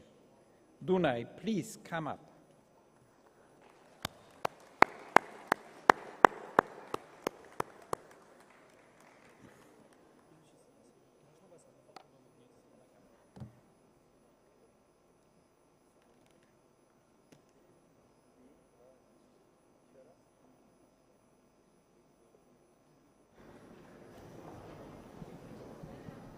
Thank you, Christian. Dear guests, thank you for attending for our panel discussion on Space 2030. Policies and Strategies, the Global Space Economy. This is the second panel of the Congress and the last panel of the day. We stay committed to our promise to bring the region to IAC. So please welcome our panelists. We have interesting panelists all representing government space programs in our region and all with diverse backgrounds. Let me present our distinguished panelists. Mr. Samettin Asadov, Chairman of the Board of Azercosmos, Space Agency of the Republic of Azerbaijan. With background and experience in finance, he served as CFO at Azercosmos since its establishment. Mr. Serdar Hüseyin Yıldırım, President of the Space Agency of Turkey. With background in aeronautical engineering, he taught airline operations management courses. He served as a chairman of the board and general director as a state airports authority. Mr. Uri Oron, director of the Israel Space Agency. He is former fighter pilot with command and operational experience of over 32 years. He managed operations in an Israeli artificial intelligence startup. And Mr. Malik Olzabekov, Vice Minister of Digital Development, Innovations and Aerospace Industry of the Republic of Kazakhstan. His background in public administration, he was involved in space more than 10 years.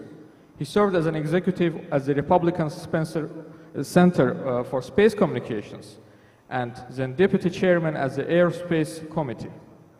Please greet our panelists.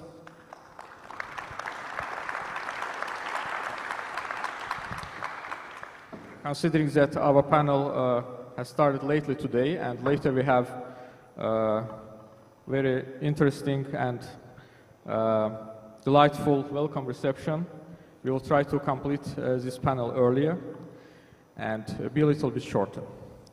So, today, many countries in the world are implementing space programs.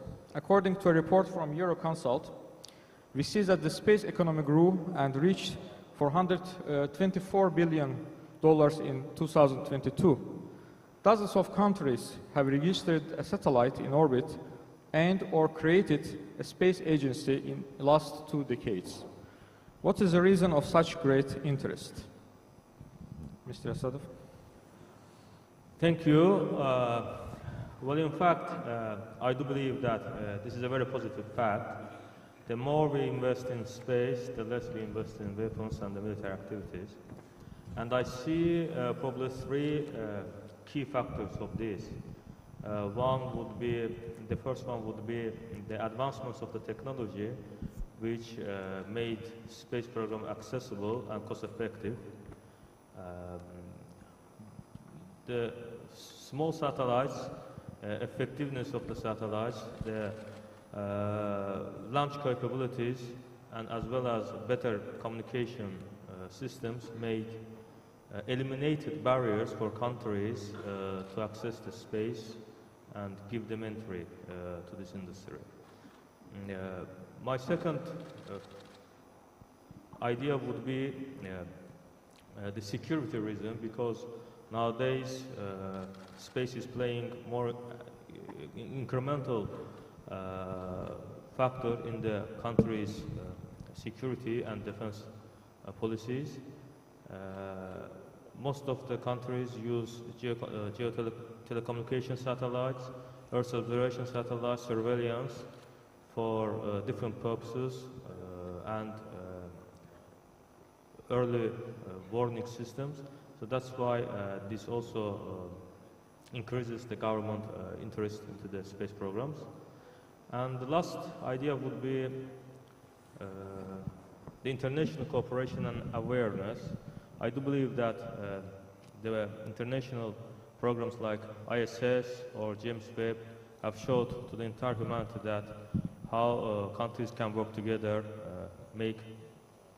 create synergies and get benefits of that programs, as well as the awareness of space and technologies is making a lot of interest, creating interest for the governments of different countries to invest in space.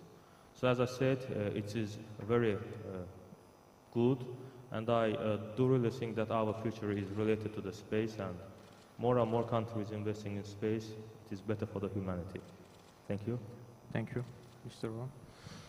Yeah, good afternoon, or actually it's an evening.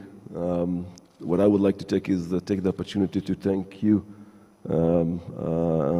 Azercosmos, Azerbaijan, and the IAF to arrange this amazing conference, which I think is a great follow-up for other conferences, but that's unique in its own way, so thanks very much.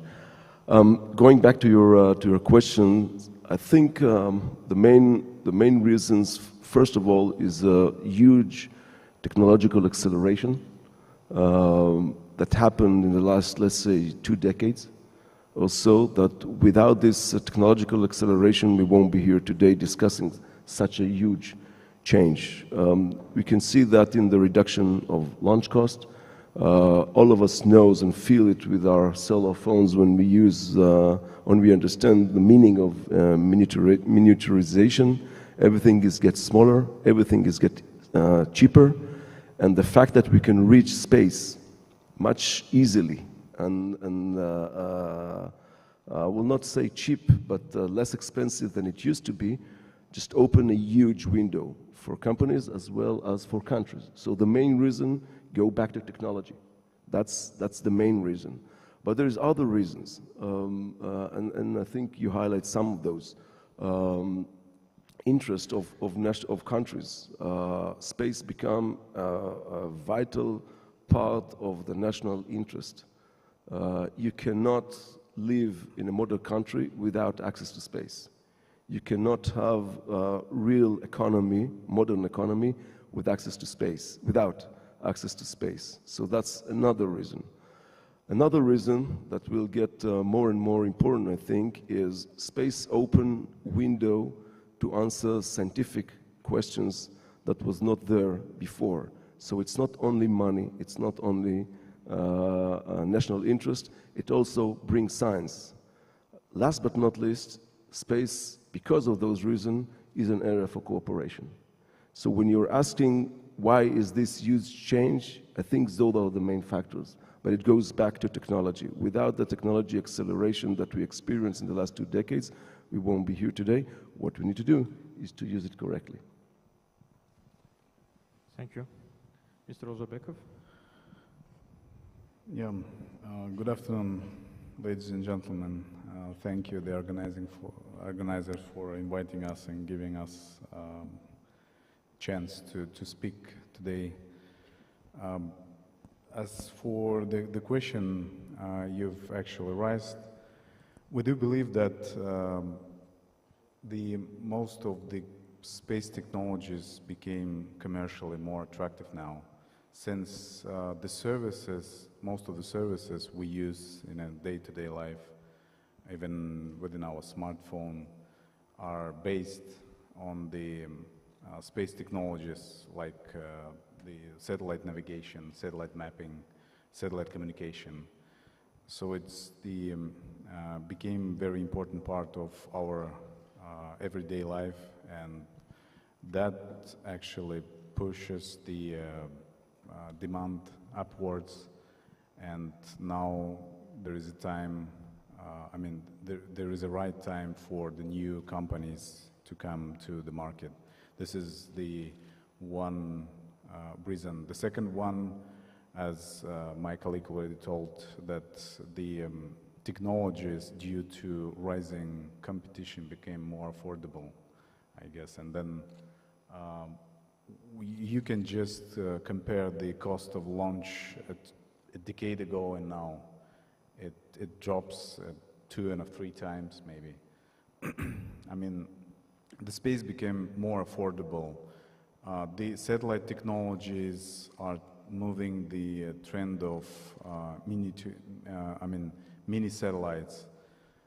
Most of the technological barriers are not there now on the market. So it's the warm and comfortable environment for the new companies and new agencies to invest in. Thank you. Thank you very much. And Mr. Yildirim? Yes, thank you. Dunay. The answer is very easy because the space is the future, and future is space. We are now in a new space age, for sure, and every system which operates globally must go to space now, and they are going up. Without space, we cannot speak about sustainability on Earth. Something sometimes is not very well understood, I think. Space sciences are not only for space, also for Earth, for the problems of Earth. We can solve the problems of Earth from space much more easily. And that is maybe one of the most important reasons that many countries, many nations are now interested being in space and investing in space, exploring space, including emerging countries. And I think the second point I want to mention is the economic dimension, I would say. You mentioned 400 billion something, but it is growing exponentially. I sincerely believe, personally believe that before end of this decade, we will see $1 trillion. I believe it. So there are many applications using from space. For example, Internet of Things, IoT. IoT is not a new technology. We know what it is, and it is there maybe for decades, but it is not possible to do it sustainably terrestrial systems. It must be done from space. So this is only an example. The other space applications, which are already in our daily lives and making our daily lives easier and safer, all these systems need space. So to cut it short, without space, there is no future. We can say that. Thank you. Thank you very much. And before going to the next question, I would like to ask if there is any question in auditorium. Not yet. Okay, as you mentioned, space becomes more available and more services is used by billions of people basically now using the space assets, which means there is growing commercial interest in space. So, and as mentioned by Mr.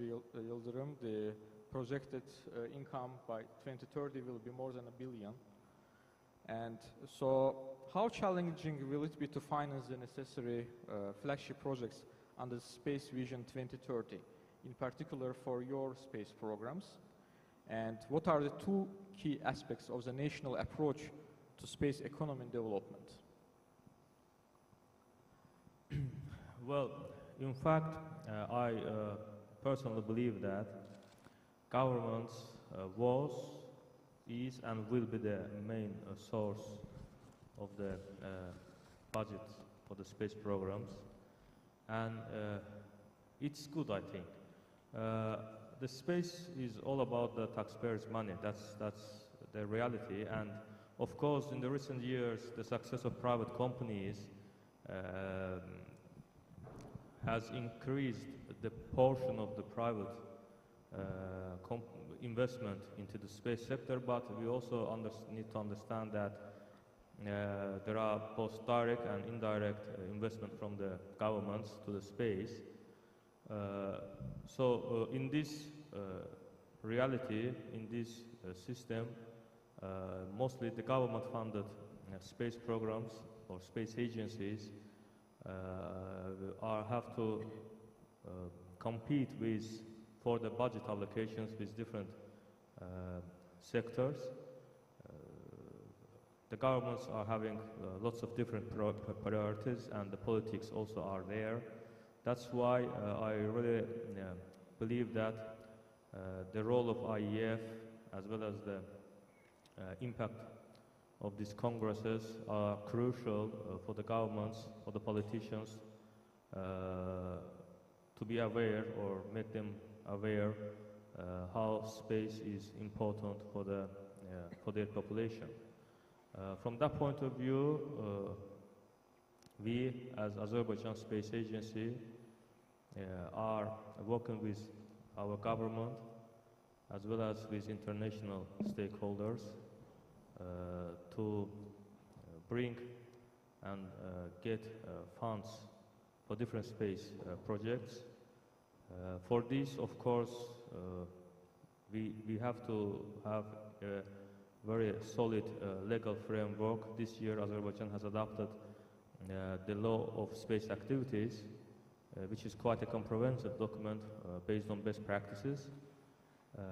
As well as we also try to engage private business in Azerbaijan, and our goal is share the technology and do some capacity building activities in Azerbaijan and foster the ecosystem, space ecosystem, both universities, institutions, R&D, private and government altogether.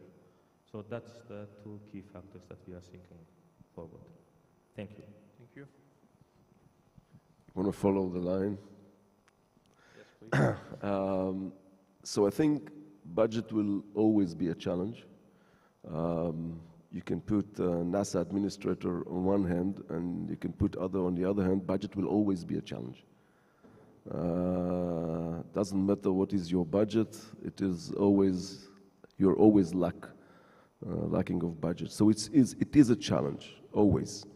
But I think the key factor probably going to lies, at least in my perspective, in two areas. One is the value.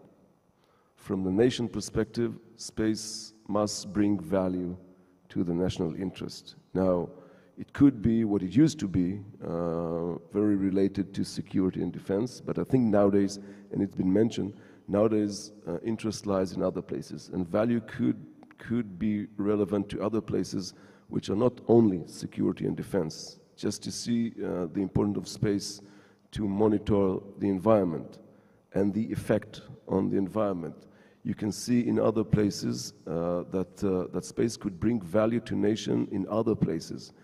But once you be able to point at those places of value to the nation, then budget become a little bit less of a challenge and more of an opportunity. So value to the nation is a key factor. The second factor, I think, is partnership. Partnership within the government, within the state entities, and between nations. And space is an area that is relatively easy to cooperate and partner. So in that regard, I think those two key factors will make it less of a challenge and more of an opportunity. So again, partnership and value to the nation. Thank you. Yeah. So I mean, finding the rising finance to invest in the space-related assets always been challenging. I mean, for the past 1.5 decades, our government invested about $1 billion to the space-related assets, to the satellites and other technological stuff. And now we actually believe that it's better than, I mean, rising the capital expenditures is better than moving towards the service model, towards the operational expenditures to pay for the services. And the market, through the competition, will find the most effective way to provide the services. So we hit two goals with that. We have the better quality of service from the market, from the commercial companies. And we had, I mean, the cost-effective solution. So that's the approach that we are moving towards, decreasing the CapEx expenditures, providing more OpEx expenditures, leaving the room for the CapEx for the private companies, and provide sustainable, I mean, like government will still remain one of the key customer on the market, with having some sustainable support to the market. Yeah, so that's all. Thank you. So, budget is always important, of course, because resources are limited. I want to give an example from Turkey. End of last year, we negotiated our Turkish Space Agency's budget with our government. And it was a hard negotiation, of course, and we allocated some resources for this year, for 2023. But in February, we had a great, huge earthquake in Turkey. We lost 50,000 people. It was a great disaster. So there was a need to reallocate the resources. This is always problematic. We all know that space exploration, space endeavors are always expensive, risky, and takes a long time. But of course there are solutions for that. We can find solutions. Because of this, I especially underline in every international meeting that the international collaboration is a key factor for that, which the Federation is a very good network for that. Because I am in touch with many space agencies all over the world, and I see that the emerging nations, when we see the spacefaring nations an exception and put aside, other nations, mostly emerging nations, are trying to do similar projects. Why not join forces and do them together? I am always underlining it and I am pushing it. So we should act like that. We should join our forces and we will win.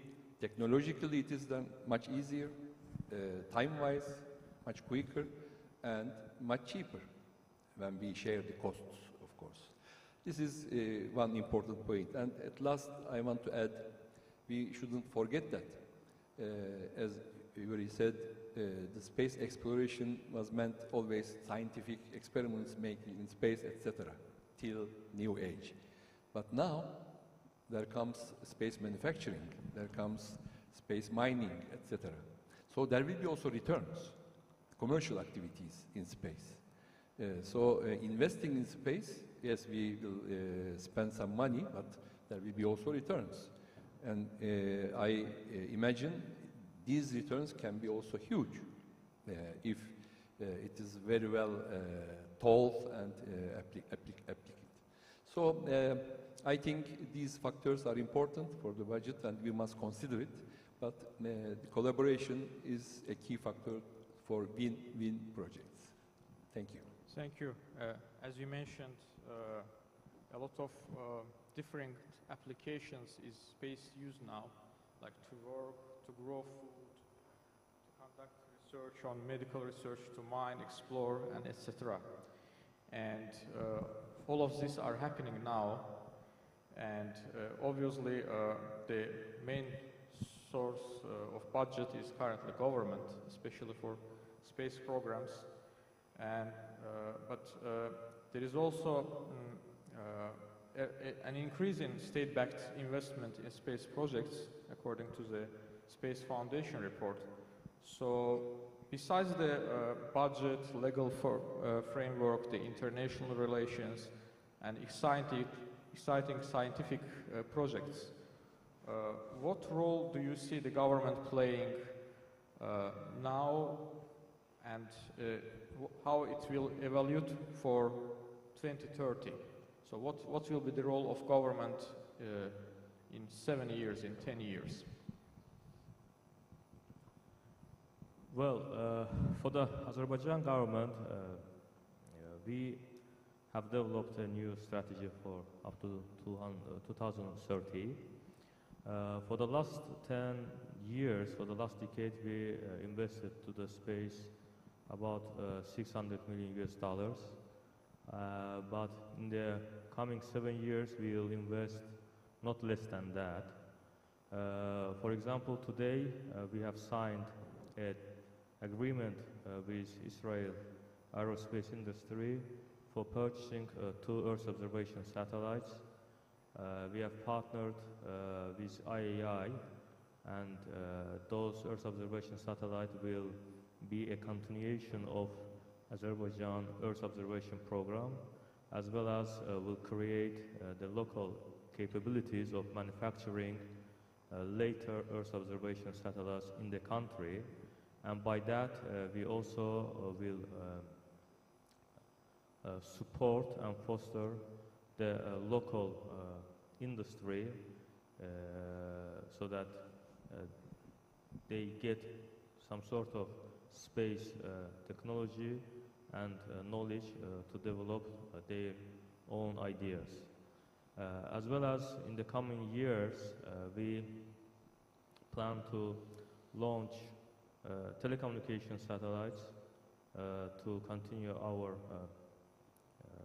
services over our region.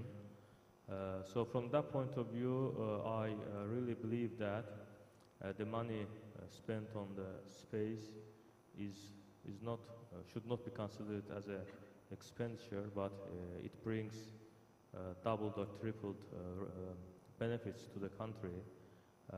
We all know that for now 60 years, the roots of innovation is mostly coming on one side from the universities, R&D centers and institutions, but on the other side, the roots of the innovation is closely related to the defense and space expenditures of the governments.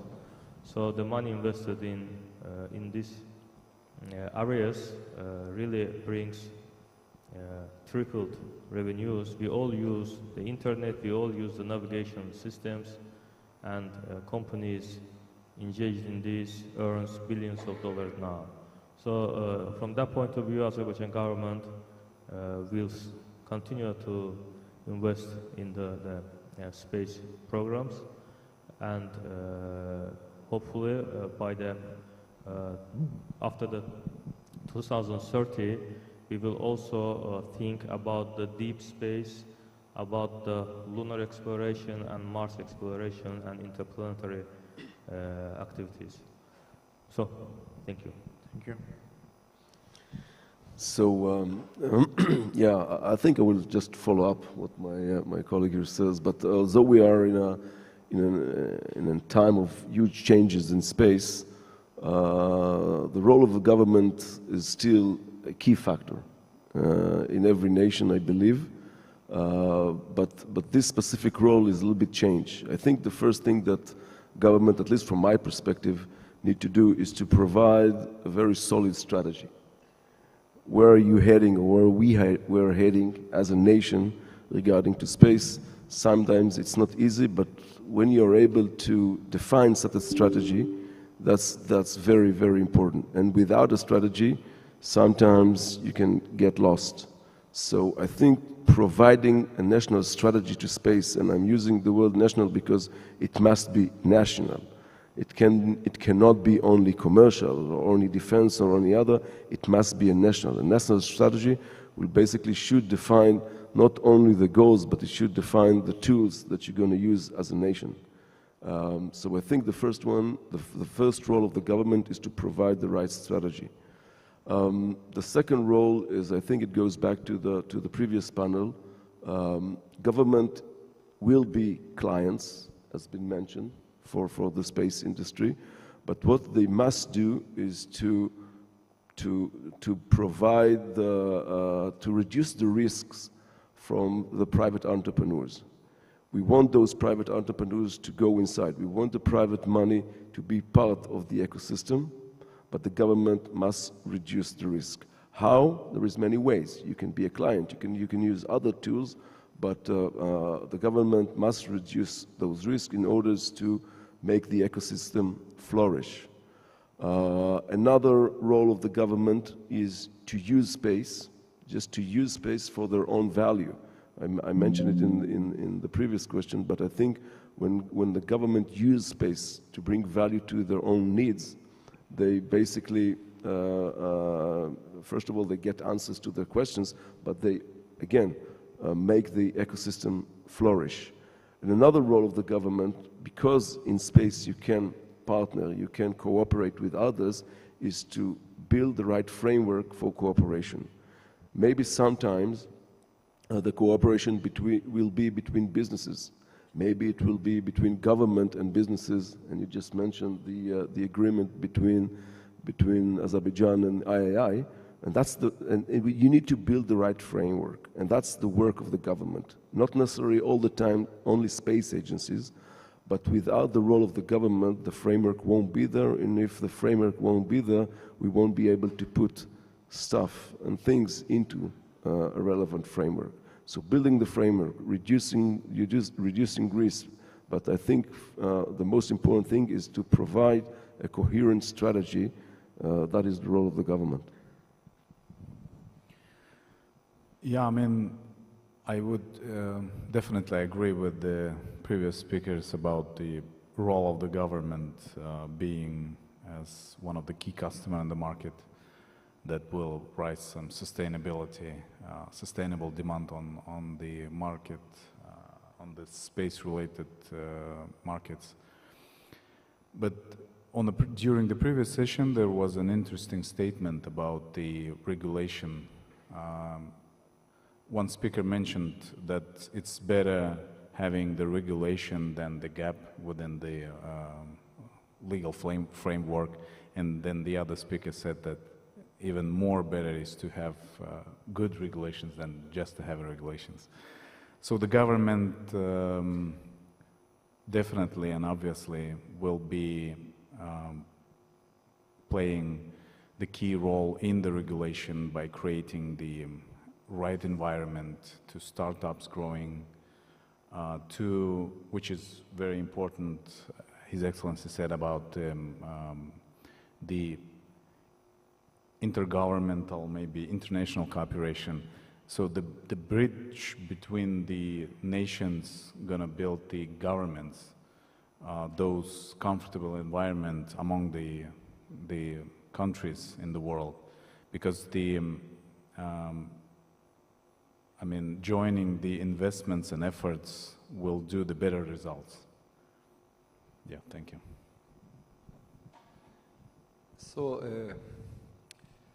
I think governments, of course, leading and pioneering all the space activities and endeavors, and this should somehow continue. But I think the role of the governments are changing and should change, because it's a new space age, and governments should exit from the space areas which private sector can do these things by themselves. This is important because there are many other aspects now the governments should take care of. For example, now we all know that in Earth orbit we have more than 8,000 satellites, and it's exponentially growing. Now we are talking about space management system, like air management, air traffic management, space traffic management, so to avoid the collisions, etc. And there is security aspects also, which the state, governmental institutions should take care of. So the commercial side, and maybe also the scientific side, should be left to academia and the commercial private sector, and government maybe can support them if needed, but government institutions shouldn't do it. They should exit from these areas and focus on much more needed other areas, which are new now, new space age and new things. In very short time, we will see 50,000 satellites in the orbit. So this can be a huge disaster if not well managed and very well coordinated intergovernmentally also. And there is coming the space law, which we lack now. We don't have law. We don't know where space begins. Of course, there is something 100 kilometers, but it's only an acceptance. It is not a legal issue. So there are many things that governments should do, but I think commercial side and scientific side should be left to private sector and academia. Thank you. Thank you. It was well noted that we can build more and more, but we also should care about the sustainability of that. And this week we will have a lot of discussions based on the sustainability of space with a growing number of their satellites. I wonder if there is any questions in the auditorium for our speakers. Yes, please.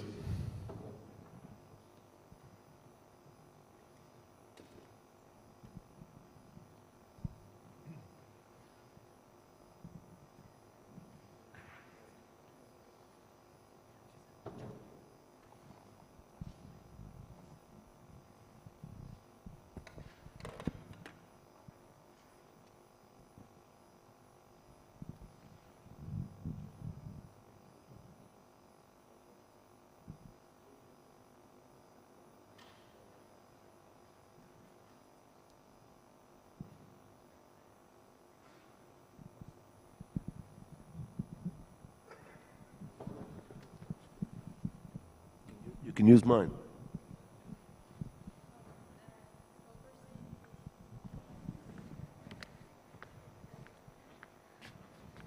That's how I won't be able to answer. Uri, you still have to respond, okay? Thank you so much for all your speakings. My name is Gandab. I'm a high school student. I want to give you a question. We know partnership is crucial not only among nations, but also network is essential in one particular country in order to overcome problems and provide improvement in space exploration. But for this, firstly, we need to increase awareness. So my question is, what are the steps governments take or can plan to take in the future to increase awareness?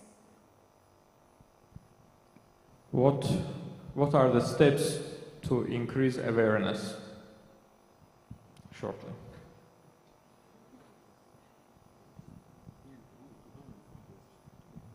To whom is that question? You mean to avoid collision, or I'm confused? No, only like increasing partnerships or increasing partnership in one particular country, like governments.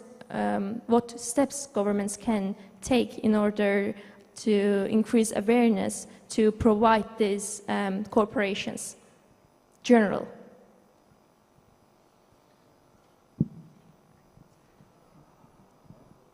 Yes, please. Yes, in Turkey, for example, the space awareness, raising the space awareness is one of the main goals of our national space program. Because without this space awareness, we cannot achieve our goals. We need support of all the population. The space activities are for everyone, not for an institution or the space agency. So what we are doing, of course, every institution has its duties on that, starting with the media, because if media doesn't realize what the space means and what is the importance of new space age, it is very difficult to explain everything. But, for example, I personally, as the president of Turkish Space Agency, visit every week a university, an institution, and tell that there and answer them their questions about space, what is going on in space, and try to raise the awareness. And in every opportunity, also I use the media, social media and classical conventional media to improve that awareness. Thank you. Thank you. Yeah, and in Kazakhstan, what we usually do is we cooperate with the universities. Besides, having the standards like open day, when every student can come to the production site, to the manufacturing site, to the ground control station, and receive more information about the operations they are doing. We do actually have a closer ties with the universities. Some certain branches of universities are opened based on our, let's say, the national operator of satellite communication, the same branch we have of other university based on the, our manufacturing facility of the satellites, so that students can come and touch in the practice the operations, I mean, during the educational procedures. Yeah. Do you have any?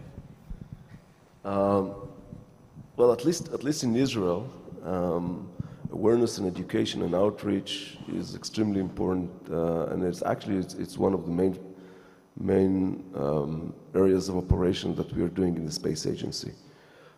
We are focusing our effort towards high school, but not only to them. But the good thing is that we are not alone in this area, and that's very, very promising. There is other entities in Israel that understand the potential of space, and they are very active. I can give you just a highlight of the names, the Rakia Mission and Ramon Foundation. So we are not alone there. But the goal of everyone is basically to have a much broader awareness to the potential of space. It starts in relatively low ages, but it goes all the way back, all the way on to university. Just to highlight two very important plans that we have. One is the Space Olympics, that brings more than 10,000 kids all year doing things regarding to space. Another one that is very, very unique is what we call the TEVEL program, students building satellites. We launch on January 2022, 8 nanosatellites. Each one of those was built by a different community, high school, different school. It's a program that basically aimed towards the 10th and 11th grade, two-year program. By the end of the year, a group of 25 kids building nanosatellites and launch it to space. Just imagine the impact on those 25, and they could be girls, they could be boys, they could be religious, they could be secular, they could be in the Israeli terms Arab or Jews. You don't care. What you can see is the impact of such a program to those kids, to those teachers, to their teachers, to the family, and to the whole community. So basically we are using space, in the good term, we are using space to attract young kids towards science, toward technology. And in that regard, I think it's a very, very important and successful program. Well, noting the ideas of the speakers, I would like to only emphasize the role of international organizations such as IAF and their partners, bringing this type of events to different countries, to different regions, so that youngsters like you can interact with companies, agencies, and at the end of the day, increase the awareness. So I want to just thank the IAF to give us the honor to have this 74th chapter of IAC to be in Baku City. Thanks. Thank you very much. One more question? Yeah. One question. Just. Or? Yeah. Okay. Okay, just one question. So you mentioned sustainability, you mentioned international, you mentioned awareness. We have had a proposal to the United Nations to have a new sustainable development goal. Space is not part of the 17 sustainable development goals. Why is that? Because space is so necessary now in our everyday life. It will be also necessary to our expansion, even global space economy beyond Earth. So I would see, what would you think about having a space for all on Earth and beyond as an 18 sustainable development goal, like Space Renaissance International, our foundation, and 60 other foundations have been proposing to the United Nations? Okay. Space sustainability as a 18th goal of United Nations. What do you think? Great question. Well, I liked it. In fact, I would love to have that. But on the other side, my just personal idea is that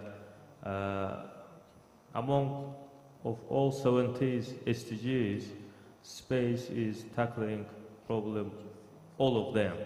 So from my point of view, space is in there and given lots of opportunities to tackle all development goals. If we just derive and all of this and to put separate, at the end of the day, my understanding it will not change a lot. So countries use space technologies, the data from space to address the challenges, whether it is climate change, whether it is poverty, water management. That's why my perception is that space is already there. Thanks. Any ideas? I have nothing to add. Okay. There was a question.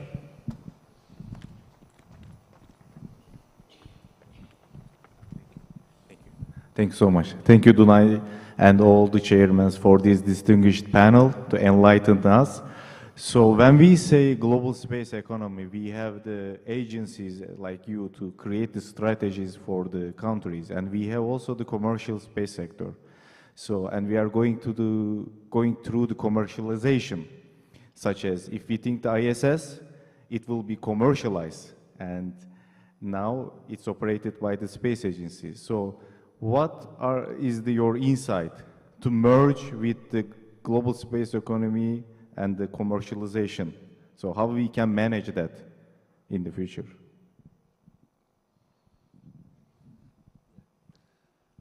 This is a delicate topic because till now we have very good cooperation in space. And best example is ISS.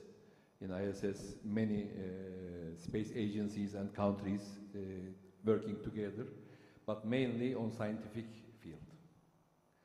When something commercial comes in play, then of course there will be some conflict of interests. This is, I think, is my idea, could be a threat for even the world peace and the peace in space. So the commercialization is very important aspect and should be very well managed, very well coordinated intergovernmentally, as I said before. And of course we need global institutions who would follow it, who would regulate it, etc. These are very important aspects. Otherwise, I'm afraid it should be a disaster because there are some scenarios what could happen in space, a domino effect of some unexpected and unwanted procedures. So I don't want to mention that because we want to be always positive. But generally, commercialization is very important and going on already and growing exponentially.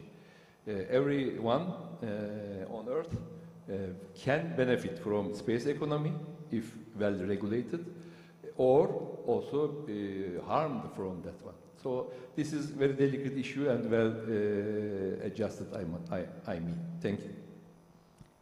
Thank you very much. Yeah, one more question. Hannah Pinard from Houston, Texas. Thank you very much for answering our questions. The previous question I thought was very good, and it kind of stimulated a question in my mind. And that is on this, in the global space economy, because, you know, what is a similar terrestrial governing body or mechanism that we have?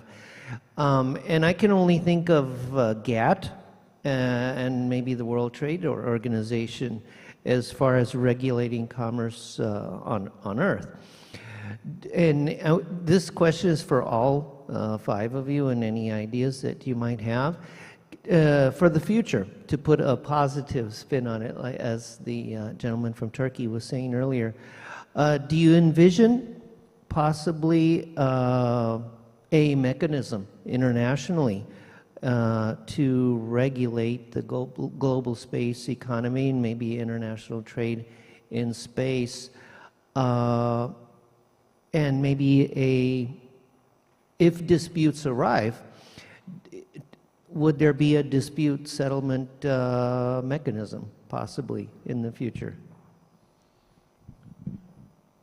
If you could shortly just repeat the last part, the most important part, just to make sure that... As far as the global space economy and maybe international trade in space, to put, you know, a positive futuristic spin on it, would be where do each of the five of you envision the future in space as far as trade, commerce in space?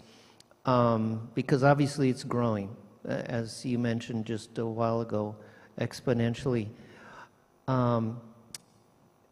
The disputes will arise in the future.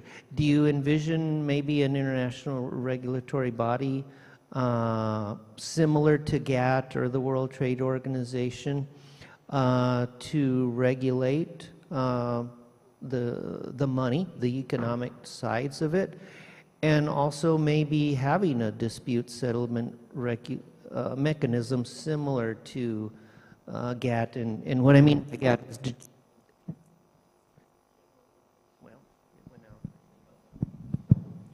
there. And the general agreement on tariffs and trades.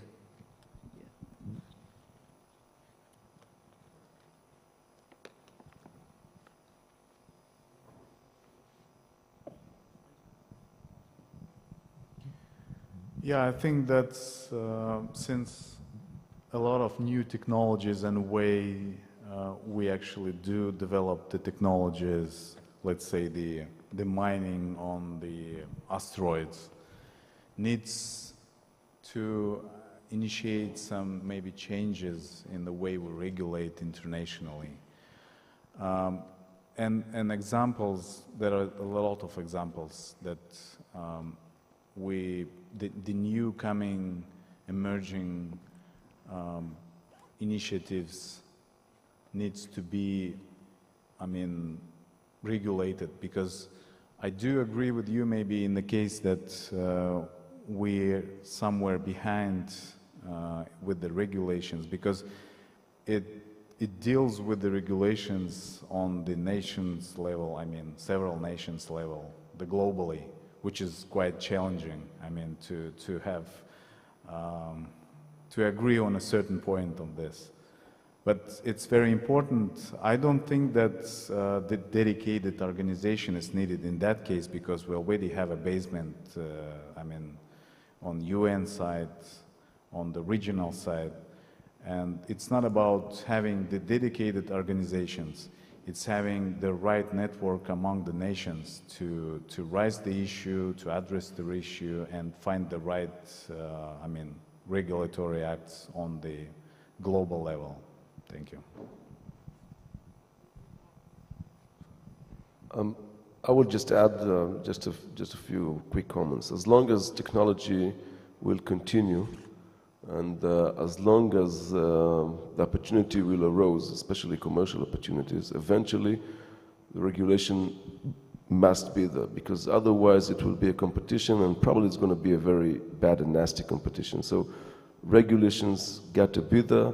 What is the mechanism? I believe it will be more of an evolution and not a revolution, meaning that we're probably going to use the same mechanism as we've done as humanity in the past. But I believe we are towards more regulation, because without the regulation, the competition will kill us. Thank you.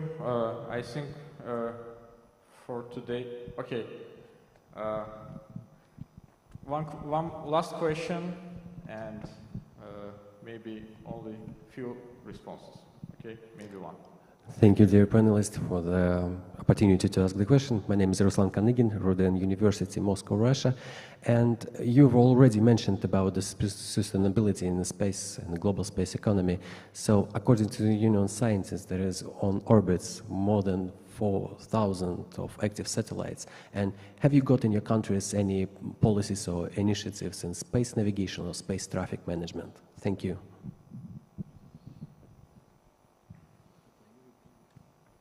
Can you repeat the question? So, if there is any policy to cover the Space traffic management. sustainable,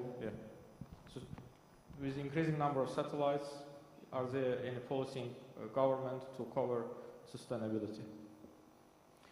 Well, from my point of view, this should be, as my colleagues told, this is probably the mandate of the UN to have this overall mechanisms. But of course, there are several treaties in the world, and as Space Agency of Azerbaijan, we have acknowledged that, and we are kind of approving that. That's why the peaceful use of the space and as well as the sustainability is somehow touched in our space policies as well as the law. But overall, I do agree that there is a strong need for this worldwide regulation regarding space management, traffic, etc. And we are eagerly awaiting this regulation. Okay. Mr. Ozebek. Yeah, it's maybe one of the most important topic that actually were, discussed and argued on the UN platform, because the recently rising number of LEO satellites makes this topic even more hot. And what I do know, actually, the nations are trying to draft the agreement on the, to put the right legal framework to that issue, but not succeed yet.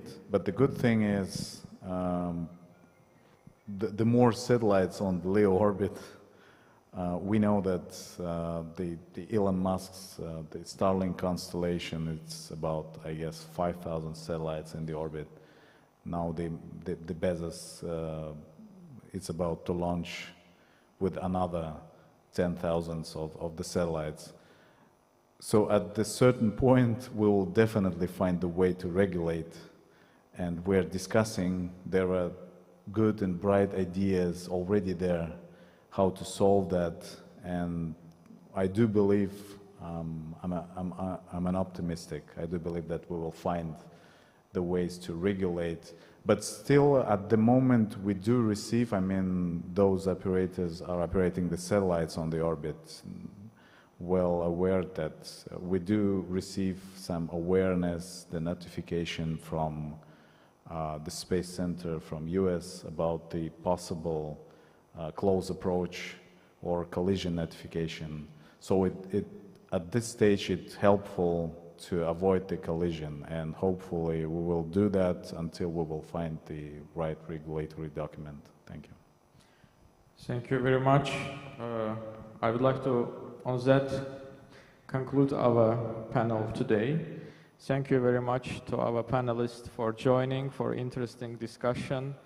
And thank you everyone in auditorium. We look forward to see you on our next plenaries and join our program, interesting program we developed for the rest of the IAC until the closing ceremony. And with that, we are all invited to our welcome reception.